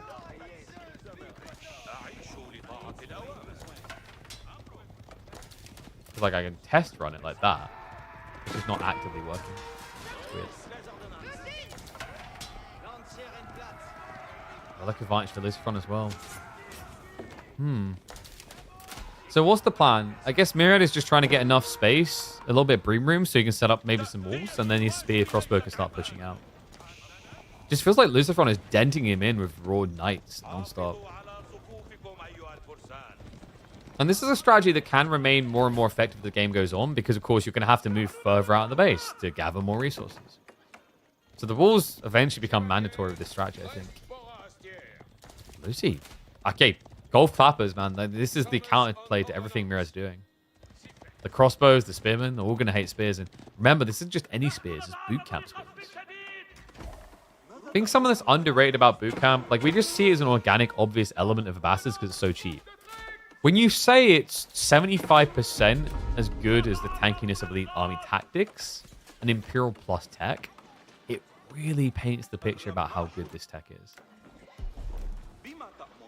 16 extra health might not sound like a lot, but when you consider a vet spear off, that's 2 extra strikes, it's a big difference. And this is also on a spearman that can get even more techs to advantage them, such as the Phalanx.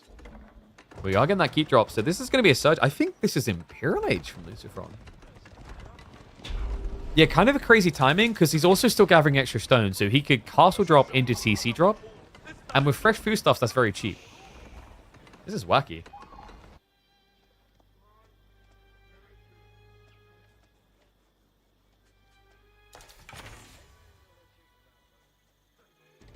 I mean, there's no way you'd want to rush Imperial here as Knights Templar. Even if you did, what would you get? I don't know if you want to do Kingdom of Poland into camels. Probably Teutonic Order.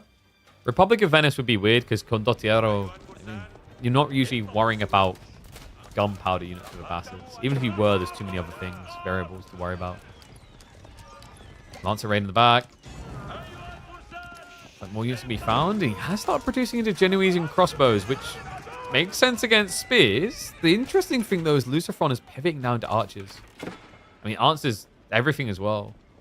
Like, this is the weird thing about Lucifron's approach. Either spears or archers technically answered everything Mirab was doing. But archers just takes it a step further now. Because remember, we're talking about composite bows.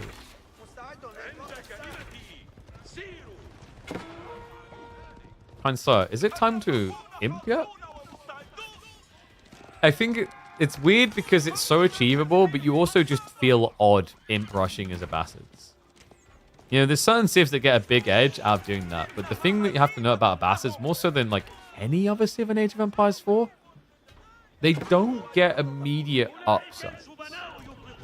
You unlock a wing, which unlocks techs, which unlocks advantages, right? Whereas most civs in Age of Empires 4 function on the idea of you unlock a tech up, and with that, you've got a building that does something unique.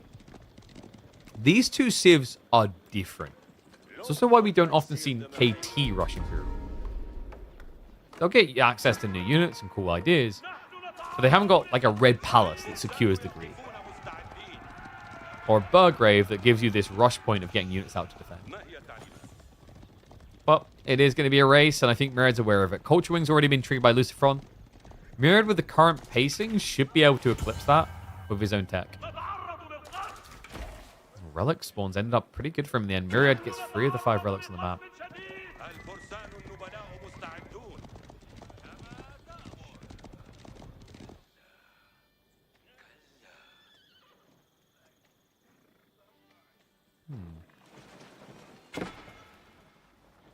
Wait, you're losing a feudal Japan as KT? What a noob now. That matchup. You can open Dark Age Spearman, pretty good as Japan. That can start you with control. I'm not surprised a lot of people are losing to Japan, like low rank. The Dark Age opening, which you can mimic semi-okay, is like confusing for a lot of low ranking players. And then obviously the fast castle build is just... Lower rank players on average aren't that great at dealing with that type of rush up. I think out of all the units in AoE4 right now, like maybe Mounted Samurai is like the spookiest for low ranking players rather to deal with.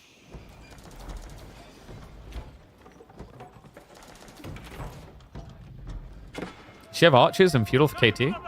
Oh, I think if Japan actually gets their food in, you can just mass horseman. Mass horseman with Uma Bannerman plus extra melee tech is surprisingly effective. And then if your opponent goes spearman, you're loving life because you can just spam units. I don't think it's as bad as it was for Japan with these new builds coming out. So tech up's complete, but it's still not for Myriad. He doesn't have the gold. Yeah, his timing is a little bit lackluster here. Look at the edge Lucifron's getting. Preservation knowledge is on the way. Elite tech for archers is coming in 35. The first fight has me really worried for Myriad here. Can't do horsemen without losing their eco? What, Japan? If you shove the deer in, you can. You just focus on raiding. It's not going to be comfortable early on, but you can come into it. I think most people just like most of the player base are just not familiar with how to play like Horseman Japan in Feudal because it is weird. You have to understand your abandonment timings well, and you have to be on point with micro. Reminds me a lot of Sapahi in that way. Here we go. Teutonic Order locked in. I feel so rare actually to see Knights Templar get Imperial now. I just thought about this. Like, when was the last time we saw an Imp KT game? It's been a while. A few weeks, maybe? Just kind of a rare sight. I guess part of it is people kind of finessing their way through the early game and figuring the mutations out. But also, this is a civ that inherently benefits from feudal early castle wall limbs. It's always about the archer spam we find. Or alternatively, they lock in sacred sites and they just end the game in castle with castle spam. Which also makes sense. I think Knights Templar have this weird polarizing feeling in Imperial, because if you do go Imperial Age, your opponent's getting cannons, which will clear your castles. Your castles are your biggest advantage. You know, similar with any civ, castles feel best in Castle Age. This is from feeling best in this fight right now. Tech out complete. He wants to punish before the elite upgrades come in. And the Compass Bow Archers hit him pretty hard. It seems feasible here. The only thing he's missing, of course, incendiary arrows. Doesn't rush that one in. Gulem's now wrapping around looking to get on top of that siege. Army's just going to body block on top of it, though. And a bit of a waste here as Lucifron tries to rotate around the back. Is he breaking through? Feels like maybe few two Gulems. The Mango defense is doing well for Myriad. The Lancers are now coming in. And that's big. The Teutonic Knight is also huge in this fight for the debuff. Makes it feasible for units to clear. Lancers, this is just not working. Lucifron can't crack him. He might finally get for a Mango, but this has been hard work to get that single kill. Teutonic Knight's coming clutch, folks. 300 HP on these bad boys. Too hard to penetrate. Especially with the 9 melee armor and 7 ranged armor. It's a great timing there. Myriad benefiting a lot from that aura debuff. It just allowed his archers, crossbows to efficiently clear the trickle of melee troops. Is it ever viable to build stone walls? What, with Knights Templar? Maybe. It's just weird.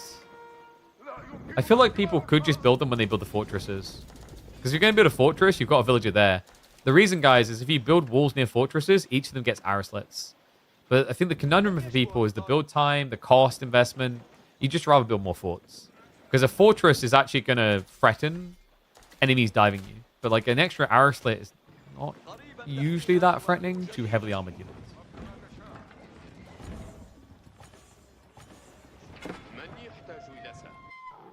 Yeah, weirdly enough, the time where Stonewall Towers would be OP is in Feudal Age. But it's banned, so tip of that. And I'm impressed Myriad has been able to truck along this long, considering how kind of shaky the Lancer raids left him. He's definitely not in a great position, though. We're talking about 60 eco to 101. And the craziest thing is it's not even like Lucifron went 2TC. In fact, Myriad is the one that went 2TC. No, he's been doing all of this on 1. Love what's coming in next. Golden Age 3. Just 2 buildings away. Extra buff to the eco gathering. And even more importantly, it's going to be the production pump. So many cheeky boys about to start riding over these hills. Now, the Teutonic Knight count is looking good. That is the one concern I have for Lucifron, is he actually doesn't have an answer to Knights directly. What's the fort here? Maybe hand cannoneers? Could go crossbows. What's up, Killer Stat? Could go for another Prime sub. Love to see those. Appreciate you, mate. Welcome back to Swarm. Reminder people, get the subs in. Supports the channel immensely. On our journey to being a full-time content creator. You guys make it possible. Thank you.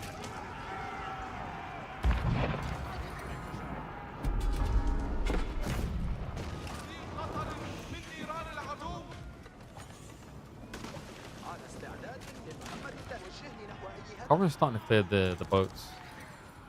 Okay, this is actually a big idea from Lucifron. If he can deny the food, Myriad doesn't have many farms. I think he's like 10. Okay, 18. A little bit better than I expected. Lucy has numbers, but the quality of these Teutonic Knights cannot be understated. They're very slow, but incredibly tanky. The Culverin is definitely a problem right now, as Mirai doesn't actually have an anti-siege answer. There's definitely something he needs to respect. And also, if you slow roll these fights, remember the Culverins will be a weird answer to Teutonic Knights. 9 damage per strike. Yeah, so 4 hits to kill one of these guys. Sounds like a lot, but when you consider how slow these boys are, it's quite the big problem. Mirai is slow rolling this fight. He's so focused on protecting the trebuchets, he's just not committing in. Only goes for the clash. The Golems, the debuff on them. Not able to stand long. Lucifron is clearing the siege, though. All Trebs taken out. Castle remains for Lucy. Horsemen have to charge in to protect. The Culverins can now assist on killing that front line. Yeah, Mirai only 10. And this is rough. It looks like the type of fight that you'd expect him to win, but these Knights, while tanky, aren't really delivering the DPS you'd like to see. No, and Lucifron is gaining ground now. Fortress drop coming in behind this from Myriad. But the food is a big problem. You can see what's happening. Lucifron's coming in the pressure, and he's going to be committing to the Zebek. Demo should be able to counteract that. But remember, there's now Culverins in play, so Lucifron can just swipe around, take out the docks, and then run him through. We also have more workers go... Oh my god! It's just going full ham! Horsemen in on the farms. I think Mirai's just hemorrhaged too much at this stage. This is a bit ridiculous. Did he get a Lancer raid in when we weren't looking? Because we were distracted by the fight. No, I just think he surged in, found the fishing boats as well. Yeah, at this stage, I'm not really sure what Mirai's got left. Culverin's going to take out the fortress, and if raid number 1 took out 10, 15 eco, God knows what this second group of horsemen are going to achieve.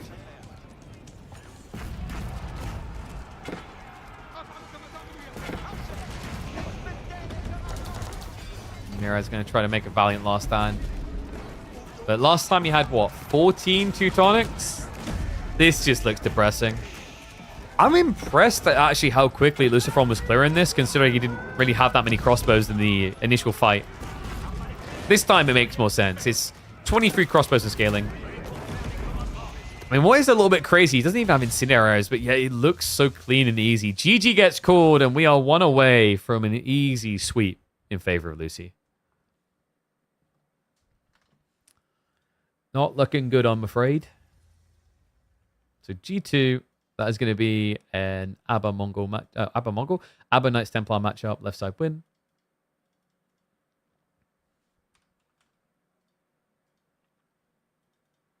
Cool, I'm getting hungry. Bloody hell. 100% voted for Lucy. Did you? Oh, you mean, oh yeah, as in 100% people voted. Okay. You did. Carry on.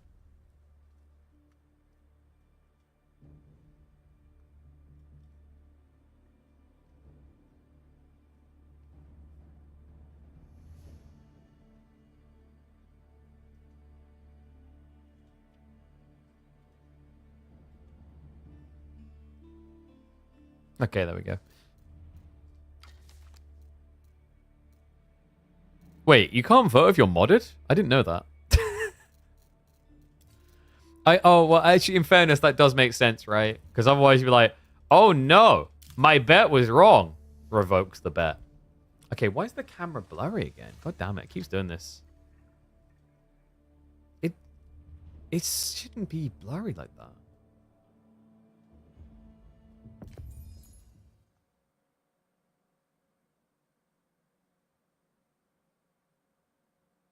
So I just changed the zoom and then changed it back to the same thing. It's less blurry. That's weird. But okay. All right, so it might be the last game, which would work out perfectly because, you know, I got a meeting in an hour that I totally forgot about, and I need to eat at some point. What's up, Brit Boy? How's it going, bud?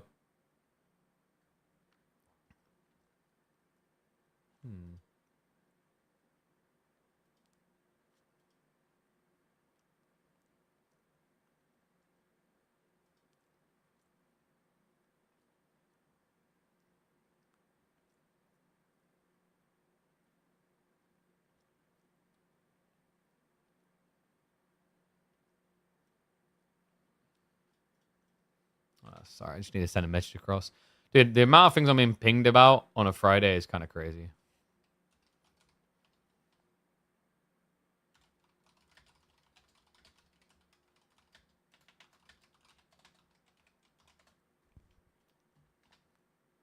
I've got one of my creators activating for Splitgate, but I don't know if like they've been overly popular. I haven't had a chance to check it out. It looks very different to Splitgate 1, by the way. But like, apparently their servers are just like overloading at the moment, I think. Because people are struggling to get online for it. I watched one of my creators play it last night. It's kind of like, whoa, that's very different. Like Splitgate 1 was a lot like Unreal Tournament. Whereas 2 is more like Call of Duty-ish, actually. Does make sense. I mean, Call of Duty still sells, and arena shooters like Unreal Tournament and Quake are dead, right? Like, people just don't really buy into them long-term anymore.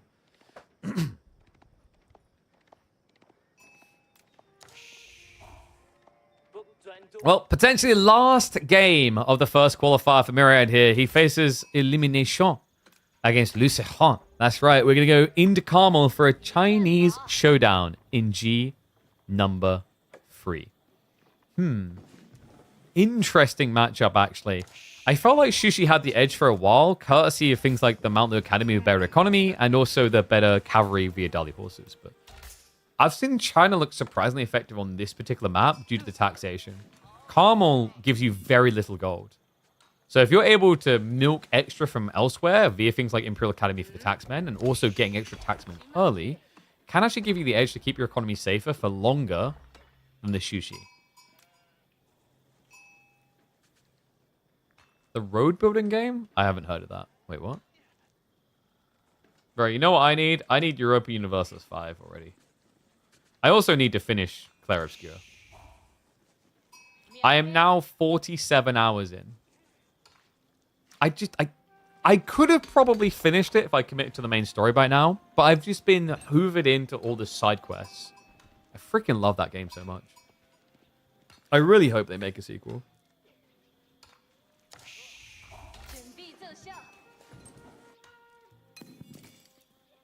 And I still have not bothered with Doom yet. Keck W. Yeah, Game Pass does some funky things on like in terms of performance on game releases. It's interesting, actually. I don't know if you guys have been seeing this recently, but like there was reports coming out with Ubisoft and Assassin's Creed and how well it like launched, and then later on, like the sale numbers they gave weren't even achieved. And then it's believed like that the other thing that you'll find a lot of devs do now with their pass systems like Game Pass, Ubisoft Pass, etc., is when a game releases, you bake your pass numbers into your sales numbers, which looks very good on a report to your investors. Not so good when it comes to the earnings report, though. And like I think that's where Doom has kind of struggled a bit. Is I think wasn't it they was charging $80 or something for it, but you can get it on Game Pass, and it's like an 8 or 9 hour campaign apparently. Is it any wonder that Elder Scrolls Oblivion, that's also available on Game Pass, had over 200,000 people playing it as peak on Steam, and that game offers over 100 hours of content and cost I think $40. I don't know, dude. I've got a feeling 2025 is going to be the year a lot of developers learn that people are not okay with the price increase. At this point, all the other developers are rubbing their gremlin hands together, praying that Nintendo and GTA convince you all to sucker into paying really high prices. But KP, if you compare the price of games all those years ago to now, a $10 increase is actually, like, not much. It's less than inflation. Ah, yes. And that makes sense in an economy where we can all afford to pay our bills and get food.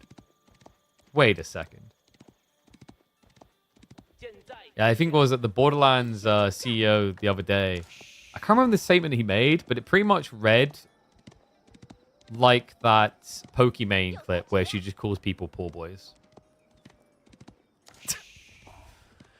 Wild time in gaming. And then we just have Age of Empires 4. Up 3,000 hours in-game on this bad boy. Admittedly all casting. And you can get it for the low, low price of £30. Wow.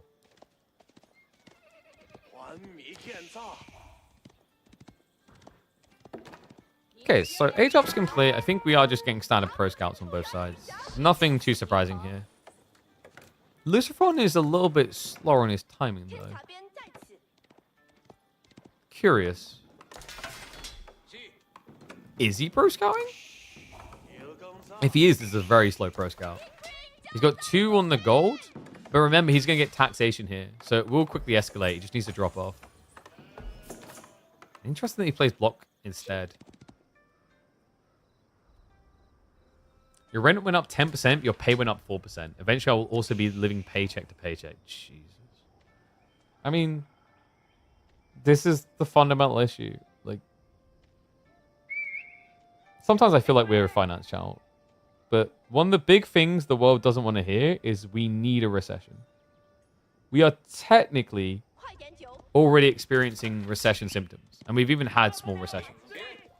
But because media, the world, everything in general is so rubber band resistant to the idea that, like, recessions exist, we're making the eventual hit worse.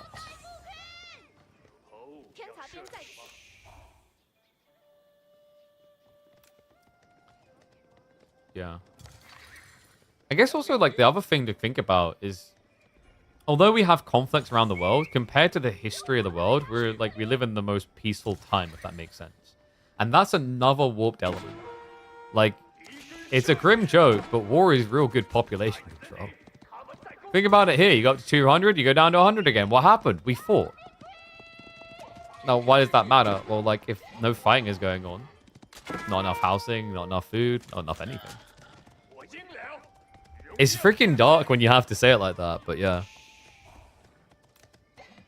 I mean, actually, no. Like, yes, keep living in a time of peace so that weird jobs like mine can exist. Hooah. Yeah, let's be totally real, chat. If World War III comes, like, the content creators are the first ones getting conscripted into the mandatory military. We can't pretend we, like, do something productive for society.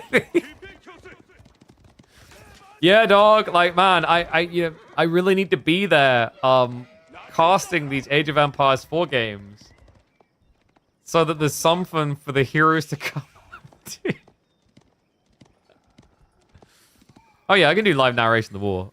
I'm gonna be like, what's the one? I forget his name for Fallout 3. Was it War Dog? We're in a little radio station guarded by the good old Brotherhood of Steel. Okay, so he did force Chuk out Mirror, which is pretty good here. I actually like Lucifron's approach. If you want to get ultra greedy with pro scouts, I think this is the way to do it. Open aggro, force your opponent to overreact, and then double greed.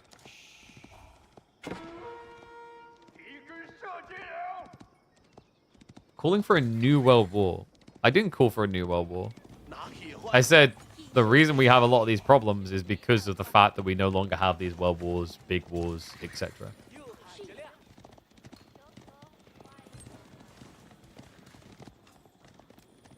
What I called for is the reality that, like, a recession needs to hit, and it already is. And the longer we pretend it doesn't, the longer a real, like, hidden recession is happening.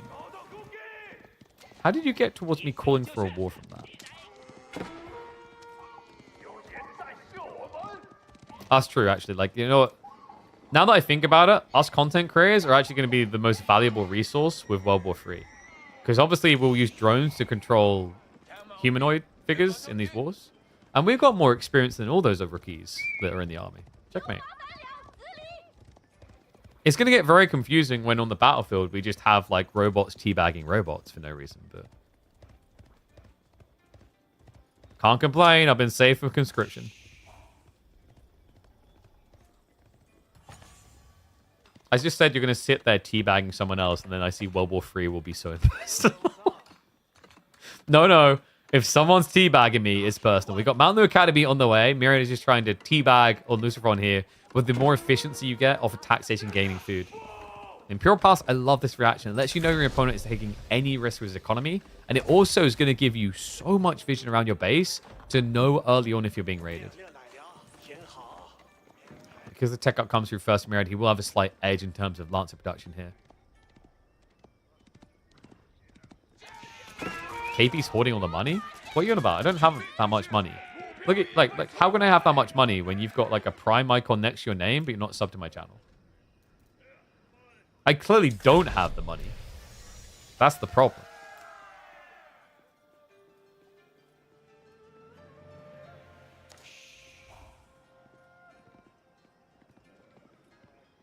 You know what I was thinking would actually be cool to see with AoE 4? Like a big expansion. I would love for this big DLC at the end of the year to include like a world map. And you could just hop scenario to scenario like Rise of Nations. Fighting. I feel like the community would dig that. That would actually give long-term replayability to the campaignish side of things in a way that we don't have.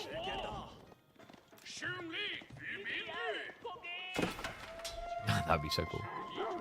I'm probably just being overly ambitious of what I want here. A community world map game, we've done those. They were interesting.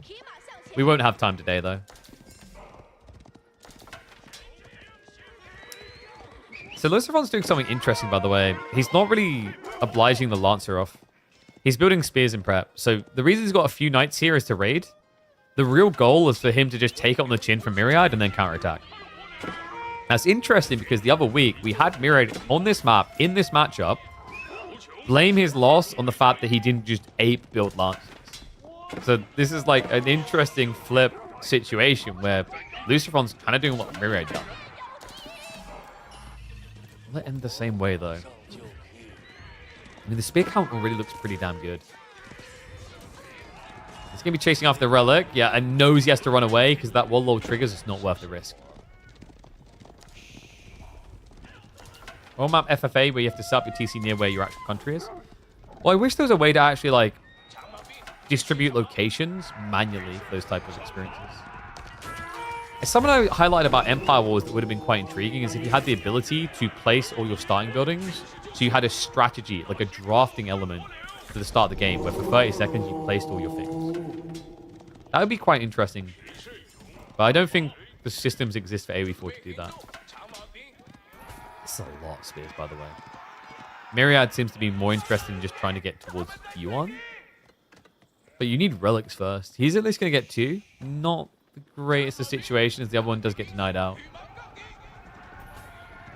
Lucifer has a golden opportunity to make this a 4-relic game now? Nah, surely you can't hold here. Chuga coming, but is there not enough Lancers to take that fight with the crossbows? I think so, with the quick crossbows.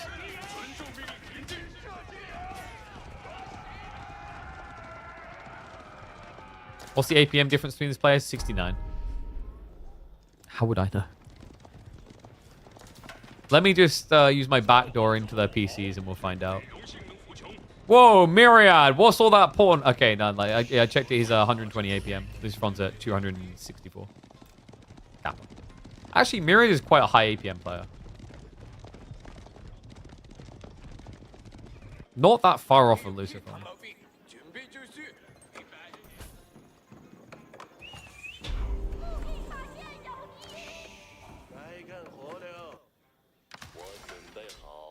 So Lucifron, now with 3 relics, he could actually play for Yuan. This is crafty, actually, the way that he's done this. He's so much more cost efficient and lean because he chose Spearman over Lancers that he can actually afford to go Pagodas. Was that the plan all along from Lucy? Just bait enough time to actually pull the relics home? Brilliantly executed, if so.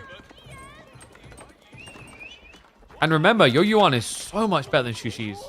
Shushi will get a discount, but you'll get movement speed on an infantry comp. It's game-changing here. Time being, though, it's going to be a reinvestment, so more crossbows finally being added in. You can see the data was displayed at the end of each game. That's because they were pulling from the API on the back end. I don't have that set up, and... Oh! Talk about getting set up to get destroyed. Are you kidding me? Where the hell did this come from? Lucifron with the Lancers! Straight through Myriad's heart! 12 worker kills like that. That's ridiculous. Lucifron He's already prepped for the counterattack. This feels pitiful. Myriad only has 10 Lancers total. And that has to be it. I think it's going to be a 3-0 white. Myriad just not able to shine a light to Lucifron in this one. The heart rate monitors and M4C. I mean, there's cool things you can do on LAN. It's also, by the way, very annoying the way you have to set things up on LAN. Because there's an inherent delay with AoE4, you have to set up your cameras on LAN on a delay. So you have to buffer them to line up the game. Because we don't actually have real-time spectators options here in AoE4, sadly. That's another part about why you don't really see LAN. You'll probably never see a LAN try to capture the players' POVs. If they do it, they're going to have to run multiple instances of delayed footage. So they're going to have to like restream the players' POV on a delay. It's like so cumbersome for so little reach. So most people think they care about watching a player POV, but they actually don't. Because watching player POVs, folks, is incredibly disorienting. Not as disorienting as the ringing in Myriad's ear right now. This is ridiculous. We've got a villager pull. Myriad is so freaked out about the flanks after those losses. He has to play central goal, but look at the stone. This is death, guys. I don't think he can do anything now. Because the army's bigger. Lucifron can just brute force it. If you had a castle, maybe, but without that, this should be curtains. Lucifron squaring up now. It is only Chug. That is slightly problematic for the spears, but just a few lances is all it really takes here. The villagers have to run for the high hills. I mean, crossbows are actually going to clear the Chug. It's just too many. Myriad are the effort here, but unfortunately that one Lancer raid just unraveled everything he was working towards here. Beautifully executed on a rather than cast by Lucifron as well, just playing into the spearman mass to allow eventual greed and a full Assassin's Creed. It's going to be a 3-0 win and a ticket into the round of 8 of qualified number 1 for Lucy. All right. GG's to Mr. Lucifron. Keeps the dream alive, and he'll be going up against either Anotand or Lash. That series is happening in about half an hour. I don't know if they get to play round of 8 straight away. They might do. Yeah, sorry, I don't know. I think my casting was a bit weak there. I feel very hungry. I should have taken a break and eaten and came back or something. But that will be us done.